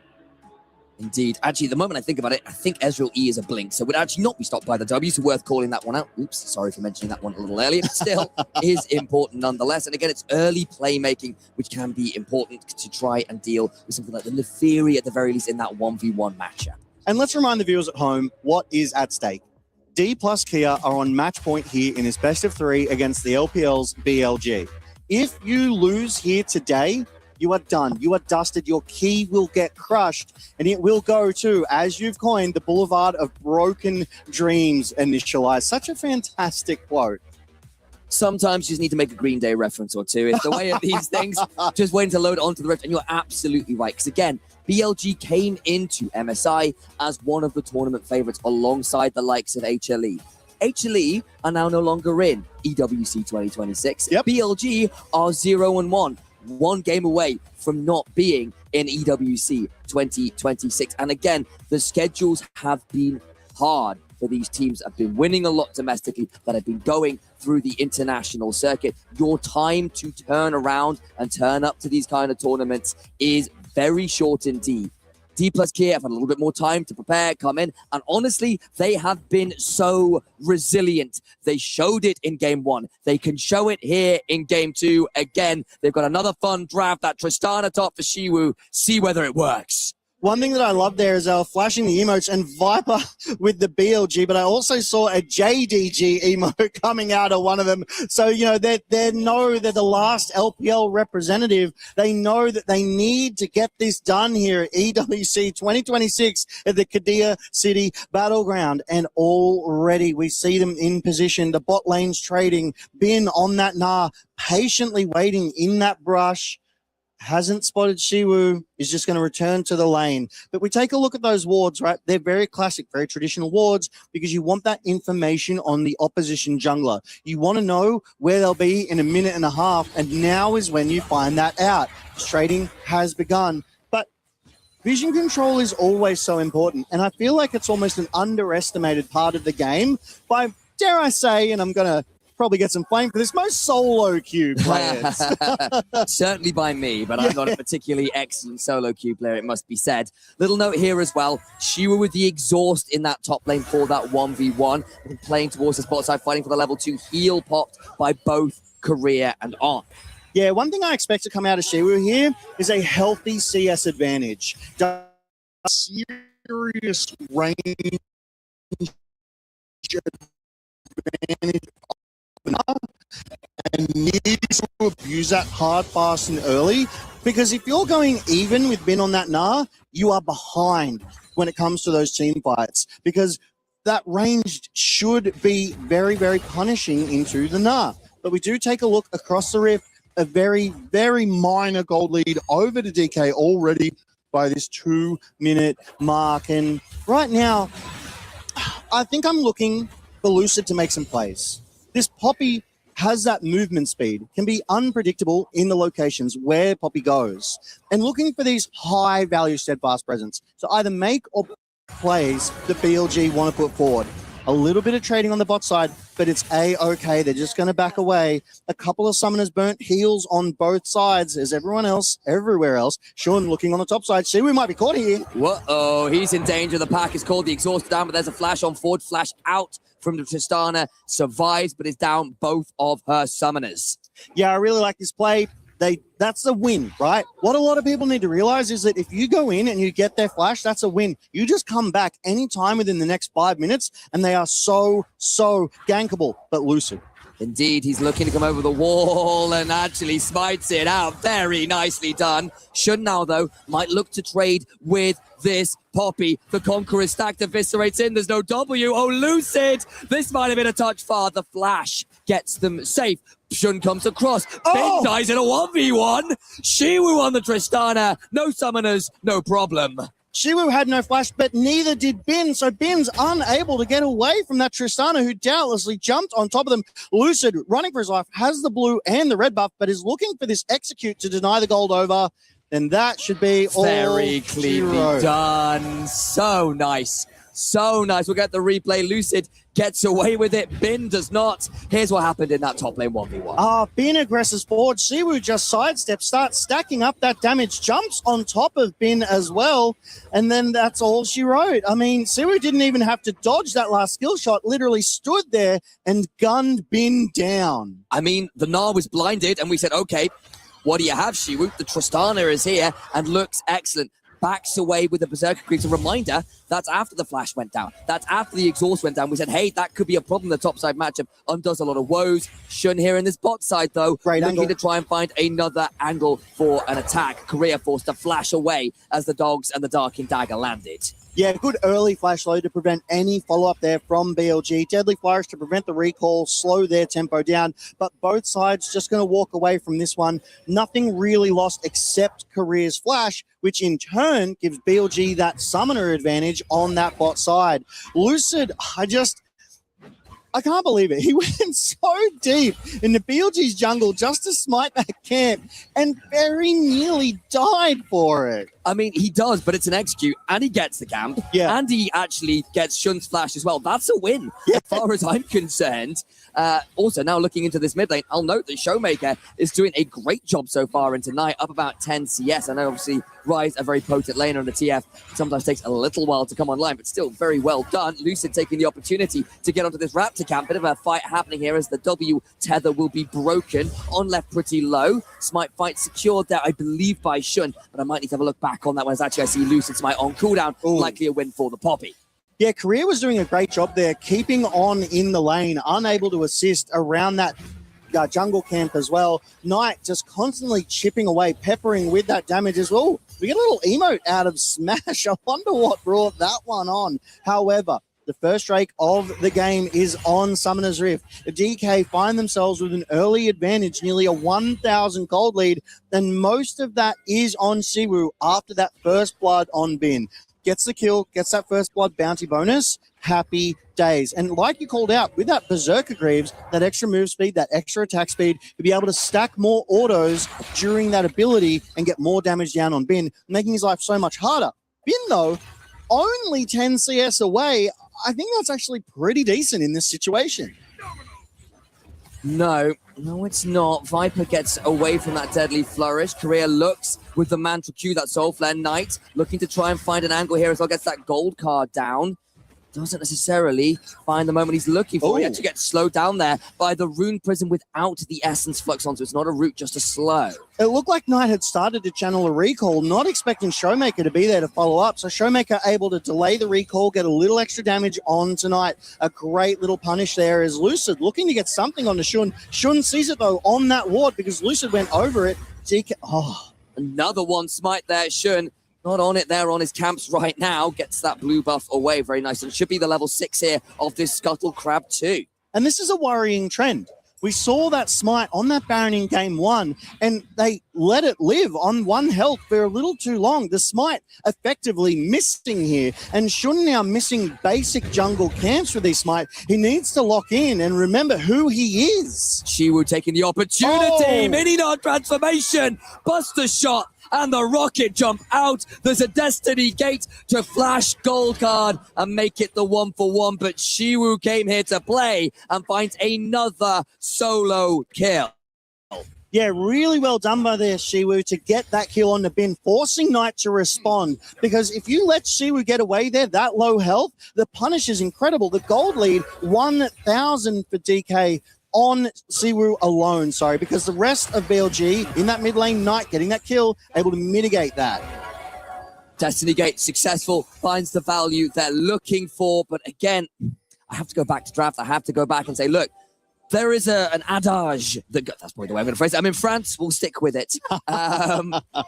That goes, if you blind pick something for long enough, it's no longer a blind pick. There are too many answers. Gnar is becoming one of those champions. You try and defend it by adding in a couple bans, but another answer here in this Tristana's worked really well right now for Shu. And again, reminder, it started looking pretty dodgy because he had to blow the flash, had to blow the exhaust, but is now in a really strong position. He's the one at the 1,200 gold this time around. That's it. And DK, they're prioritizing these grubs. They've got the members there. It is on Vision. BLG know it's happening. And the first Drake of the game is still alive on Summoner's Rift in the Drake pit, and it's getting some blue pings. It looks like they just placed Vision, and they might want to contest this here too. But I want to point out a ward here.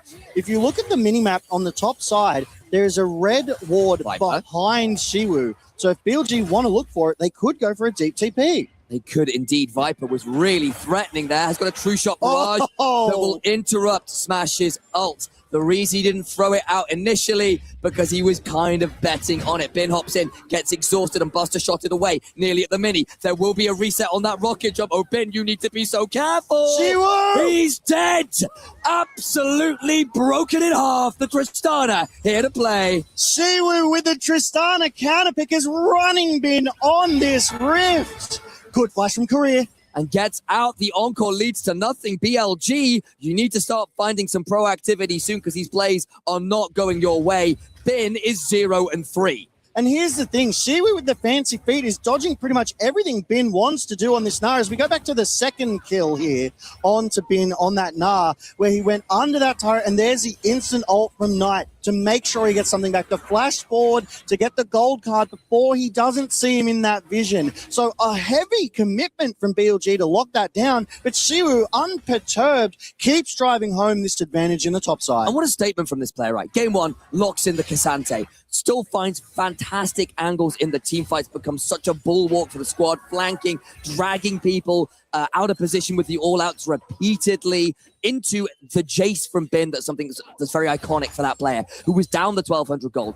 Takes a very different archetype of matchup, goes for the Tristana, and shows Bin how it's done. Huge from Shiwu and this young top laner from D+ Kia. That's it, but we are only 10 minutes into a game that traditionally goes for around 30. We're 1/3 of the way, so there's still a lot of the journey in this game left. Yes, Tristana is ahead, and that is exactly what you want here and now in your top laner, because you are oppressing Bin. You are keeping him down and out. So that means when we get to those team fights, he's not going to have as much impact because he doesn't have that item advantage. He doesn't have that experience, that gold. But the rest of BLG, they're stepping up. There's gold advantage in that mid lane. There's gold advantage in that bot side. Yes, it's only a little bit, but you love to see it because they're staying in this game. Right. He's going to get interrupted. The Destiny Gate is looking like a gate to hell. He needs to start running away, smited for the slow. Showmoke is here. Go to Room Prison. Do not pass go. Do not pick up 350 gold, because that's going to Showmaker. Showmaker getting it done there, but it kicked off with Lucid on tonight. Like you called, preventing that ultimate. He was unable to teleport away from them. And I just love that 2-on-1. Nothing Knight could do there. And that's chipping away at BLG's gold leaders. The fight breaks out on this bot side, but I don't think they're going to get anything done here. Might not. Viper slowed down by that captive audience. A deadly flourish. Has to flash away from because there's a realm orb here. Good call. Showmaker, playmaker. And they find the kill on the curtain call. Final bullet goes wide. But everything D+ Kia touches this game is turning to gold. D+ Kia, my apologies. They are playing like their lives depend on this. They are taking every fight and they are winning. It feels like BLG don't have a way in right now. The only reason they've got that one kill on the board is because Shiwu dove under the turret to make sure he took out Bin. This is a team in fine form, and Showmaker, I mean, he's keeping it going. Here's for now. Again, Knight 1-on-1, not exactly been able to make that many successful plays. Got interrupted on his second Destiny Gate for that death. Bot lane getting that kill. Bin, we've already talked about how Shiwu's been doing. Minute and a half till the next Dragon. Would be theoretically second for BLG if they can pick it up. Yeah, that's it. That Infernal Dragon was picked up there by BLG a little bit earlier, but the grubs are on the side of DK as well. So there's just a trade of jungle objectives. 1 minute to the second Drake of the game, 2 minutes to that Rift Herald, which could bust these maps wide open. A little bit of trading. Oh, smash! Flash fourth shot, and the Seraphine, well, I guess she'll be singing in the afterlife. And here's how it came about. It was about a minute ago on that bot side when the Deadly Flourish went, and On was forced to flash away, so he knew this deadly flourish would land. He knew he had that kill. Dead to rights. DK 2K up, 6-1. Where is BLG in this early game? They're crumbling under the weight of the pressure. DK, they're hitting their level 11 power spikes, those secondary level ultimates here. I mean, BLG, they have to do something. They have to bring it together. Where is Shunbin? 0-0-0. Viper, 0-0-0. Huge plays from D+ Kia in the early stages of this game. Find themselves with a healthy advantage.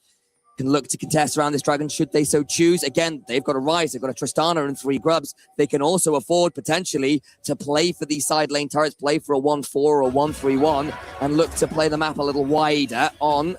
You get rooted up there by the Renewal. Destiny Gate. Korea might have gone a bit deep, but Flash immediately followed by their own Flash. This is likely to kill on Korea. Nowhere to go. Knight gets it. And that will set up for a second dragon for BLG. But it was such a heavy commitment. They got the flash out of Knight again for that. They got the ult out of On. They got the arcane shift of Viper, which obviously is a small cooldown. But there was 3 players that had to spend so much just to kill a single support as a topside fight has broken out. Cleared the wave away. Bin still with the Megan means it's unlikely to die here. So just about plays the weak side outright. But he's about to go mini and Lucid hasn't left. Here comes On. Will have the ability to surround sound shield. Does use that, and Bin should now be safe. Tristana able to get another plate here at the minimum, though. Yeah, really good play there from DK as well. Lucid coming up to that top side, nullifies the counterplay from Bin onto Shiwu. Shiwu is sticking around, but there was some great wards there too. So Bin knew that second Lucid run-up was coming, and great response from BLG to send members topside. As we see this fight on the mid lane again, beautiful deadly flash forward, 4th shot, down goes On. The dancing grenade bounces across every minion in the wave, it feels like, into the deadly flourish. The flash, so smoothly done, so smoothly done.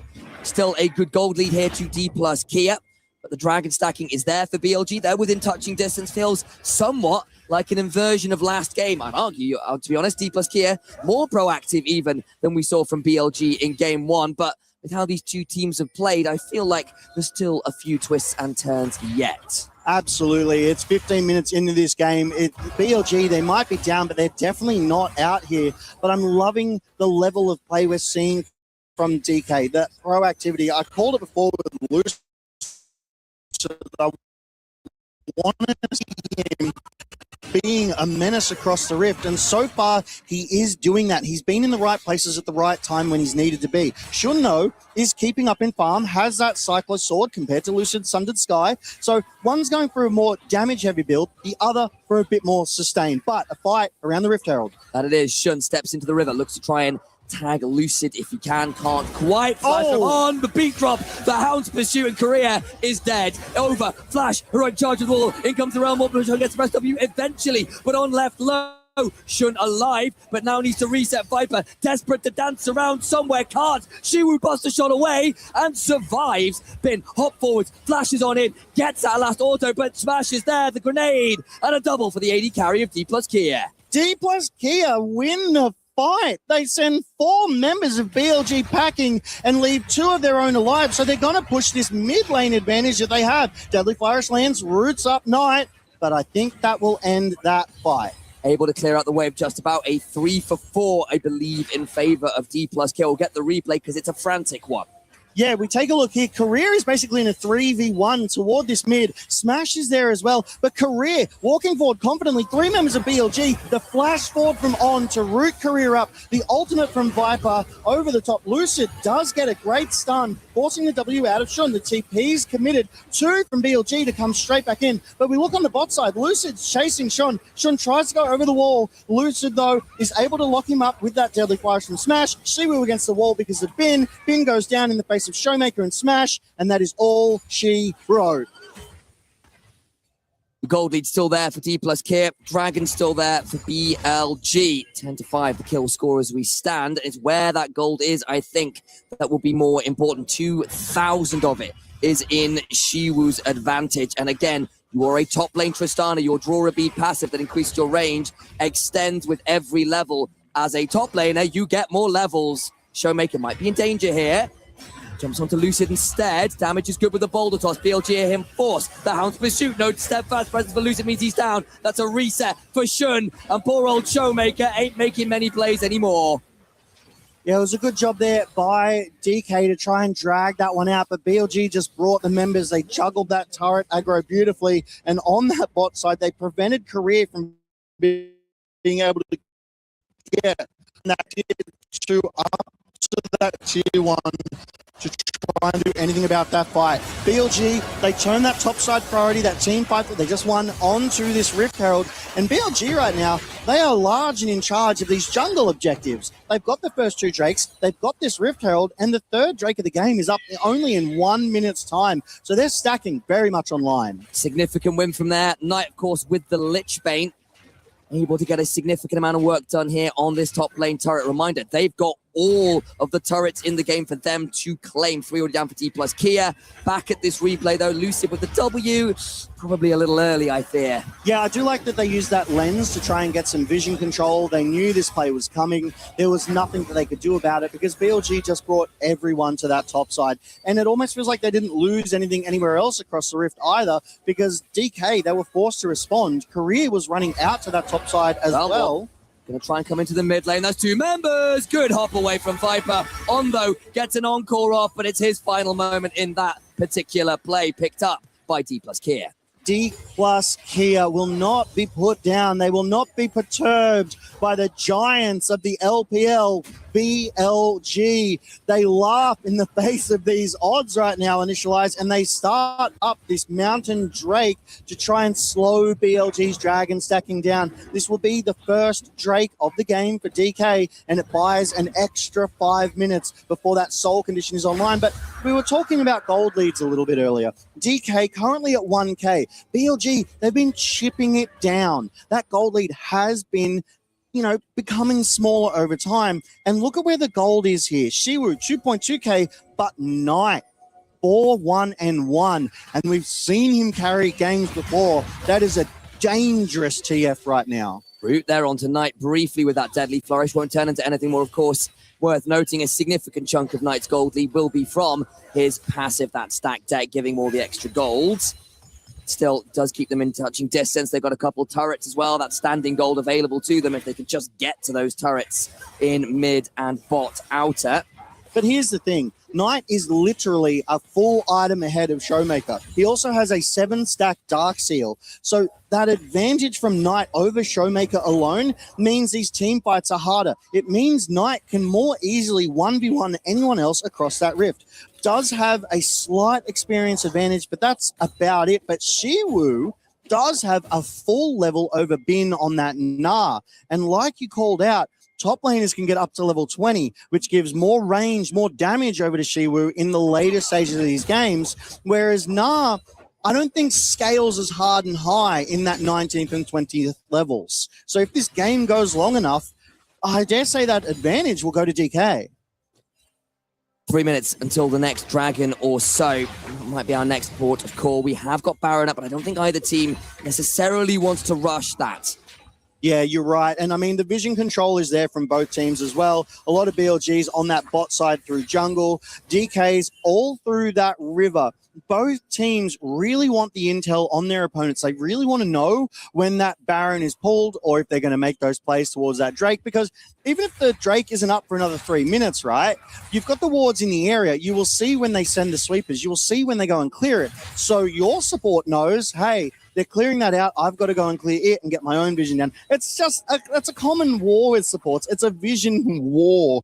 And sometimes you do die for control of that vision before the fight breaks out, handing that advantage over your opponents. Just a stalling game, a holding game for now. Playing around this mid lane wave shove.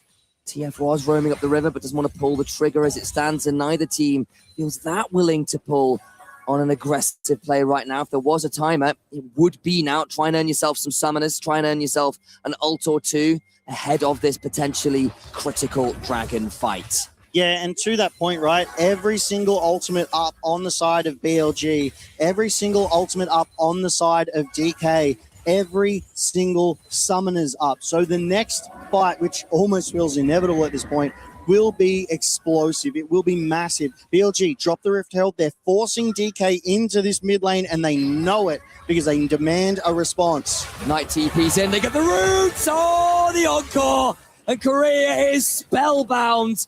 Dead in the mid lane. That turret falls shortly after. Good heads-up play there from BLG. Great timing. I love it as that trap into that deadly flourish as well. Gets another root, but there's no follow-up, right? DK down a member. Might be some follow-up on the Showmaker who got spotted by that Destiny Gate. Good chunk on the Lucid. Knight, though, does not enjoy Showmaker, who unleashes his full arsenal. Continues to run on left low. The curtains get cold. Shun falls the body block. Showmaker overloads straight through the members of BLG and makes it overall a 1-for-1. Absolutely bent that bullet through space and time to make sure he landed it onto On, getting that 1-for-1 trade, something back for DK, and what was ultimately a disastrous mid here. We see it again. Rift Herald drop. That's going to force the response out of DK. They have to bring the members. They've seen 4 members of BLG. They know they want this mid tower. A great deadly flourish to lock On up, but Korea oversteps, is caught out by the E double root from On into the encore, then is CC'd to death. But here is where the follow-up happens. Knight, rooted, and like you said, goes for that TP because he sees the vision on Showmaker alone on the side. Showmaker steps straight into that brush, though, preventing vision from Knight. He's able to chip him down, and then the rest of DK are here. Showmaker still stepping forward into 3, and it allows him to get that 1 kill back. The Deathfire touch, I think, in the end was just enough burn to claim the kill. 15 seconds on Dragon. We're down a fair number of summoners. Showmaker, none of his available. Could be critical. Knight's got his flash alongside pretty much every other member of BLG. Could potentially be the difference maker as it's BLG in the river first. That's it. This is the 4th Drake of the game, and BLG, they want it. They have the priority. They have the vision control. DK trying to find a way in. TP. A deep TP. From behind, though, BLG know what's happening. Nars coming as well. Don't know whether it's the Mega or they get the gold card on the Shiwu. Buffers through, but it's down at half HP because that Lich Bane hurts. Knight at 20% himself. Both the Tristana and the Twisted Fate without a lot of value. Korea also chunked low. Yeah, great counter punch there from BLG. They commit their own TP to bring the members down. Knight taking a recall right now, wants to top up. Probably has that ultimate to be able to get back out to this fight quite quickly. DK not done. Ultimate coming through. Keeper's verdict is interrupted with an encore. It doesn't land anyway. Shun wins a smite fight. Lucid loses his life. Realm Warp to escape. DK trying to escape. Shun gets redirected somehow and gets the kill on Korea. Realm Warp puts him pretty deep though. Smash trying to speed himself away and does so. Yeah, disastrous fight there for DK. BLG take 3. DK make good their escape, though. Smash and Showmaker able to get away, but a masterful play there from BLG, right? DK had the advantage. They were pushing in on that Drake. They were getting that vision control down, and they had that deep flanking TP, but BLG saw it and immediately collapsed onto Shiwu. Yes, he was able to buffer, but he was unable to contribute to the fight, and because of that, they get this Baron because Lucid is still very much dead. Shiwu is still very much dead, and BLG are answering back. Soul Point, Baron, and a gold lead. Somehow it is the inversion of game 1A. It's been back and forth between these two teams, but BLG here come out critically on top. Yeah, they've already got this health bar advantage from the previous skirmish as well, so they can trade a little more heavily into DK. Great encore here to disrupt Lucid's ultimate, unable to repel these members from BLG. Knight turns up, a Realm Warp that Korea is able to take, but Shun follows Korea. There's nothing he can do about that one. BLG tidy up the back end of this fight, and DK are left running with their tails between their legs. Suddenly things look a lot harder to execute Knight, because of course he does. Pax buys himself and Medjai's 15 stacks already, has an arm guard as well, and the early advantages from D+ here look a lot harder to execute with Shiwu though onto Knight, but this time here is Shun. He's bled out by the Darkin daggers and the Tristana from 3-1 to 4-4, the value beginning to dwindle. Yeah, I mean, BLG, they're up nearly 4,000 gold with this Baron power play. TP from BLG being committed here. They want to siege this bot side. base of DK. They know they have the numbers advantage. It's 4 versus 5. Now is the time to push. Shiwu's dead for 30 seconds more. And the wave clear is risky. You don't want to end up walking too far forwards, and these turrets are just getting annihilated. Annihilating this base is BLG. DK doing the dance, trying to prevent any more happening. But that's 2 Baron-empowered cannon minions. They are putting in so much work. A good defense from DK, a better siege from BLG. You can see Shun is actually the one shoving the mid lane, hasn't been with the squad. Getting that wave corralled towards the mid-tier 2. Yeah, and that's what these teams do a lot of the times, right? They'll split push. They'll go 4-1 or 3-1-1 to try and maximize the value of their Baron. But a fight inevitable here around this tier 2 mid. Deadly Flourish just about wide of Shun there. Certainly no stun. And that means the tier 2 falls as well. And the gold lead balloons to a monstrous 6k. Feeling challenging now indeed for D plus Kier to find their way back in. Yeah, and I'm loving what I'm seeing out of BLG here. They didn't overplay their hand. They got that bot side tier 2. They got the inhibitor turret and the inhibitor, and then they immediately rotated around to that mid. And look at the gold lead. In the last 2 minutes alone, it has ballooned from around 2k to 5.6k. BLG, 3 Drakes, 30 seconds on the Baron power play, which is at 4k. 1.5 minutes till the next Drake of the game, and this could be Mountain Soul for BLG. Finn will love that. That's something like an 8k gold swing from the highs of D plus Kier now to BLG firmly in command. Those turrets that they've been waiting to take down now all fallen in their favor. 1.5 minutes until Mountain Soul. The Magi stacks are in for Knight. So between that and the rapid fire, he is so fast. Knight is literally full build. Bin now has the level advantage over Shiwu. Shun 2 levels up over Lucid. What an amazing turnaround here. DK, they had the early advantage. They had that aggression. They were making those plays, but BLG have just found their way back into this game. They've breached the 6k gold mark right now. DK, they need to find something. Maybe a pick onto Knight. He's got a 700 gold bounty on his head. Here we go. A high value target. On's in danger, does speed himself away, but gets shoved away, but not into the wall. The keeper's verdict, knock up, but no kill. Stun instead onto Showmaker, who realm walked into the back line, is able to speed himself away. Bin here with the teleport shield and the Mega Nod just about to time out. Throws a boulder, tries to get the shove back, doesn't quite find it. Showmaker survives for now. Bin in the midi. Viper goes forward with that arcane shift. The damage is there. The encore. Tag Showmaker. Rise isn't taken low. The gold card follows, and the poke keeps rolling. Yeah, what a... Oh, Knight goes back in. Oh, Shiwu, Destiny Gate. The Buster Shot keeps him alive. Flash him from Viper with an arcade shift. Bin with the boomerang slow. Desperate to stop more falling, but they're corralled on their own tier 2. BLG unwilling to let this one slide. They're fish under a turret. It's not quite the same, but they're still on the hook. The line, and see whether they will be sinking with this game. Another gold card.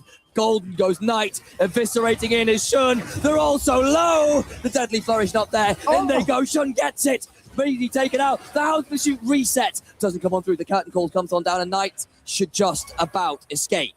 Oh, what a great play from Lucid there, though, just to lock Shun up under that turret so they get something back.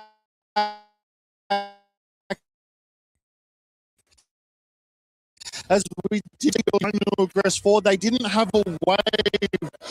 They had DK caught under that turret there, but they take that team fight, they get that priority, they get that pressure, and they run straight to the Drake, because this will be Mountain Soul for BLG. They will be that much harder to kill. They will have that much more gold lead, and it is starting to feel like wallet diff here. We see Randuins, we see Sterix on Bin. He's going to be impossible to kill when he gets that shield trigger as well. Critical damage is significantly reduced, and it just feels like Shiwu has almost fallen off here in the face of the oppressive power and strength of BLG.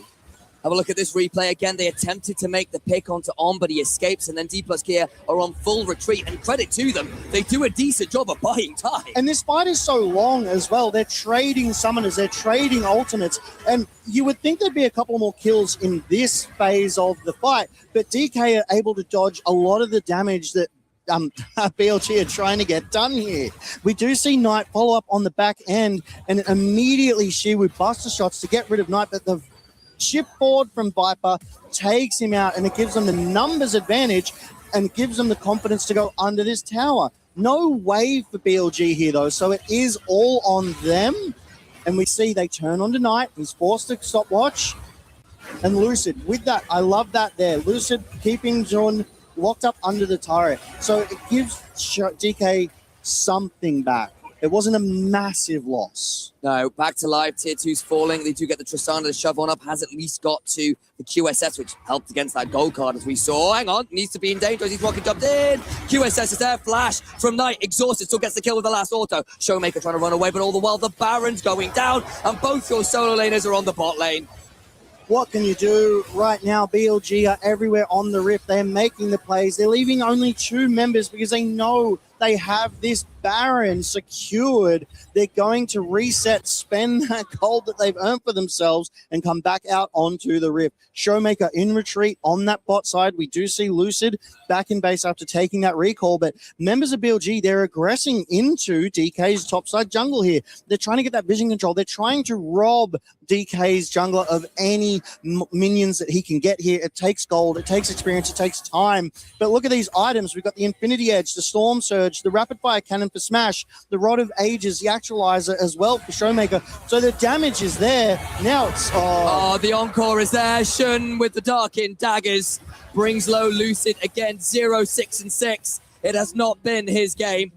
Now with the Baron, with Mountain Soul, with waves coming crashing in, D plus Kia have to stand against what feels the inevitable win from BLG. Yeah, they're 5v4 as well for another 30 seconds. Lucid having gone down in that fight there. They were already 5v4. Siwu over the wall. Just annihilated. He's gone again. I need to find a new word, but maybe it's still appropriate because he just got blasted. Shun, the reset on the ult available, doesn't need to pull it as yet, and they are onto all the inhibitors. The Nexus turrets remain, and D plus Kia, men down, waves down, inhibitors down, and looking like the game down to boot. BLG are taking it from here. DK locked up under their own turrets. They're locked up under their own Nexus. BLG is sieging. They've turned onto the Nexus. BLG will take this game too.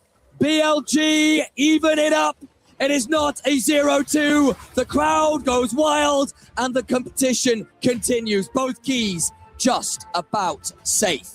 You know what? I feel comfortable and safe in my prediction of a 2-1 here, but I'm still not sure which way it will go because DK, they had such a fantastic early performance in this game. But we were speaking of DK's resilience in game 1. Like you said, BLG's resilience here in this game too, absolutely phenomenal. It was a great counterpick topside from Siwu, but Bin weathered the storm. BLG weathered the storm. Knight got that gold advantage and he never, ever let go. He was able to be the one to pump out that damage, get full item advantages, and Showmaker wasn't able to stand up against him. And I think for D plus Kia, it's going to be so frustrating because Shu actually started this game with some great moves. They put this Gnar into a tricky position. Smash had some great moments to get pickoffs onto On. They had Rise moving down towards that bot lane as well. All the early moves felt like they were going D plus Kia's way.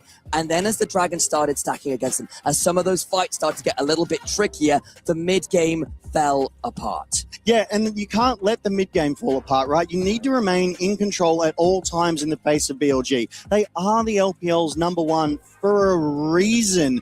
But enough from us here. That's it. Thank you very much, Logan, Valdez, and crew. Can you take it from here? Yes, I will initialize just like BLG took DK's ability to win this game away from them as started off really wacky. I mean, 3 solo kills for Shiu into Bin is kind of crazy, especially given Bin's reputation. But it didn't seem to matter because as a team, BLG came together and they just had much better team fighting and their ability to poke and pick from a distance, DK just seemingly could not handle. Yeah. I mean, it's just like all the game stuff, like, we're fine. Just the thing is, like, I think this game was like, it would be really sad for just D plus Kia because how they start the game, I think it was like really fine. I don't think that it can actually get better because Tristana was actually just nailing top. Like, he was 1v2ing against the jungler, 1v3, including also TF, and he was like kept soloing over again. And I don't think DK actually played well around that. Like, that is like really kind of, you know, the sad part, I would say. But the other hand, I think BLG played really well around the team comp. Like 5v5, they were taking really slow, wait for the Israel, can let him do that, whatever he want to do, and then not getting engaged on. And I think the Seraphine ulti was like so clutch almost every single moment. Yeah, for me, BLG just the way that they played around the gold cards in these team fights and just paced themselves. Didn't really dive too deep in, even if they got like a really nice on ult, right? It's just about picking your moments, picking your targets. And I think the issue that DK really ran into was the fact that they had that fed Tristana and want to play through sides with Ryze, but then they're playing against Twisted Fate and the Fury. And it's like, how do you out-skirmish these guys unless Lucid is on time and also really on point with the steadfast presence? And it felt like when there was no objective to play for, those picks couldn't happen for both sides, really. And when it came to the team fights, DK just got out Team 4. Like, they just got out hands here, plain and simple. Yeah, I think also for Xiu, playing an 80 carry top has not necessarily been his comfort zone. Definitely have been a lot of times where he's trying to find angles to flank, I actually and feel it doesn't really work out. I haven't seen this Tristana counter pick work into Gnar, like, ever. Like, I've seen it quite a few times now on stage. Yeah. I feel like it's just a worse version of the Vayne matchup. It's good in the lane, but then, yeah. Like, and it's weird because you'd think Tristana scales better in team fights too, but alas, here we are. I mean, Vayne skill's pretty good too, but like I think you guys are right. Like if you see only the lane, I think the Tristana is just like it's so you just right clicking and you get like cryo. It's just so easy. The problem thing is what I don't think they just play really well around the team comp. It's just like Xiu and Shoemaker and Lucid has to be around there. I think they also item build. I don't think I really liked it from the Smash and Xiu and not being able to kill Gnar at all. Like there was one moment he just jump in with the Mega Gnar and it becomes, just mini Gnar and you're not even tickling it. It was like just so weird because like no one was willing to build the last Whisper fast. I mean, that's the cursed Jhin build that we sometimes, unfortunately, have the honor of witnessing, where you go 3 items that don't really do damage. And then he got IE at the very end, 4th item, doesn't have Last Whisper, as you said, because he built it. Jhin. And then it was already too late. So I don't know. It was over he did 30 16k damage and he was 3-0 like 15 minutes into the game. Like that shouldn't happen. So I think that's definitely something good to call out. And unfortunately, this is kind of what happens to D plus Kia oftentimes in many of their series, especially best of 3s. They win game 1. Most of the time it's dominant, actually. The game 1 wasn't really dominant because it is BLG. And then game 2 is like a close loss, and then they get smashed in game 3. So I hope that doesn't happen for D plus Kia, but also I do think that BLG, on paper, the better team. Yeah. If I'm DK, I'm putting Smash on a hyper carry, and I'm praying. That's what I'm doing. Yeah. Front-to-back composition. Shiwu, you've had your fun on the carries. Yeah. It's time for Ornn, buddy. That's where my head's at. I mean, I'll say like doesn't have to be not carry or carry. It's just like you just have to deal with like against the beam. I think this was a game that really good example. Handling the beam, it was even better because he was the winning. And the problem it comes off when it's 5v5. So gotta do a better job as a team, I think. And now it's game 3 of Fearless, and a couple of big picks for Showmaker also taken away. The Cassiopeia, I think the Victor as well was played into him in game 1. So Twisted Fate. We'll have to wait and see. Twisted Fate's gone. It's going to be pretty interesting to see what they do draft. But first, guys, a break before game number 3.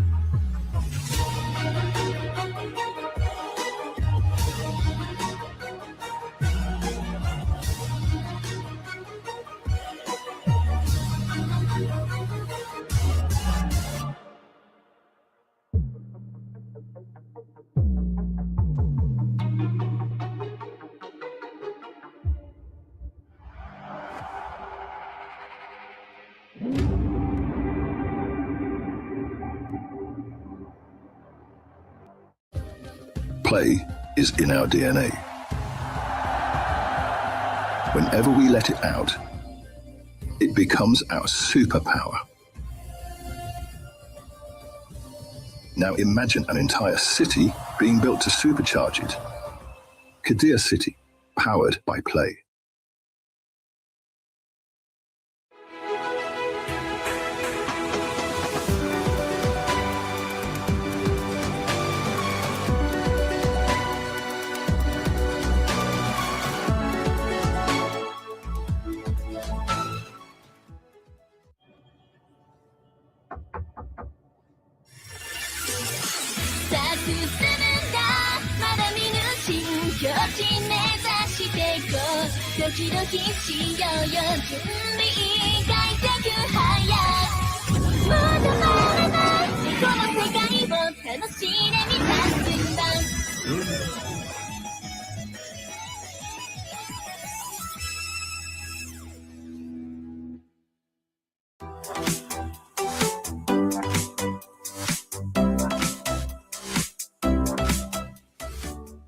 The human body was built to move, not trapped at a desk in one singular posture for 12 hours a day.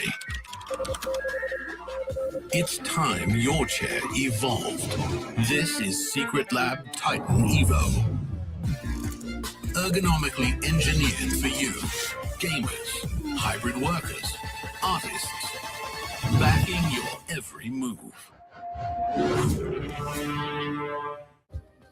Play is in our DNA. Whenever we let it out, it becomes our superpower. Now imagine an entire city being built to supercharge it. Kadir City, powered by Play.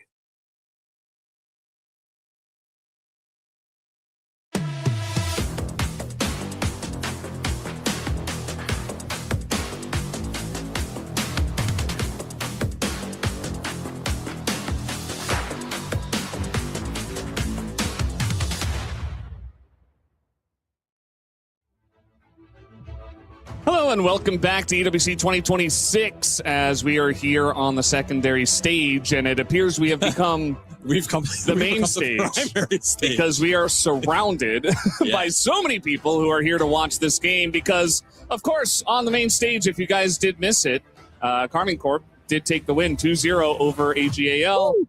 As our good friend Jamada is losing his mind because we might be losing every Chinese team in this tournament if BLG go down to D+Kia here. Now, I do think that BLG are the big favorites coming into game number 3. It for sure it is. I think after I see like game 1, game 2, still it makes even more for me to be like easily can say huge favorite for BLG. It's just like the basic fundamental. I think the BLG is like also way more experienced international tournament, and I think this is like even game 1. I mean, it's like hard. It's like hate to say, but it was like. There was a huge throw from BLG. Yeah. How the way of their losing was like didn't really make sense. To be honest.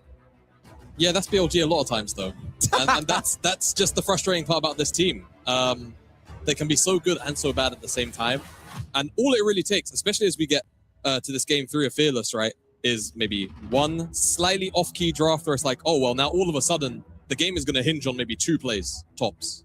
And that's kind of what happens the further that you go into Fearless, when players end up on picks maybe they're not as practiced on, or whatever the journey to get to that conclusion is. And BLG have done it time and time again. They throw their heads right into the wall and they lose quickly. But like we've said, the experience definitely favors them, and hopefully for themselves as the final Chinese representative, cooler heads prevail. Final. Yeah. And also I do think that champ pool-wise, BLG should be in a much better spot. I'm definitely worried for D+Kia. I don't know what they're going to be picking here in this game number 3, but I'll let the casters from here take it away and let us know. For bringing us all in here to this final game. Jamada with an interesting statement there saying he hopes that cooler heads prevail. There are some very decidedly not cool heads on the Rift on both rosters here. D+Kia, along with a number of other rosters in the LCK do love a circus every now and then. And when it works, it's fantastic. When it doesn't, your 3-1 Tristana, your Poppy jungle really struggling to go something like 3-7 top, 0-6 in the jungle. Not a great place there. BLG again, when you've got players like On, when you've got players like Bin, there is a certain volatility that comes with the playstyle. We'll see whether some measure of calm can come into this deciding final game. But the LPL need BLG to make it through this, because AGAL, anyone's legend, just lost to KC. They just got knocked out here at EWC 2026. Their key crushed. So BLG is the LPL's last hope. They need to win this 2-1 for the LPL. And holy moly, Carmine Corps in Paris going forwards. That's a match made in heaven. Should be very exciting indeed. But we turn our eyes to this B stream, and I can see all the fans beginning to migrate over from the STC Arena here to the Kiddiet City Battleground. It is rammed from wall to wall. Syndra first pick, likely for Showmaker, could go bot. The Syndra's been flexible right now. The response is a Rumble plus something.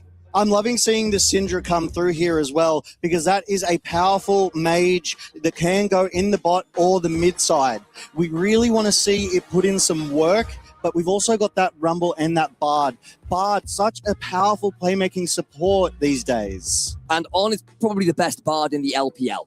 He is very, very potent on this champion. His roaming in particular, I could highlight any number of games I've cast of this guy popping off on the champion, really, really riding that line incredibly well. See what he can do here to protect and make some plays here, especially with things like the Camille off the board that has felt like the significant answer into that chime-wielding warrior. That's the phrase I've gone with. It feels a bit excessive, but here we are. The response, though, Lucian Milio looking like the correct choice. Yeah, Lucian Milio is definitely a duo that has risen, because previously it was Lucian Nami, but with that Imperial Mandate buff, Nami has kind of fallen by the wayside, and that range extension that Milio can provide works very, very well for Lucian. So loving this bot side duo, as we do see Caitlyn locked in for Viper on BLG, that long-range powerhouse, almost the epitome of what an AD carry should be. And we're familiar with this champion, right? We've seen Pays with it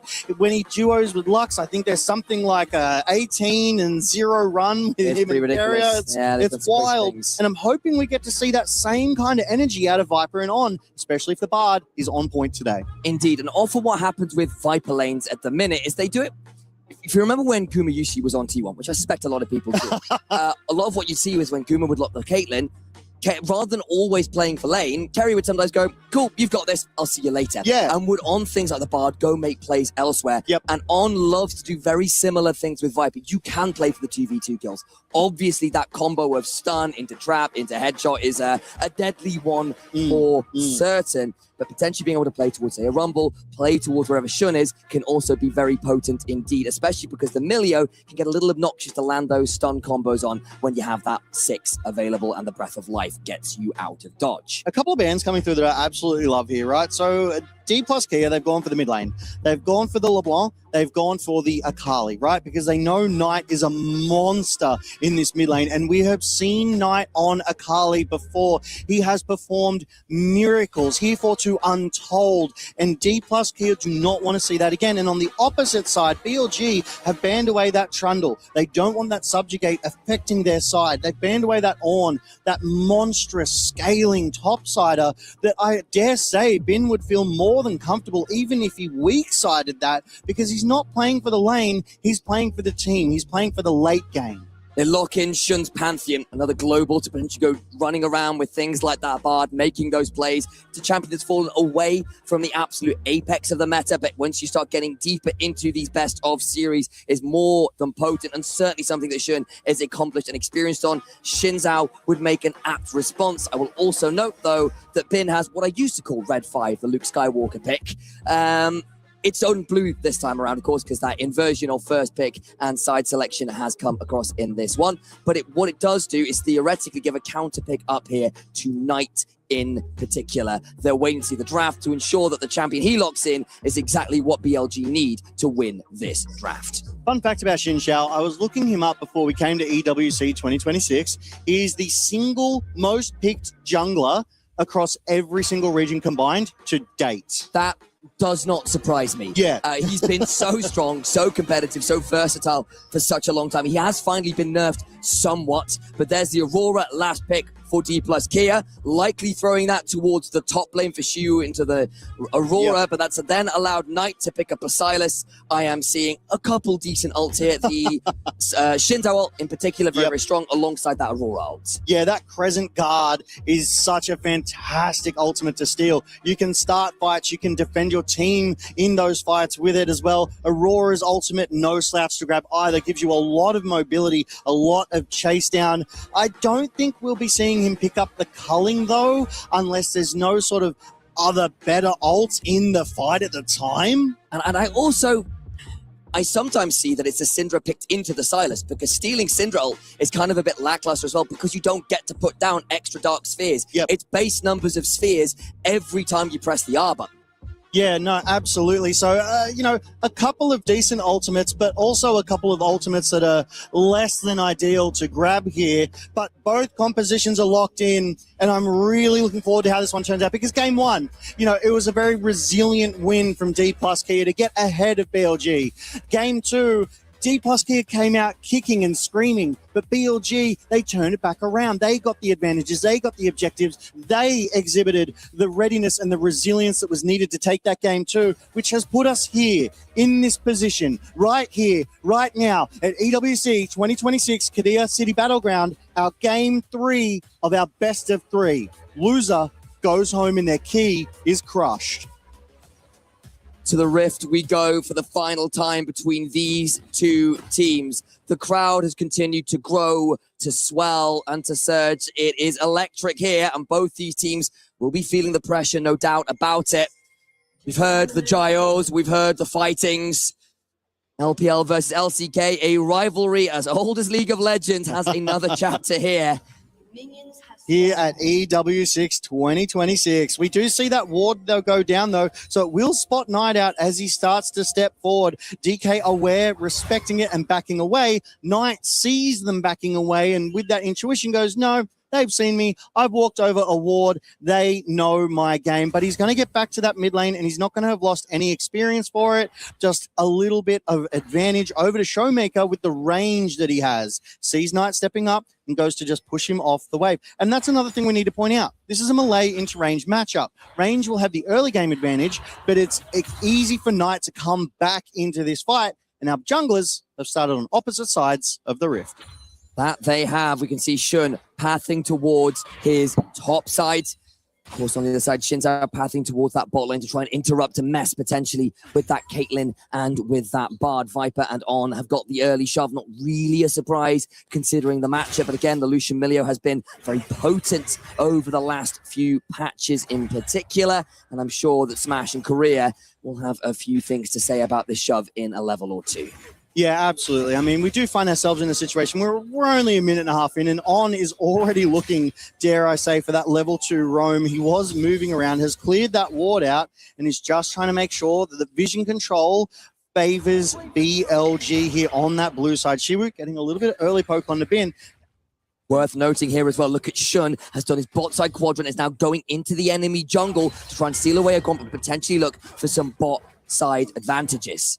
Yeah, Shun in a great position here too if he's able to get this quick enough. Smash at the level 2 will look to dash on forward with the Relentless Pursuit. Viper taken low but not down. Does have the barrier traded. Gets a nice build of a Peacemaker back. Reminder that the Pantheon is still here. Smash in danger. This needs to be a good kick. Flash away. And the Comet Spear secures first blood. And that was that early rotation from Shun that you pointed out. He was in a great position to take advantage of this bot side play. He had the priority. He was always going to get there before Lucid can do anything, even though Lucid was nipping at his heels. So great work there. They got the barrier, they got the flash, and they got the life of the AD carry of D plus Kia in Smash. Reset now from Shun, got that first blood, gets a longsword and a ruby crystal to his name. Knight left lone with him chunked out. Potentially makes contesting for this topside scuttle crab a risk here from Shun. He's still going to blast going in and look to fight it regardless. Remember, he has got the item advantage, and now Lucid might actually be in a spot of bother, especially with Bin with priority.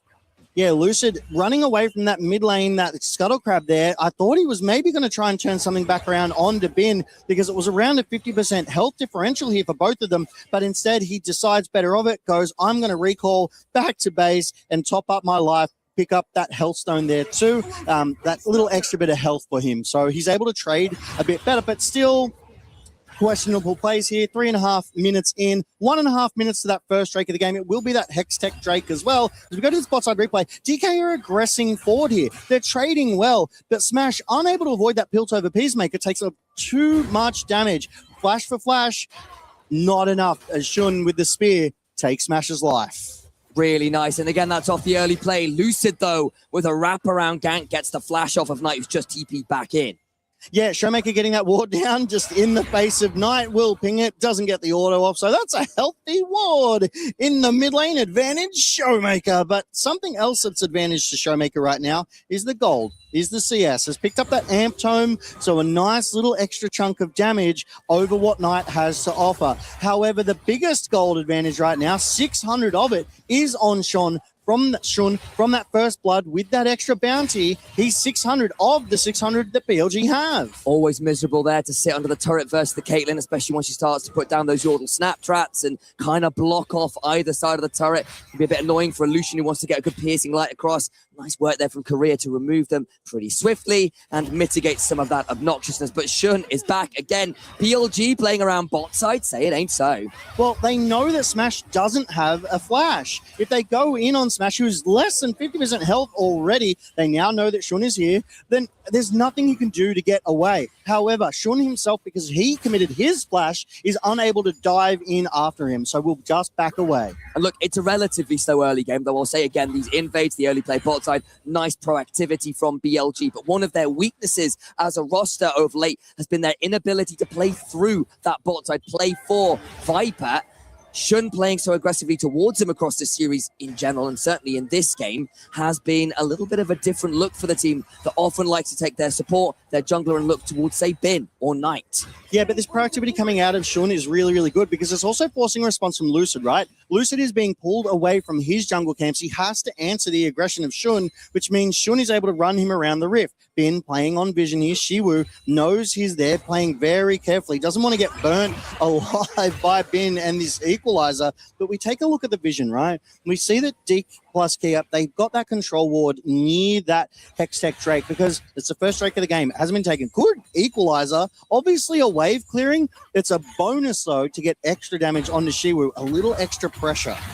Well, with Bin having been down the teleport, it does allow him to reset and not have to worry so much about the wave being a problematic position. Will bounce back as he arrives at the turret, so we'll be happy enough with that. In the river, though, on In Danger has that mark atop him, but won't have an audacious charge to deal with, and Lucid should pick up this scuttle crab. Yeah, it just pokes on away, gets that priority, able to pick up that scuttle crab tidily. The XP is worth it from those scuttle crabs because it almost gets you to that level 6, which is why double scuttle is so important because it gives you that level advantage when those jungle objective fights break out. But that is not to be here, as we do see that, you know, Lucid is rotating around to that top side, but I don't see a scuttle crab sitting in that river just yet. D plus Kia, vision control on that bot side around the Drake pit, but there's also a control ward from BLG. So both sides here valuing vision and information, but not quite ready to pull the trigger on the Drake because the grubs are up in 1 minute. And that's something that we've been seeing more of, right? More teams are going for the grubs first, trade for Drake, rather than giving that 2 to 3 minute window of opportunity for them to be able to contest. Completely agree. And of course, as we just look at the game state in general, been a relatively slow one, not super aggressive. Hell, there's a bit of damage from Viper. Gets a nice trade there, the ace in the hole, after body block by Career, especially as that cozy campfire shield and the warm hopes, rather, shield would have timed out. Career says, Smash, get down, I will protect you, and takes that ace in the hole quite nicely. That is the support that you want in your games. Like we saw a little earlier when that Nautilus was blocking all of those skill shots onto that Lee Sin there. It was spectacular, and it just keeps those 80 carries healthy. It keeps them alive, or in that case, your jungler as well. But we are talking about BLG versus DK. We are talking about a game 3 of a best-of-3 series that has gone the distance. We are talking about if you lose, your key gets crushed and you are knocked out of EWC 2026, and neither of teams want this. BLG, LPL's last hope here. And on the other side, D plus Kia, team that in some ways has been a bit of a surprise to make it in some ways. Their form domestically has been so inconsistent. Lucid and Shiwu sometimes incredibly high, sometimes incredibly low. Showmaker on good form here as well, looking to take it to the likes of Knight if they can make it happen. Is up a good CS margin here. Dragon being started. BLG though, thinking of contesting. Shun with the ult could look to come on in. Stolen Shinzao ult. Dragon taken. But unfortunately for Lucid, a Crescent Guard will not keep you alive. And he'll trade the Dragon for his life.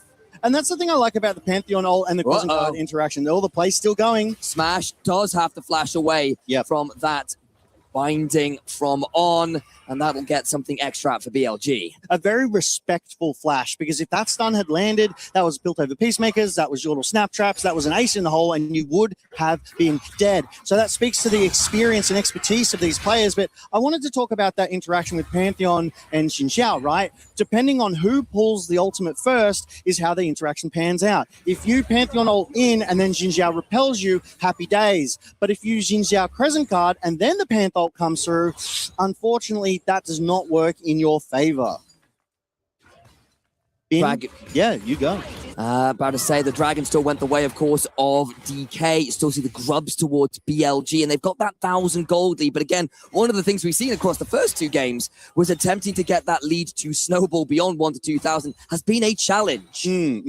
Like you say, 1,000 gold lead, but the grubs still up. That is that second jungle objective. The next Drake, 3.5 minutes away, because it was just taken. A lot of vision control happening around here, but Shun is where all of the gold advantage is for BLG. Both kills to his name. On a couple of assists, Viper with the one there, but look at the CS advantages. Showmaker still pulling away from Knight there, 20 CS, and that's what you would expect with that range in the melee matchup. Viper, though, 10 CS up over Smash. So both teams are winning in different lanes. Different win conditions are coming online. As we go to this replay, that beautiful Pantheon ult from the bush, it wasn't on any kind of vision, straight into the midst of DK. Nothing they could do to stop that from happening. And I do love our observers giving us some of these cinematic outros. It's cool to see that. Have some fun with it indeed. And it's a nice moment there from Shun, who does get that kill. Of course, it's still the Dragon from DK. So when hit too much, that is a good tempered fate. Those Shun's around. Showmaker, clutch, flash. Absolutely. We saw the vision, the tempered fate to lock down Showmaker. Shun was going to go in with that stun, but Showmaker's flash instantaneous prevents the play and definitely saves his own life there. But now Showmaker critically, no flash for 5 minutes. He's a very immobile mage. And all the while reminded while that Dragon fight was happening, Shun was on the grubs. So actually now he goes and finishes them up, gets that third one. Been potentially in danger here as he's overheated and stunned up, teleporting out to safety. No CC from Shiwu. I'm sorry, that was brilliant because he knows there's no CC. Right? So the moment that comes through, he's like, I'm going to TP out of here. You don't have the damage to finish me. You've just comboed off. I'm A-okay.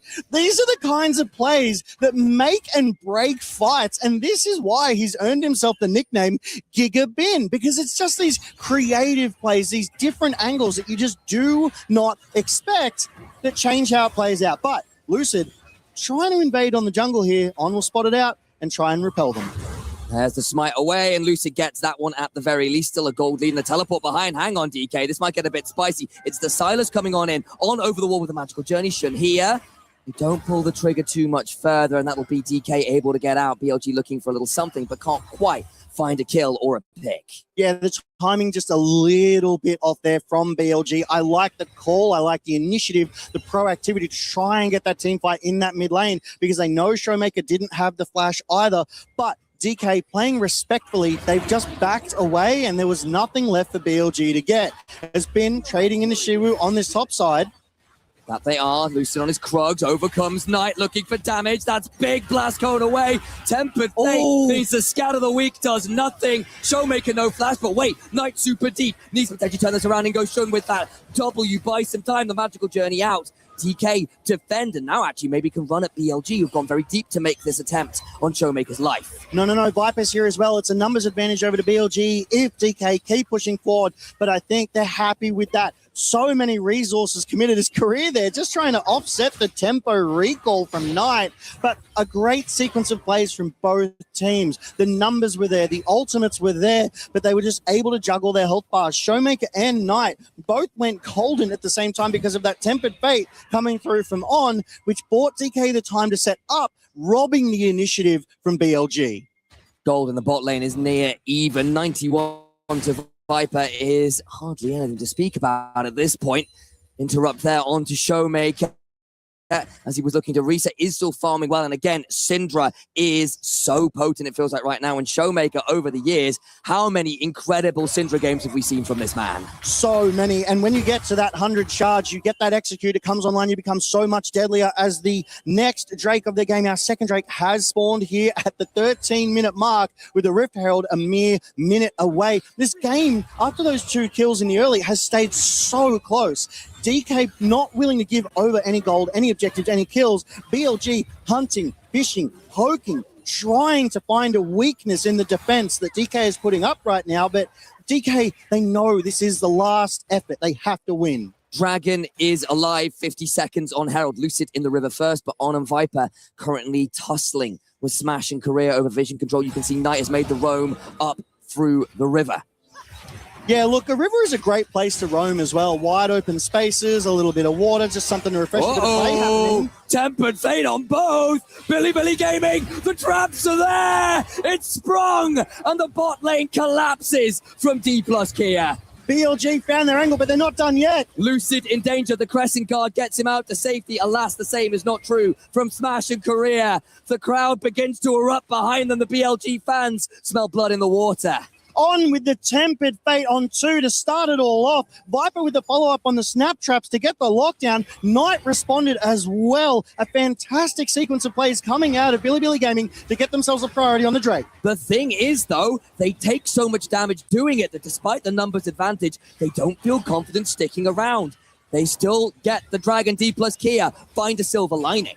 Yeah, silver linings are better than no linings, that's for sure. I would like that, please, and thank you very much. They are on their second Drake. Their dragon stacking has begun. It's that Hex Tech, it's that Cloud, so a little extra movement soul, but it will be an Infernal Soul, which I have to imagine that Smash on that Lucian will value so heavily. But Viper on the other side would also value that equally, that extra chip, that extra poke. But let's take a quick look at the vision control here because it looks like a fight's about to break out around the Rift Herald. DK, they've got some vision, but BLG, they're here first. With that reset after the double picks and the fact they didn't contest that Dragon means they can come up to contest this Herald instead. Showmaker is on vision and is now in danger. Does have the flash, maybe has to burn it. The Cosmic Binding, the Rocket Belt in, the ace in the hole, and Knight claims a scalp. And that's the vision I was about to talk about up in that top lane. Showmaker, unaware, was trying to be patient about it, but we go back to this replay, and here's the beautiful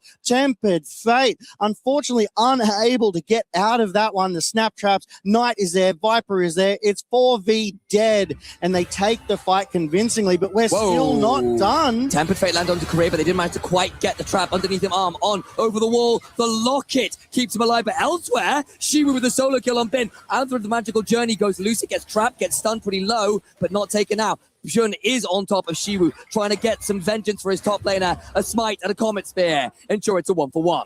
Yeah, Shun able to get Shiwu back. That is DK finally on the board with kills there too. Shiwu getting the better of Bin, but Bin did enough damage that Shun was like, you know what, I'm going to commit my ult. I'm going to go down there and get that kill because the rest of BLG were able to take that fight with the team fight that DK put together. And we'll see this one again. Bin just wanted to clear a ward out, but Shiwu saw the angle, saw the opportunity. And look at the health difference here. Shiwu is still sub 50%, chipping away, poking away at Bin. And in this extended fight, even eats an equalizer to boot, flashes away. Bin just feeling so confident he gets comboed under the turret.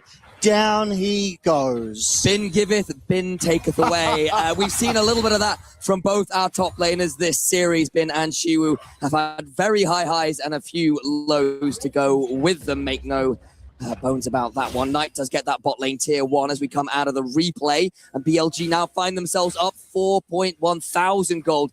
That's a lot more meaningful. Yeah, and at 17 minutes, it is significant. Both objectives will be coming back up and around the same time in around 2 minutes here as well. So there's a bit of a split play that could possibly come up here.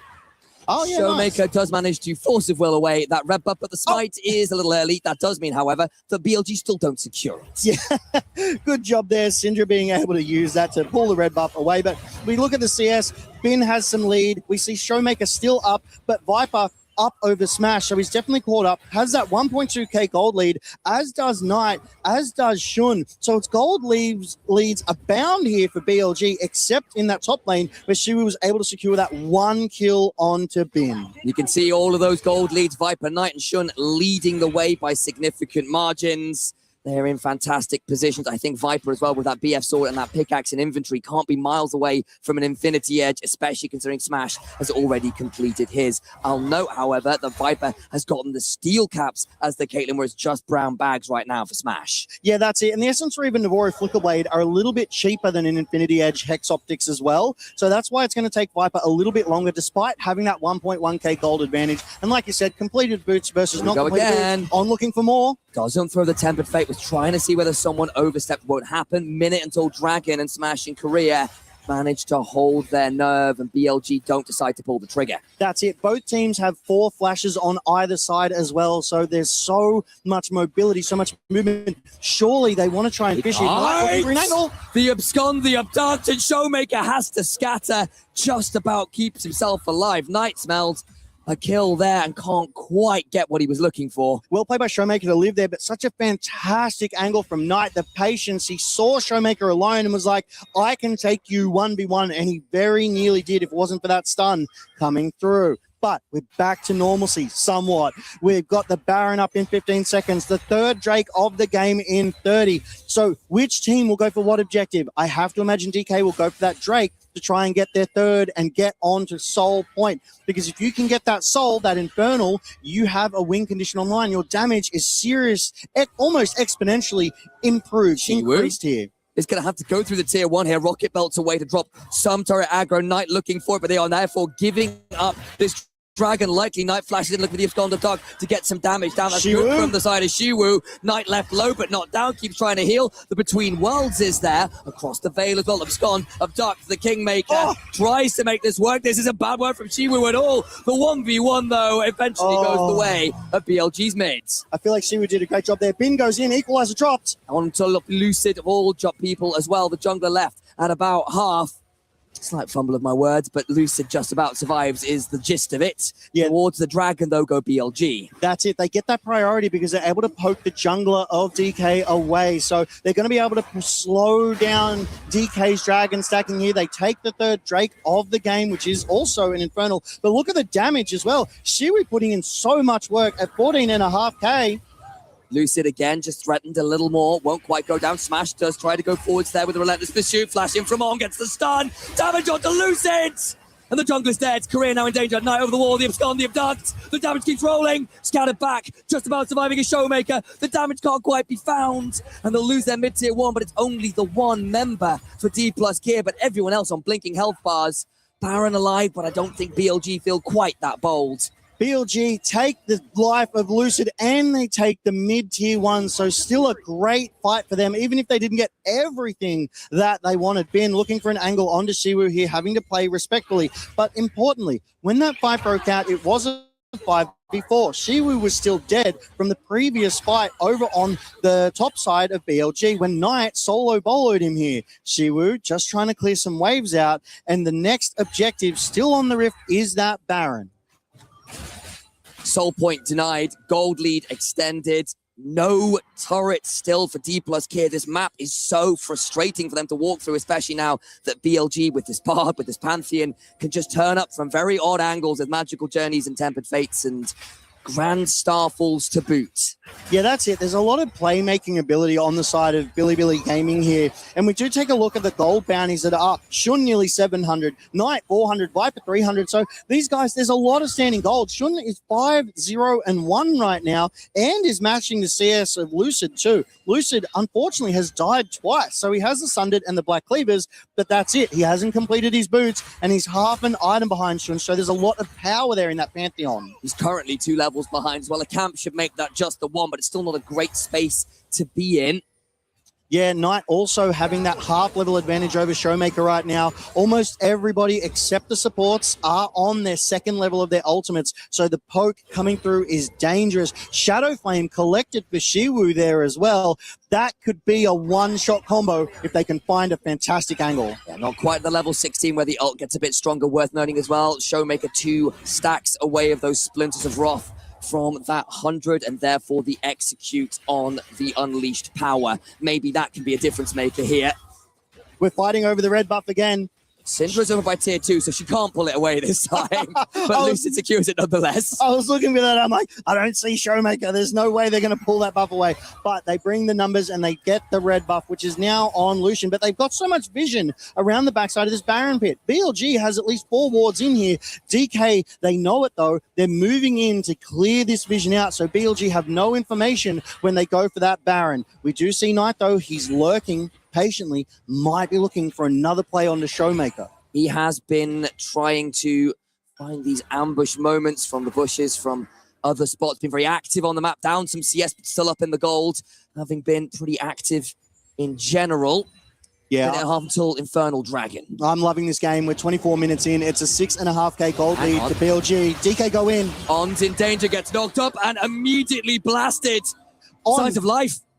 On is wiped away from the face of the rift, but it's only a support. We've got Knight on the top side pushing in against that top side tier 2. DK forced to respond despite having that numbers advantage. There's no objective for them to go for on that bot side. We've been too risky to go towards that Baron. I guess the tier 2 falls, so in the end it sort of becomes on for Baron. Lucid thinks about staying on the Gromp because I don't know about that. Too dark and too dangerous when it's full of Shun and Bin. Shiwu still in this top side, bot side rather, clearing away that wave. Should be safe. The rift is dark and full of horrors, and Lucid is going to respect that one. He walks out of there, and doubtlessly with his life, because Bin and Shun, they were there. They were ready to go after this jungler because the timing is great. With that Drake up in 45 seconds, now is the time you want to get those flashes. Now is the time you want to kill the enemy jungler and give yourself that key advantage in these objective fights. Baron's still up at the 25th minute, though. No one looking for it. I'm not seeing third items yet for BLG, and that means this is probably about as playable as it gets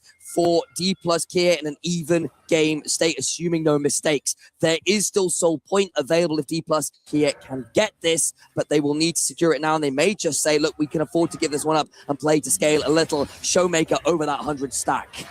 Yeah, absolutely. Whoa, fake. That's the one. Lucid left golden, not taken out. They don't full send. Look at Knight, though, on the flank angle. Yet to pull the trigger. D plus Kia unaware right now with the Silas, thinking about coming from the flank angle. Yeah, Knight does have a fantastic flanking angle. They've got wards down. The DK see him coming. Smash slides away. Good relentless pursuit to escape. Flank dissuaded. Yeah, there's a 1v1 happening on the bot side at the same time, though. Shiwu and Bin looking to try and tussle, get some advantage here. Cullen goes out. On's left low, but not down, surviving for now, but it's 5% HP. If that D plus Kia, maybe that's enough. They're in the river. It feels like any fight could go any way here, and if you win, I know we're 26 minutes in, but it feels like it would decide the game because of the way these two are tussling, the way these two are fighting, conserving their gold for these items. ZK Smash, he's trying to push in, get some priority there. First to the Drake here. They've got the vision control and the position. 6,000 gold down, but with On sent back, it feels like D plus Kia might have an angle. A narrow one perhaps, but it's there. D plus Kia waiting in that bush, seeing with the Knight face checks. He's got a breath of life to immune some of the CC. Dragon down to 3,000. There's so many layers to this fight. There's players everywhere. Oh, it's taken by the Syndra scout of the week. That gets Soul Point, but the fight after danger. Lucid just about to survive it now. Flashing from On, they can't quite get the kill. And they get out alive. The great heist of EWC 2026 just happened before our eyes. DK, they get the third Drake. They are on Soul Point, and they get away with their lives. It only costs an ultimate and a flash. You've got to be happy with that. But the Baron is up for the taking. Surely BLG want to look for this. They've certainly rotated a few members over for DK, though. Soul Point secured. Can they survive another 4.5 minutes? Can they pull off the game one again? It's a bigger gold lead they're up against. It's a more frustrating team, I would argue, in the later stages to manage, but the hope stays alive. The game isn't done. The fight wasn't lost. The dragon is secured. Bin patiently waiting in these bushes. Shiwu surely knows what's up. He's advancing forward. Bin's getting ready here. Look at Shun. He's coming down really fast. He's trying to get here to be in range for a Grand Starfall. Ult for ult as it stands. The Rocket Belt in. Looking for another one of those Electro Harpoons and a Flash. Shiwu in danger. Flashes in turn. Flash for Flash. You've got to be happy with that. Shiwu stays alive, but a great patient play from Bin there, trying to take out a member of DK, trying to claw back any advantage here. BLG, they've maintained this 6.5k gold lead now for quite some time. DK doing an excellent job. He's nearly in danger there. Knight over the wall, thought about it. The abscond was used, but the abduct was held. And Lucid gets to put those wards away. And that's it. Shun still 5-0, hasn't died. Knight hasn't died. Viper hasn't died. The significant, serious damage dealers haven't died. And Shun just picked up a GA. He's never going to die, barring some miraculous mistake coming out of these players here. DK up against it. Vision control coming through around the backside of that Baron pit. They have to know that Baron is a serious, serious objective. If they don't get it soon, in 3 minutes' time, it's going to be, do you go for that Baron or do you go for that Soul? 3 items for Knight, 2.5 for Bin, 3 for Shun. The AD carries are at least matched, but this is a difficult position for D plus Kia with that item discrepancy. And something of worth note as well, DK have not taken a single turret of BLG's. BLG can push up hard, heavy, and fast. On court, the unleashed power! Showmaker scatters on and he is left weak at the knees. Numbers advantage to DK and they know it. They're going to advance here in this mid lane. There's a 1v1 tussle on that bot side over there, but DK know that they can strike now. Like you said, before those 3 item completions come through, but they're unable to get through the snap trap line of the Caitlyn. Knight's being collapsed on. He's in a 5v1. Oh no! Arguably the best player in the world right now. So much danger. Goes Golden. Where is the rest of BLG? The Remember Down and Knight in the mid lane is taken out by Smash. DK are finding the angles. They're finding the ways in. They've cut the gold lead by 2k. They're not able to do anything with it right now, though. They are recalling. Lucid looking to clear the vision. BLG know that the jungler is certainly going to move over there, but they've got the wards. They can see the Baron. They know it's not under threat. They've got time. Some cracks just beginning to show here, Logan. BLG were 6,000 gold up, but they lose the Dragon. They get picked off a couple members there as they're setting up in the mid lane. It doesn't cost them Baron yet, as On may be in a dangerous position himself, but does manage to just get out there with a magical journey. Just wanted to get that ward down, nearly costing him his life. On has been caught twice now. If On keeps doing this, this could be the doorway for DK to get back in. And the more time Shiwu has, the more possible just an ult one-shot combo can take out the damage dealers of BLG here. Bin doing an excellent job of keeping Shiwu in lane, though, so he's not able to get out onto the rift and have that impact. We take a look again at those turrets. Every single one of BLG's is still up. That's a lot of standing gold for DK to be able to catch up on if they're able to get them down, but the snaptrap lines prove defensive. They are 40 seconds on the Soul. 5,000 gold is the advantage. Well, 4.5 now. Let's be fair to D plus Kia. It's more playable than it was. Yeah, we did just see a TP coming through from Knight. He's just answering Shiwu on that bot side. They're looking to get to Shiwu. They're looking to go onto the flank. Shiwu in danger between worlds. He goes. He's trying to TP out. Knight interrupts. He absconds and he abducts with Shiwu's hope of escape. The blast cone is there, but there's a shield bolt. And the Aurora, well, she's rabbit meat. It's rabbit hunting season. Shiwu trying to get those fancy feet, trying to buy time, but it was such a heads-up play from BLG to 2v1 onto Shiwu in that bot side. They do commit that ult, they do commit that TP, so they lose a little bit of mobility here, but it buys them that numbers advantage at the critical moment. That Drake is up, that Baron is up. BLG have started it, but I love that DK recognize it and they're not going to contest. The problem is it's now 35 seconds and no teleport on Shiwu and the respawn. This is going to be a 5v4 around the Baron. Yeah, and this is the intelligent gameplay coming out of BLG. They get the numbers advantage when both objectives are up so that they can take both of them with those serious numbers advantages. Well, Siwu, 20 seconds left. BLG keeping DK away. They're getting vision control. They're getting priority. On a flank, looking to potentially catch someone out as D plus Kia must enter the river, must get past these snap traps somehow, some way. It feels like this is their final moment. They must roll the dice, weight it against them, though it is. Yeah, weighted against them because of the wallet differential, because of the hands they're coming through with the equalizer. Goes down. It's dangerous, but Lucid chunked out. That's frustrating. That's your jungler. He's tempered fate. He's got no opportunity to get to the Baron. And BLG secure it for free. Knight in the mid lane. Flash away. The stolen between worlds. Viper takes out Lucid. Bingo's golden. Shiru is here though. Maybe they can pick up the Rumble. Who flashes away. Showmaker with a shotgun. Scatter. Smash. Shuts down Viper. BLG on retreat. Need to get out. They have the Baron to their name. But D plus Kia don't go quietly at the end of the fight.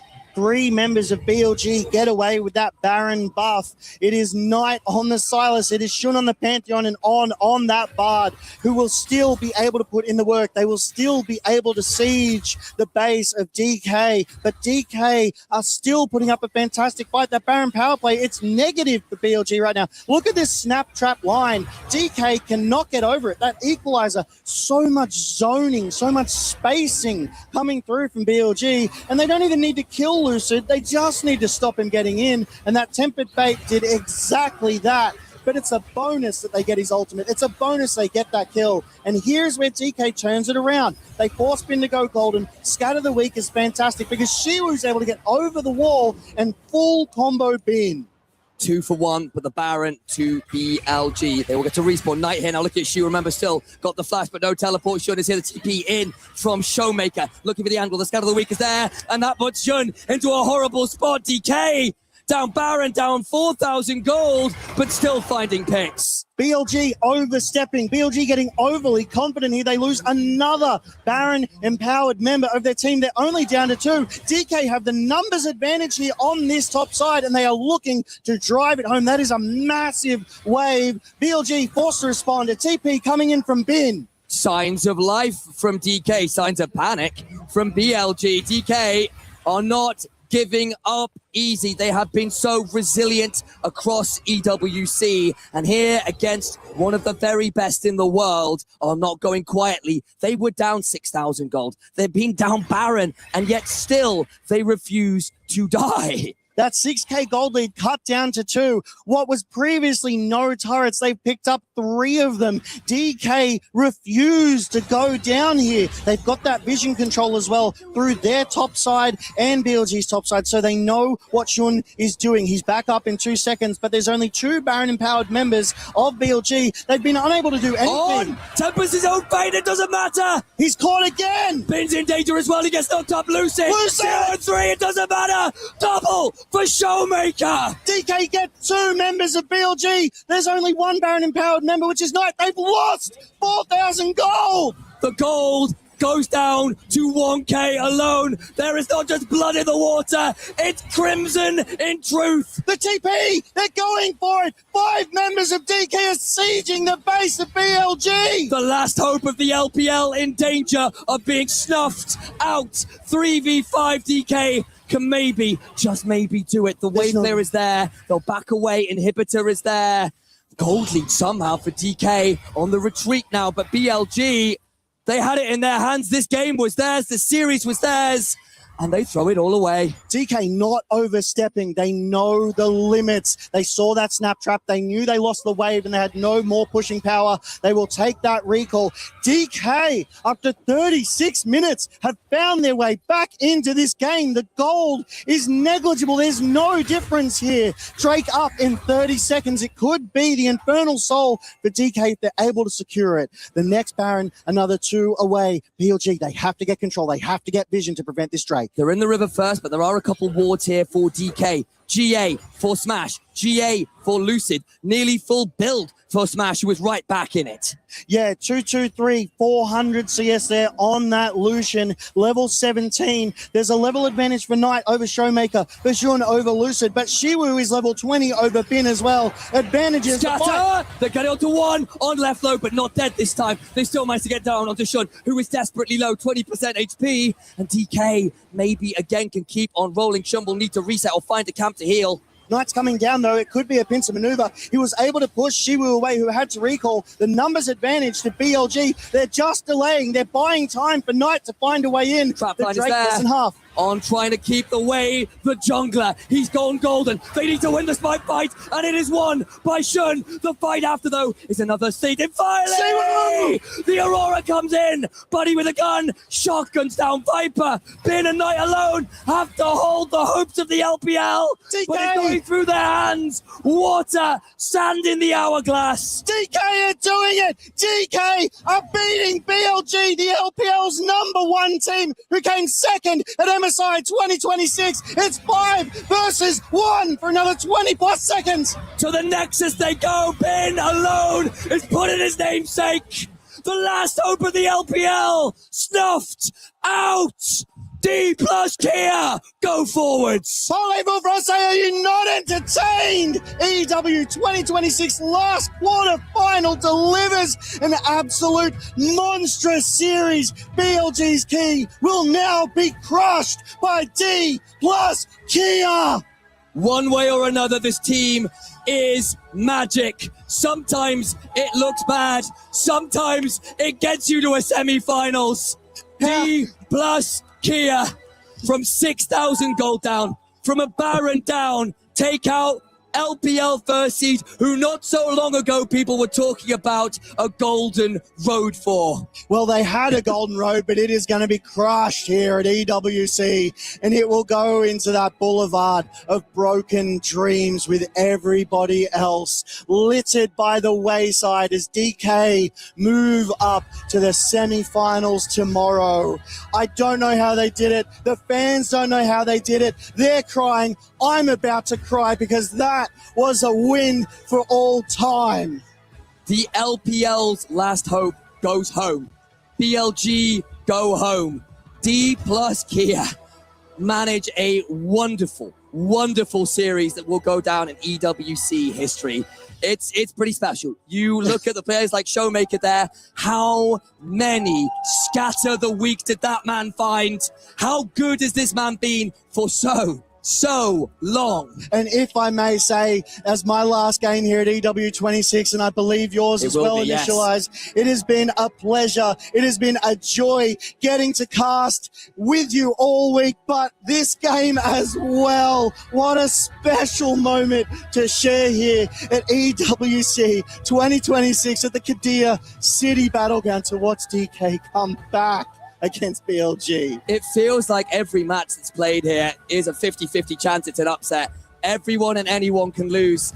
It was going to be a tough schedule for so many of these teams who had MSI so recently, but for D plus Kia, the magic continues, the run continues. Valdez in the desk, take it away. Thank you so much, guys. I can hardly believe my eyes and my ears as D plus Kia come back from over 6,000 gold behind. I was watching that game, and I still don't know how they managed to do it. But D plus Kia are moving on to the semifinals against Gen G tomorrow.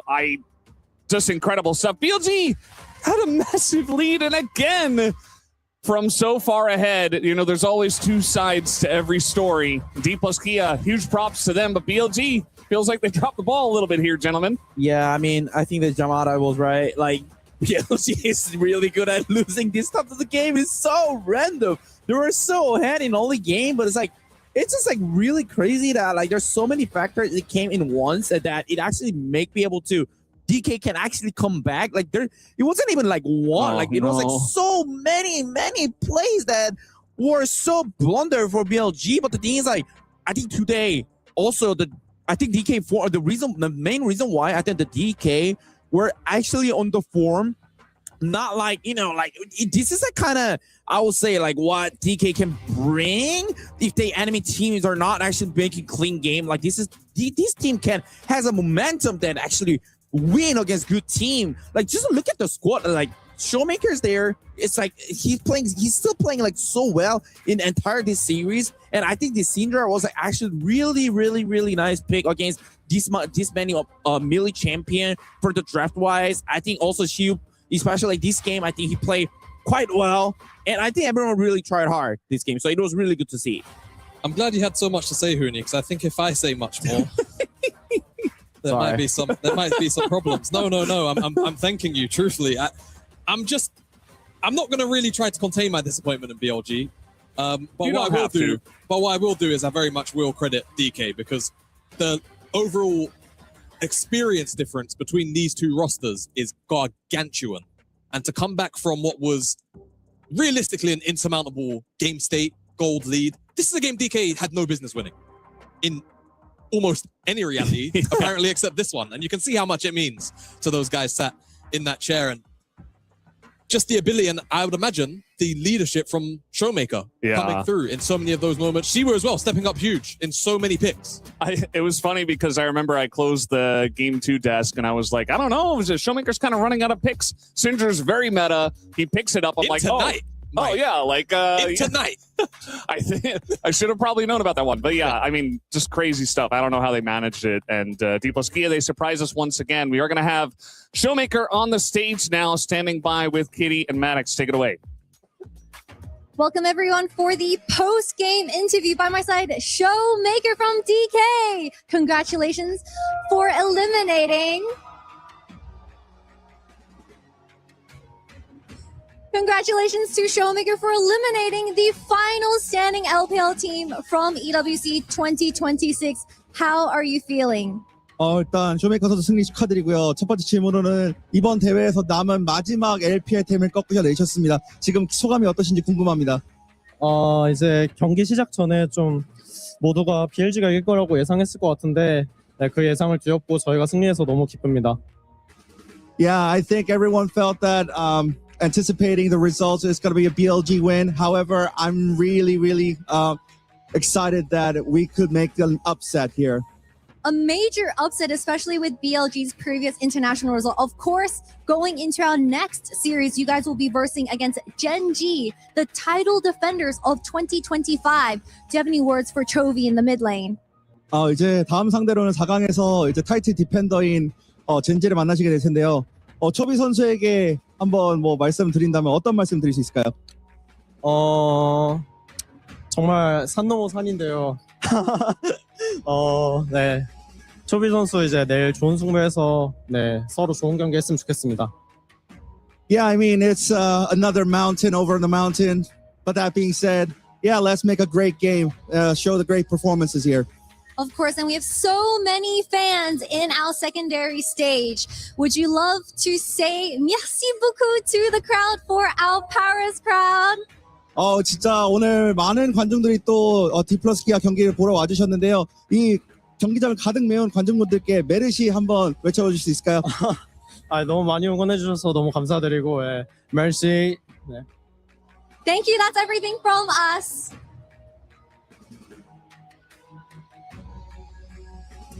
Thank you so much, guys, on the stage, Kitty, Maddox, and of course, Showmaker for the big victory. I like how he, the first thing he addresses is like, most people probably predicted BLG to win this one. Yeah. And he gets it. He knows his own team. He's very self-aware, and yet they were the better team today. Yeah, I mean, when you're a player, I think you always understand what the realistic odds are coming into a series. I'm sure sometimes. Sometimes. You know, I think you'll know, right? Like, even if you have full belief in yourself, you'll know what people are thinking. And regardless of that, I mean, Showmaker time and time again has defied odds. It's been half his career doing that. So, yeah, I'm just very, again, excited for DK. I think this is obviously a huge moment for them. And, hey, you never know. You know, Gen G, sure, they've looked scary here. It's not below them this year to lose games. Yeah, I mean, it's 100%. It doesn't mean, I mean, they are playing same group, same actually stage, the same matches.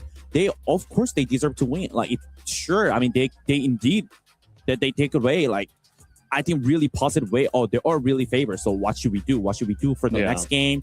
I think I could actually see from the preparation, like, they were not really 100% confident, like, going in this match, of course, but I don't think they were scared, like, how they playing. Like, they wanted to actually just show all of it, what they got. Because if they lose today, like, that match, like, they just go home, like, that's what you don't want to see. So, yeah.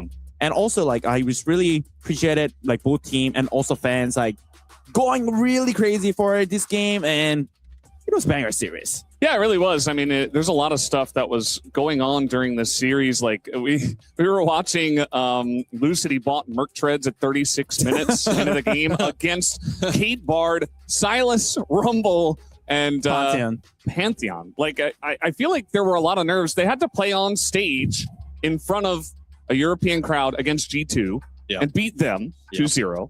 And now they come here against BLG, and the main stage finished, and everybody moved over here for game 3, and they make this massive comeback under all this pressure. It's like, I just don't know how they managed to get through it. Especially after the G2 series. And I'll tell you what, this crowd is taking no prisoners. If they have a team they're supporting that team significantly up. Yeah. The T1, anytime T1 have been on that stage, T1 fans going crazy. Yeah. And yeah, here, even once the A stream series finished, this was we might as well have been in Korea. Yeah, as far as the crowd's concerned. But that helps teams get across the line. Huni will tell you, you make a play, you hear the rumble underneath your feet from the crowd cheering. It pumps you up, and that had to have been again another one of those factors for them that really helped them, stay the straight line. Yeah, I mean, I think though, it really depends on like, it could be bad. It could go bad. It could go wrong because like dealing with the pressure of mob, like it's actually not easy. Like you're playing in front of like at least like how many people? Like at least I think there was 1,000 people here. It's small. And we cannot stress enough how many people came over here to watch that game. Oh, it was wonderful to experience. Obviously. For us. Yes. And for all the DK fans, we saw some pretty crushed BLG fans, and unfortunately, they are now out. Yeah. You were one of them. Yeah. I saw you. And yes, BLG will have their key crushed. Showmaker, last time when he crushed G2's key, he took the handle clean off. Wait, did he? Yes, he did. Yeah. Oh. Yep. And now this time, he's got it down with the second key crush. It didn't explode this time. That's what I was about to say. No loud bang. Yeah. Maybe he was more careful this time. I think so too. Producers, Showmaker, please this time a little bit softer, lads. I didn't hear any sounds. It was really smooth. Wow, it really did just crack. Yeah. Huh. Interesting. And that's BLG. Your MSI finalist is out here in the round of 8. Yeah. 1 best of 3. Yeah.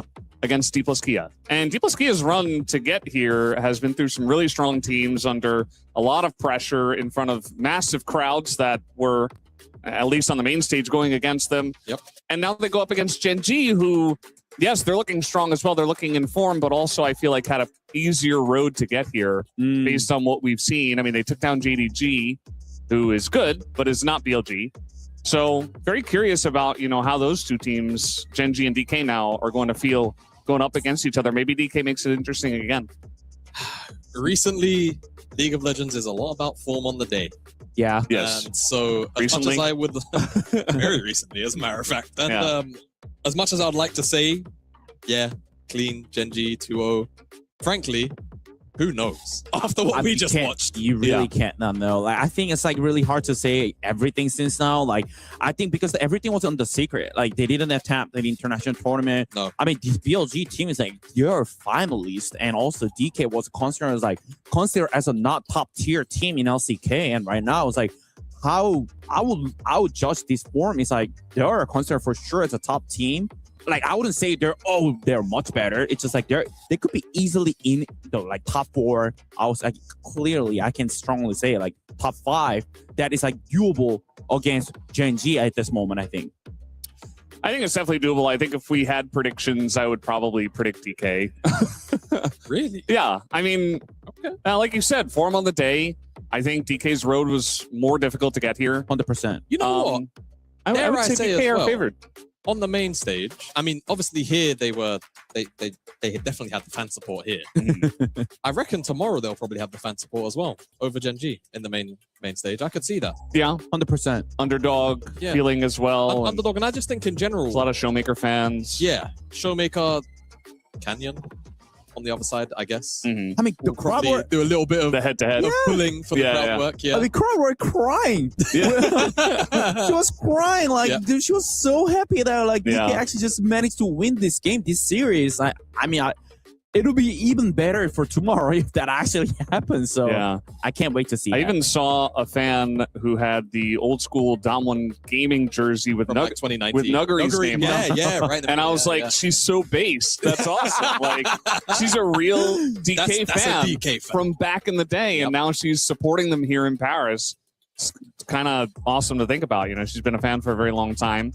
Yeah, Nipolskia, crazy story.